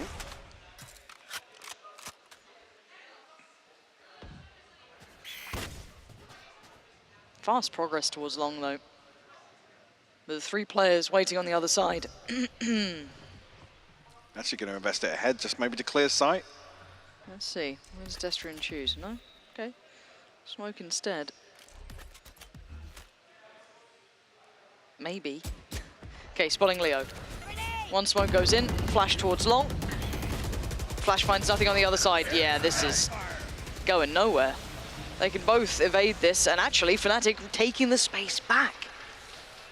Happy to move on up. Chronicle and Leo working in unison. Yeah, Vitality have achieved nothing. Vitality have to reset because Destrian is now solo with the spike. Oh! Sender finds an opener. Boaster looking as if he wanted to send a molly towards this smoke on long, I think. 30 seconds left. Yeah, will be confirmed here. We'll at least get the stun. I'm sure Boaster did actually send it, but... Okay, but Leo's backside. Boaster still holding on as well, playing from Cubby. Timing, a little awkward, but he actually gets away with the kill towards Destrian, and Leo is just looking fabulous in this. No time for a play to be made here for Twiston. I think they read it as well. Leo and Dirk are both looking back this direction. Just gonna find one, but... Real close. But no cigar. It was actually very close. But again, it just a little offset on the timing, and yeah, this is time to try and figure out what's been going on. Hicks is 3 now. Yeah, I mean, they can't force.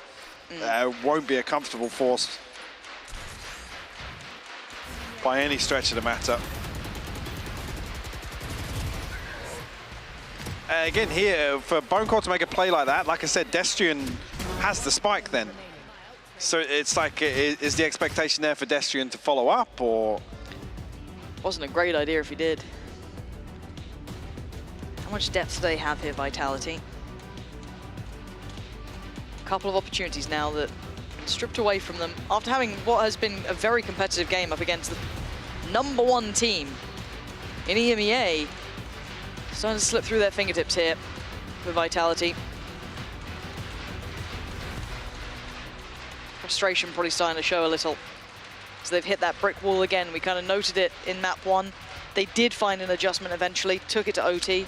But I this think is a different map. Yeah, difference being we're not seeing some of those round victories come through that we saw on Haven, where Vitality are able to, against massive odds, swing rounds back in their favor.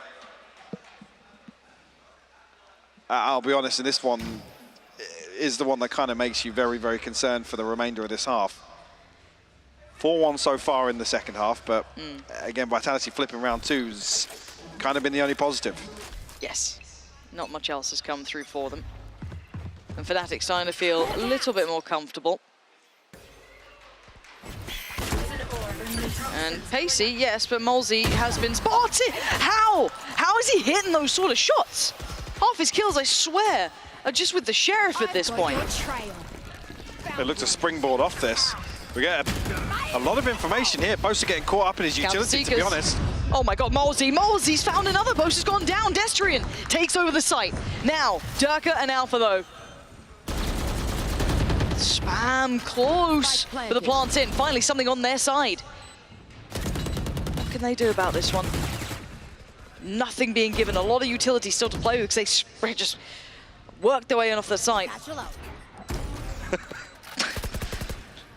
A little limp wristed from Durka. They'll try and slip away here. So much in the same way as actually that round 2 got flipped. This is One enemy remaining. well, you got to argue Vitality come into this not feeling the most confident, but Molesy Man catches the team flash and then still lands that shot on Chronicle. Don't know how. Don't know if he even really noted Chronicle at that point. I like obviously maybe some awareness, maybe a call, but the reaction of him being able to take him down that quickly after about a team flash? Look at this, fully blind. Comes out. Yeah. All right, man. All right, Molesy. One enemy remaining. Beautiful stuff from Vitality. Like I said, the question there was actually building whether or not they springboard immediately off it. I think the Seekers is the confirmation, actually. Like I said, Bosa just getting caught up, I guess, in a moment's hesitation around utility, whether or not he can actually slow this hit down, regain control, but at that point, Molesy then just explodes with the satchels, Yeah. The pace of this map. That gets Vitality right back in this half, by the way. Talking about them walking the tightrope in terms of the finances. It's only 3 players, yes, but they have a little bit of a buffer now. Ah, yes. I've seen this Viper's Pit once or twice. Being controlled by Chronicle for now. Operator is out, so there's no comfortable choice here. Keep that in mind. Durka didn't actually spot the foot of Bone Cold there. Oh my word, this is so dangerous. Decides against sticking around on that angle, falls away towards the back of the site, but they've got to be aware they're coming their way. I think he's also conscious he doesn't want to show the operator too early. Yep. Keeping that card close to the chest. There it is. Finally will be heard. How much damage do they take? Not well, actually, between the lot of them, they are taking a whole lot of damage. They have not, Destrian's just wandered on in and just been burnt to a crisp. Spike now down. Wall's gone up, sure, but do they get the plant? No, the wall's been decimated, so they have to readdress this one. Durka. The Viper's Pit's dropped. I mean, they still have this wall and the trap. There's still Leo here, too. 30 seconds. Oh, that's horrible. Alpha catching them perfectly. Sender gonna, yes, catch Boaster, but still, this final player, Sender, the spike on the other side of the map, it doesn't matter. Leo stuck around as well. Fnatic doing well there, a little bit chaotic at times. Very chaotic. As saying, yes, the buffer was only on 3 players, but it required Vitality winning another round, stringing 2 together to actually really reap the benefits from that position. Now, again, with the loss bonus being reset, they actually don't get the advantage. Alpha actually still found probably not even the one you're looking for there, to be honest, but it's Twiston that has to deal with the tripwire. Right, back to business. Trying to claw together what they can for a purchase here. 2 Sheriffs, 3 rifles. Rez, Sender has got his ult as well. Viper's Pit is there. On the other side, Durka still with that operator in play and a full purchase behind it. Ult's not to really supplement. Yes, Alpha's got his, but a lot of weight on that man's shoulders. Yeah, pretty much solo anchoring, and all 5 members of Vitality leaning to this side of the map. He's going to hear the dog, but the first man to rotate will be Boaster. Not spotted. Oh, Lord. Wasn't spotted from the Trailblazer. He's getting proactive. It's probably the right choice. It's not a comfortable one, but he's actually won the fight as well. Taking out Sender, and Fnatic are there in numbers. Alpha, Boaster, Leo, they've all turned up, and Twister now left in the 1v5. He's found the first. Taken down to 50, flashed up, surrounded, and the spike left so deep, far away from him.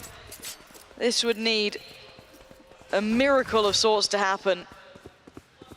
Got some space to work with, but it is a 1v4 nonetheless. Operator in hand for Durka, showstopper available as well if it all goes amiss, but I think now with Twister making the decision to come back through the TP, it's all but done for. Opponent's killed. I have the spike. Curious. 18 seconds now. Leo finds this kill. Leo does find that kill indeed. It's 12 for Fnatic. And this is actually a great setup as well. Alpha not interested in dealing with that long pressure at all. The variation on the Viper wall here from Chronicle, this is the plan all along for Fnatic. Again, to take contact off this camera and this pinch to come through. I just love watching Alpha's decision-making sometimes. Again, solo anchoring that site, starts to feel the pressure, knows that backing away, even after not being particularly noted, wasn't an option, fights forward. Love seeing that from him, buys that precious couple of seconds for those rotations to come in, have that little pinch from the TP, and now it's a timeout. Vitality, have you got anything for us here?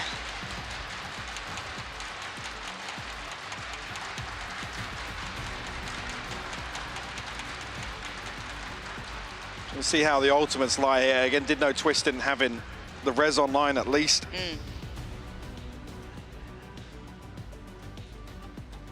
Yeah, now with Fnatic on 12 is a very small margin for error, or no margin for error for Vitality now.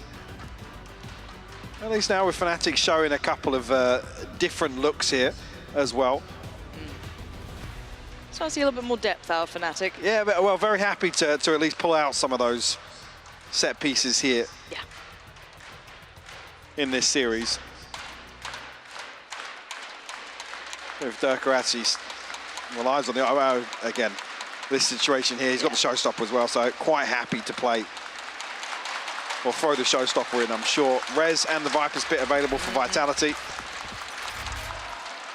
See if they get a chance to use it really more than anything.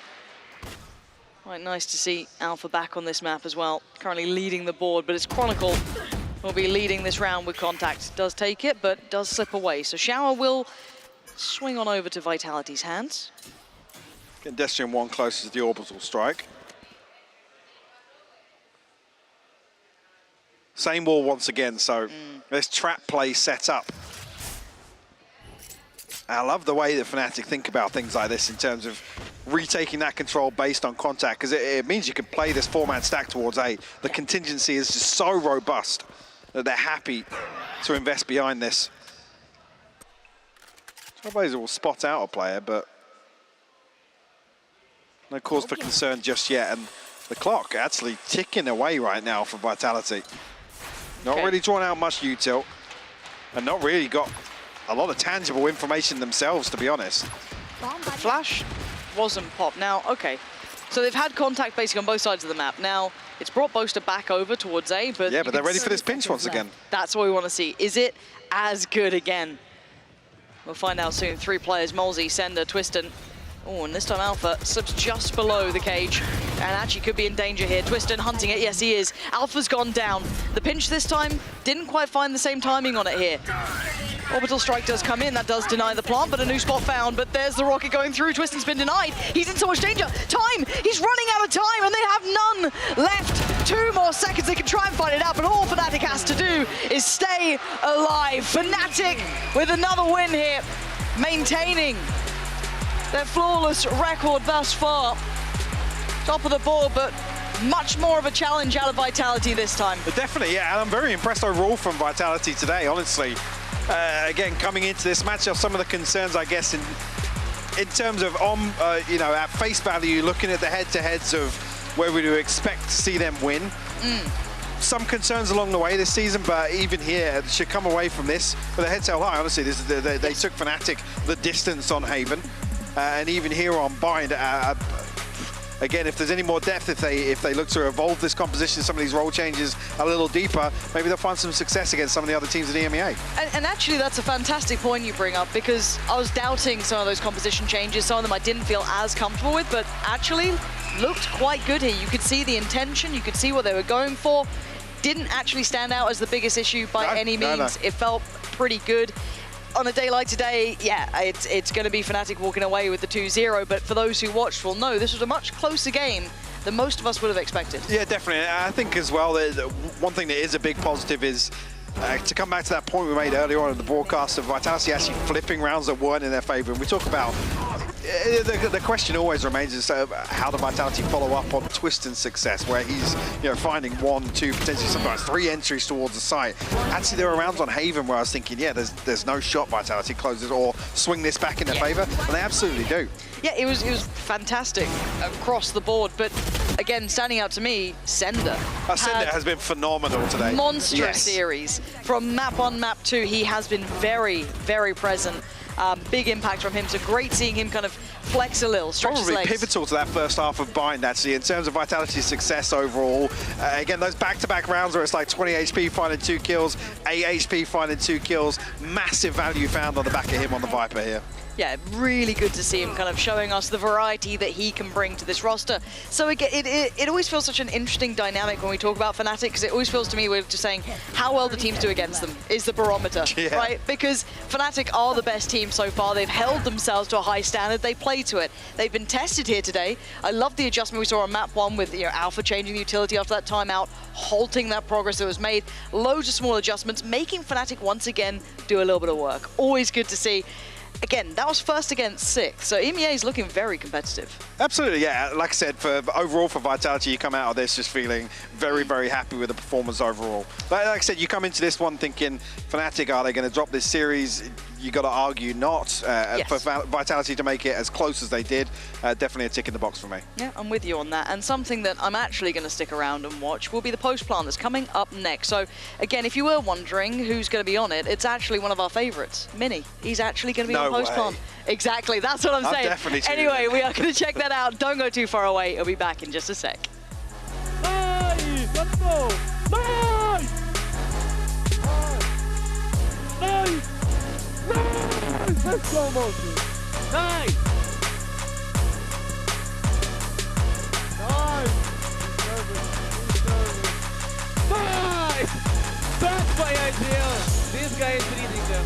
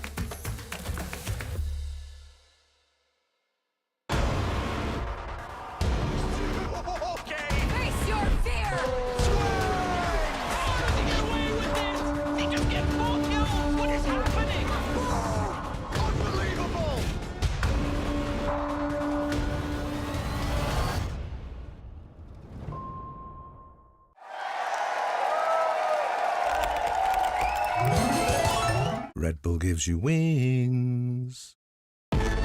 Zero distraction. Zero doubt. Zero opposition.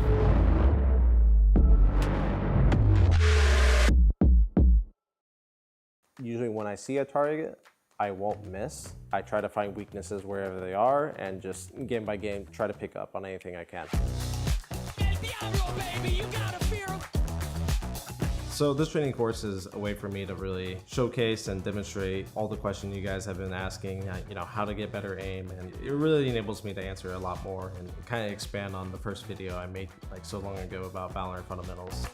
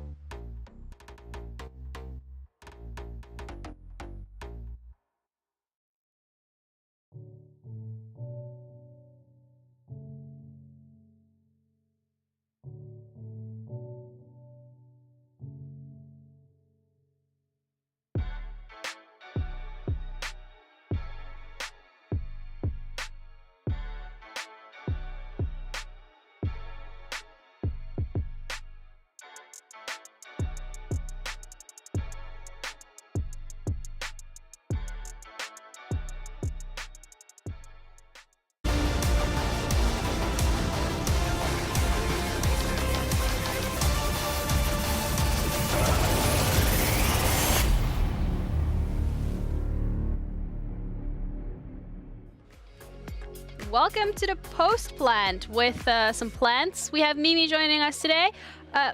What are you doing? I'm watering the plants. What? They are literally fake plants. Yeah, don't worry. What? It's not the first time I've caught you behind the bushes, Zesht. Are you okay? Yeah, I mean, they're here for 6 weeks by now. Someone has to water them, please. Okay, good. You got any plants at home, Mini? Huh? They would die instantly if I was trying to take care of plants. You should just get plastic ones. Yeah. Good win for one. Good win. I think that the big thing overall is that you came in and said that was a stressful 2-0 win, but still stressful. Like, was that because Vitality gave it a little bit, because you weren't expecting bind? Like, what was the thing that made it the hard series, even though you won in a straightforward 2-0 fashion? We just played awful on Haven, to be honest. Like, we shouldn't have won Haven. Like, we won both pistols. Dereka's got 31 kills or something, and we're struggling. Like, if you look at that game, like, we were just messy. Like, I didn't call a timeout in the first half because we didn't technically need it. But it was just like, there was kind of obvious calls we should be making. And Jake was kind of making them, but there was some like discomfort in our defaulting. I think because we didn't play much Haven this week in preparation. Because we kind of decided Haven last second, to be honest.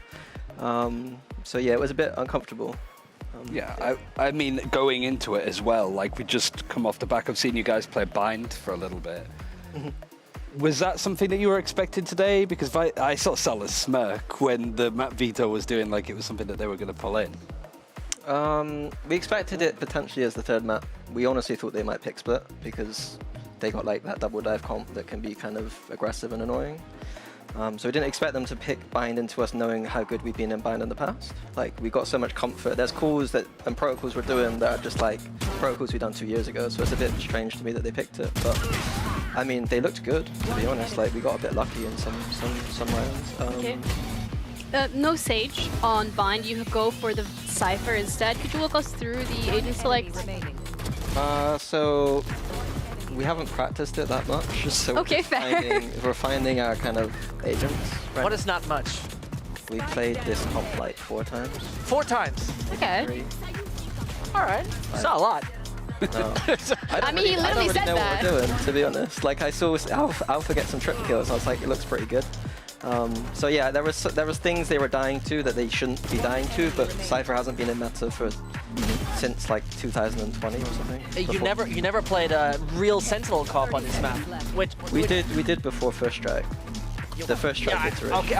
Okay, fair point. If you're going that far back, I give you that point.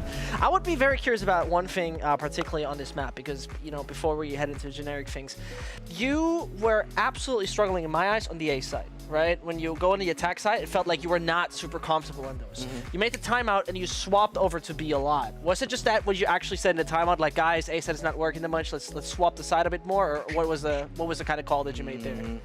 Yeah, kind of. Like, I don't want to give too much away. Yeah, of course. Like, we had a game plan against what we thought their comp would be, because we thought that would be their comp. Why is that? What, sorry? Why did you think that was our comp? Because Bone Cold and Ascend was so good at that map. So we had a little bit of a back in our heads game plan about what we were going to do, and it wasn't really working. So I wanted to switch it a tiny bit, and Jake was pretty confident about it, so we just switched it. Yeah. Cool. I think the fact that you've had to sort of go from lock-in, win that, jump into this, you've had a game still in hand as well with Coid to come up, like, you guys have been through the runner a little bit. I think a lot of people, because they're expecting like #1 in the world, like, you have to sort of live up to it, but we've sort of seen from previous cases like Sentinels way back when, everybody's looking at you to beat you, and Vitality sort of rose to the occasion. They've had a couple of like off weeks, but looked really strong against you guys, that they gave their all. I mean, like, their Haven's good, and they've been picking it a lot, so they're really comfortable in it. And like, we were a little bit lower than usual, so yeah, like, it's just one of those things where like we knew they'd be strong. I think as well, like you said, like, we've had a roller coaster. Like, people don't realize, but like, when you've got COVID issues like twice already this year, you've got visa issues, you go so far into lock-in that you have less time to prepare for the season, and then you want to take a break because you've gone so far. Like, we've been kind of screwed a little bit in terms of like, well, not screwed, but you know what I mean? Like, we've had a rough time to kind of recover and practice as much as we want to. Yeah. Because like, ultimately we're practicing 6 days a week. We still need to recover, and when people are ill, like, all these things like add up, and it's kind of difficult to avoid burnout, I guess. Yeah, it's a very... Especially, and Icebox being removed, the new map, like, that's another, like, what, 3 days, 4 days, 5 days a week, maybe, of preparation. Like, it's rough. Does that add any more stress on it, really? Because, like, you were picking Haven before, so, like, you choosing it today wasn't a huge stretch, but was there a little bit of, like, we need to find a map that we're dominant on? Or are you quite happy to be like, well, we're winning the majority of these. We only lost to, like, Loud and BBL1, so having that map will be open and fresh must be kind of nice that people don't know what you're going to do necessarily. I mean, it's always nice to start a series 1-0. So yeah, I don't know. Like, we know we're strong. We know what maps we're really strong at. Like, we have a few maps where we're really confident we can beat anyone.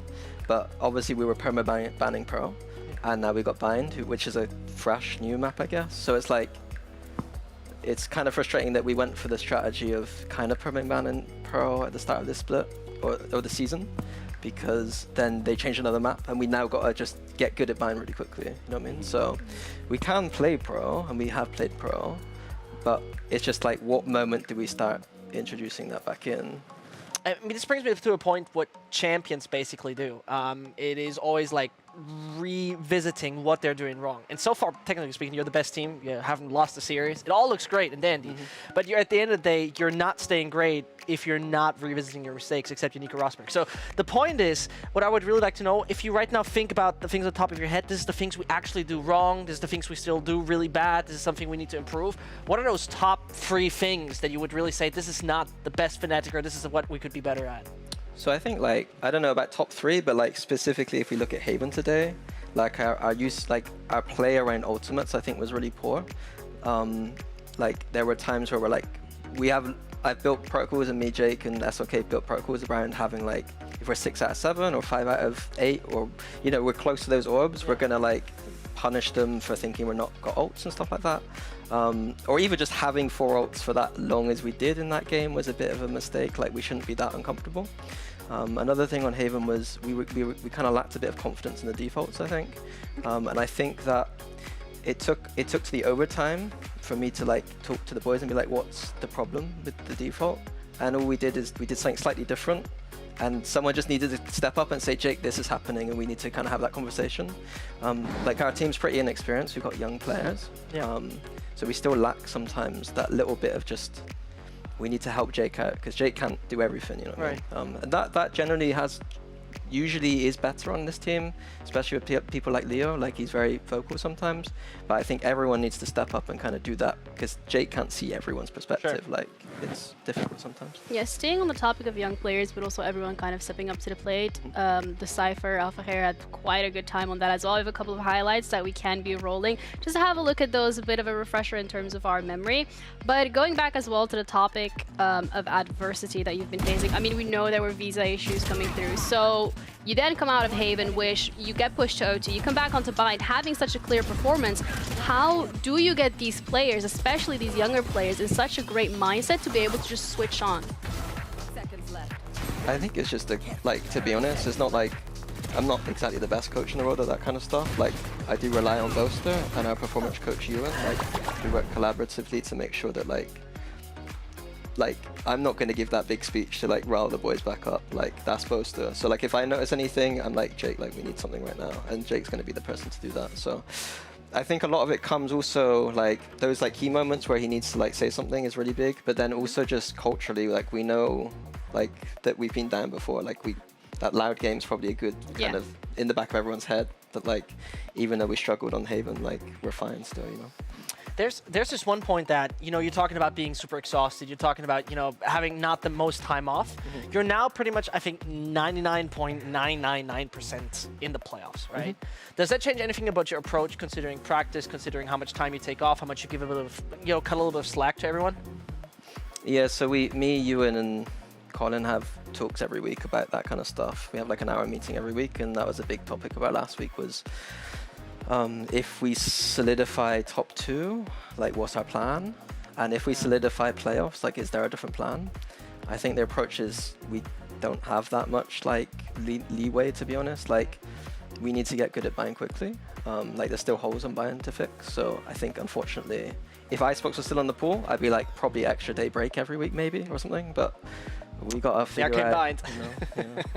We gotta figure stuff out. So yeah, and then it's kind of brutal after. If we get to Japan, we're straight off to Japan. Like the schedule. Like a week or two break, isn't it? Yeah, we get to go because obviously after that long, like we're gonna take a week break or 5 days, pretty much. So, and then we're straight off to Japan with 3 days prac for Japan.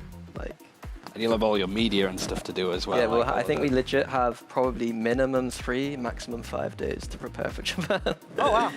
Yeah. I mean, if, like, presuming we make it, like... Does it make you sort of look back at teams that have been in that top spot, whether it was, like, Sentinels, Reykjavik 2020 or whatever it was and stuff like that, and, like, all of those teams that had a bit more of an era, and sort of think how well we were able to do, like, FPX as well after Copenhagen, how much everybody's like watching their VODs, every game of yours is streamed and everybody's watching it. And now, I guess the most frustrating thing for you, people have seen what your bind roughly looks like, when in reality you could be saving it a little bit later to show off, for example. Like, is that a bit frustrating that people have got to see your bind early, even though it's still in a pretty like nascent period? I don't think so, really, because we're still working it out, I think. Like, that wasn't complete, I don't think. Yeah, so I'm not really too frustrated about that. Also, like, there's VODs on every team. It's not like that big a deal. I don't think that we did show more at lock-in, which is a bit frustrating that you also show more of your footage at lock-in, and then but this split, no, it's fine. Like, everyone's, as long as you've got 2 VODs on a team, that's enough for someone to do a, like, you don't need more than 2 VODs to anti-strap someone, in my opinion. I did want to ask real quick as well, because we have seen bind again. We saw NRG and 100 Thieves play it like at the weekend. From the looks of it, there's a couple of changes here or there, like a bit of Harbour. You guys played Cypher. Like, even though there's some pretty impactful changes, it feels like the meta and stuff so far in the 2 games that we've seen hasn't changed a huge amount. Do you expect that to change at all? Do you expect that we're going to see more crazier stuff in the future? Have scrims on this map provided some really kooky stuff, or has it been business as usual? I think you saw in the, is it Showstopper game, they were running like Yoru on one comp and something ridiculous on the other comp. So I think in the tier 2 they're getting wacky. Yeah. In the tier 1, I think Sage is such a, like, Sage was popular, but it wasn't the most meta. And I think that the popularity of Sage is just a comfort idea, I guess. Like, it's an easy comp to play. Like, you don't need to think about, like, double initiators, you're kind of cross-map info, kind of cycling and thinking all the time, whereas Sage just put a wall down. If 100 Thieves don't kill your wall every round, then you're going to win if you're NRG. Like, there's this one thing I think people start talking about. It is like the start of a Fnatic era. Not yet in the Fnatic era, at which point for yourself you'd say, like, we're getting there. We're like actually starting this, you know, in other games there's this dynasty of teams. At what point would you say, like, yeah, we're starting to establish that? Like, it's really difficult in Valorant because we don't have that many tournaments. Right. So, like, if we win 2 tournaments in a row, I think that's probably an era. I'll give you that. But I don't really care or think like that. Like, to be honest, like, I only just think about I want us to play really good Valorant, and as long as we play good Valorant, then I'm happy. And today we didn't play that good Valorant in my opinion, so I'm not happy. So understandable. Yeah, I know. Yeah, I don't read VLR and stuff about that. Like, I've seen it enough times. I'm just like, I've got my own little plugin that removes the forums. Like, I don't go on Reddit. I don't look at Plat Chat. I just don't look at it anymore. Like, there's no point. Makes absolute sense. Keep the mental sane, but also with the win that you secured today, that means that your standings, you're still very much confirmed in the top spot, absolutely undefeated. That must be a comfortable feeling for yourselves to be in. I mean, when we're looking at the rest of the teams, Na'Vi is pretty close on your heels. How are we thinking about Na'Vi? I think Na'Vi and us are clearly the best 2 teams, and like, there's a chance they're better than us. We don't know yet. Like. I think that we're the number 1 and number 2, and I think the rest are below us. I think they did a bit of trolling in the first week, maybe, which is why they lost. Like, they were not playing. They're playing some weird stuff, and I think obviously the map changes now are favorable to them. They've been able to ban Icebox, I saw, in the last few games because they've obviously not packing it anymore, and getting ready to play Bind, which is funny. So yeah, so they secretly love the fact that Icebox is no longer. Maybe they deleted it. I mean, Angel said 100% I want to play Bind. He said that last week. So you're absolutely like against us or just in No, in general, like he wants to play Bind. So I mean, they've always been pretty good at Bind. Yeah, true. So. Yeah. Absolutely. Yeah, the map pool's looking pretty good, like Fracture, Pearl, Bind maybe, like Ascent, like they're looking pretty good. Awesome. What about the other teams that are in the standards? Because you played Vitality today that are in 6th still. Like, they had a really good start, beating Giants and Liquid and Nkoi, and had some like rough losses against FUT. BBL and stuff like that. How did you sort of rate them today? Because they had a pretty good map pool. They got to play Haven, which is another one of their like picks. It looked a lot better. And their bind, they came in with some ideas at the very least. Like, how did you rate playing against them in comparison to some of the other teams that you've played so far this tournament? Because I feel like people aren't really looking at Vitality as a Tokyo favorite or even just a potential team that could make it that far. Yeah, I think they were like a dark horse team the entire time. But they're like, I don't know, it's really difficult to say because like, if the Vita went a different way, like we could be talking about something different. Like they clearly had some preparation on Haven. They changed who was playing which agents, and they played a different style. Like we did anti-strat them, and their style on Haven was different than what I saw in the VODs. And it was a better style, and they genuinely play better than us. So like, I think Haven's just a strong map for them. But it's like in those like middling maps for them, like maybe that's where they're struggling against the kind of other teams, maybe. I mean, it brings me to the point where, what are your top 6? Legitimately, like, what are your playoff teams? What are the teams you see in the playoffs? I don't even know who's doing. Yeah, Fnatic, Navi. Okay, let's get out. Well, Liquid are now. Liquid have stopped trolling. And we're at 3. Okay. What's number 4? You got like Giants, Foot. It's between Giants and Foot, right? Oh my god. They have a chance. Hey, they have a chance. They do have a chance. Yeah. Like. I respect the Zeish. The Zeish is looking good. Like I thought I was pretty good in Prax, but Zeish is like taking it to a new level in official. So fair enough. Who's your number 4? I think it's between Giants and Footballists. Okay. Who's number 5? Probably the other Giants and Footballists. Okay, and who's number 6? Yeah, I'm sorry. I don't know. I can't go this deep and flame everyone because I'll get. You're not supposed to flame. You know what? Minnie told me that I was at number 7. We'll do it live. I'm going to release you out of this interrogation, and instead I'm going to give you some really good news, and it's actually confirmed that Fnatic is locked in for playoffs, so a round of applause. I thought we were last week, to be honest. I just got it like confirmed, 99.99%. Yeah, there was like a 0.01%, so out of all Doesn't the mean I get to sleep for 2 weeks now. I just don't do it. Yes. Yeah, that sounds like a really nice plan. I might sub in next week against Zeish. That is good. Please, That is good. I like that. That would be really great. No. Somebody just shouted yes from across the studio. That would be really great. No. Somebody just shouted yes from across the studio, I'm pretty sure. So, but like we do have like I think the schedule for the rest of the days this week at the very least. At least you get it out early. You can sort of sit and watch some of the other teams in preparation, including Navi, because you got Eric and Emil playing against each other as well as coaches. But yeah, like first time, right? That they're playing? First time on broadcast, I'm pretty sure, Okay. because it was back in like the Challenger days where there wasn't streams for every game that they played, and I think Doombros won. Yeah. It's that open qualifier kind of thing. You're asking me for a round of 256, probably something like that. All right, well, let's have a look at the schedule for tomorrow at least. It's looking pretty interesting. Foot up against KC, and then we have BBL and Koi. Is there a favorite for you, Minnie, that you're looking forward to the most? I mean, you can say nothing, and that's all right too. are supposed to win that game, unfortunately. All right.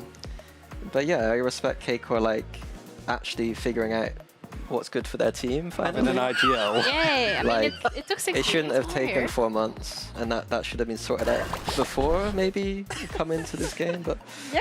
Yeah, and then the other game, what is it? BBL Koi. I mean, Yes. Koi. I don't know what's going on with them, to be quite honest. Nobody knows. No, yeah, I think it's a secret. I think they're really good, but they're not showing it for some reason. So yeah. BBL win? I think I watch Barbar basically as like stress relief. Like I know I was stressed today, but like watching Barbar, like it's like I get the video up and I just sit down. It's just like It's like your lovely. ASMR to fall asleep. Yeah, it's just it's just nice to know someone else is going through that pain. Yeah. And is able to make it so physical. You know? All right. Well, lovely to hear. We're going to close it off. So you're going to get some sleep, hopefully, for the rest of the week. I hope you guys have a lovely night as well. Thank you so much for tuning in. We're going to be back tomorrow with 2 best of 3. So double the action of today. Have a good night, and we'll see you then.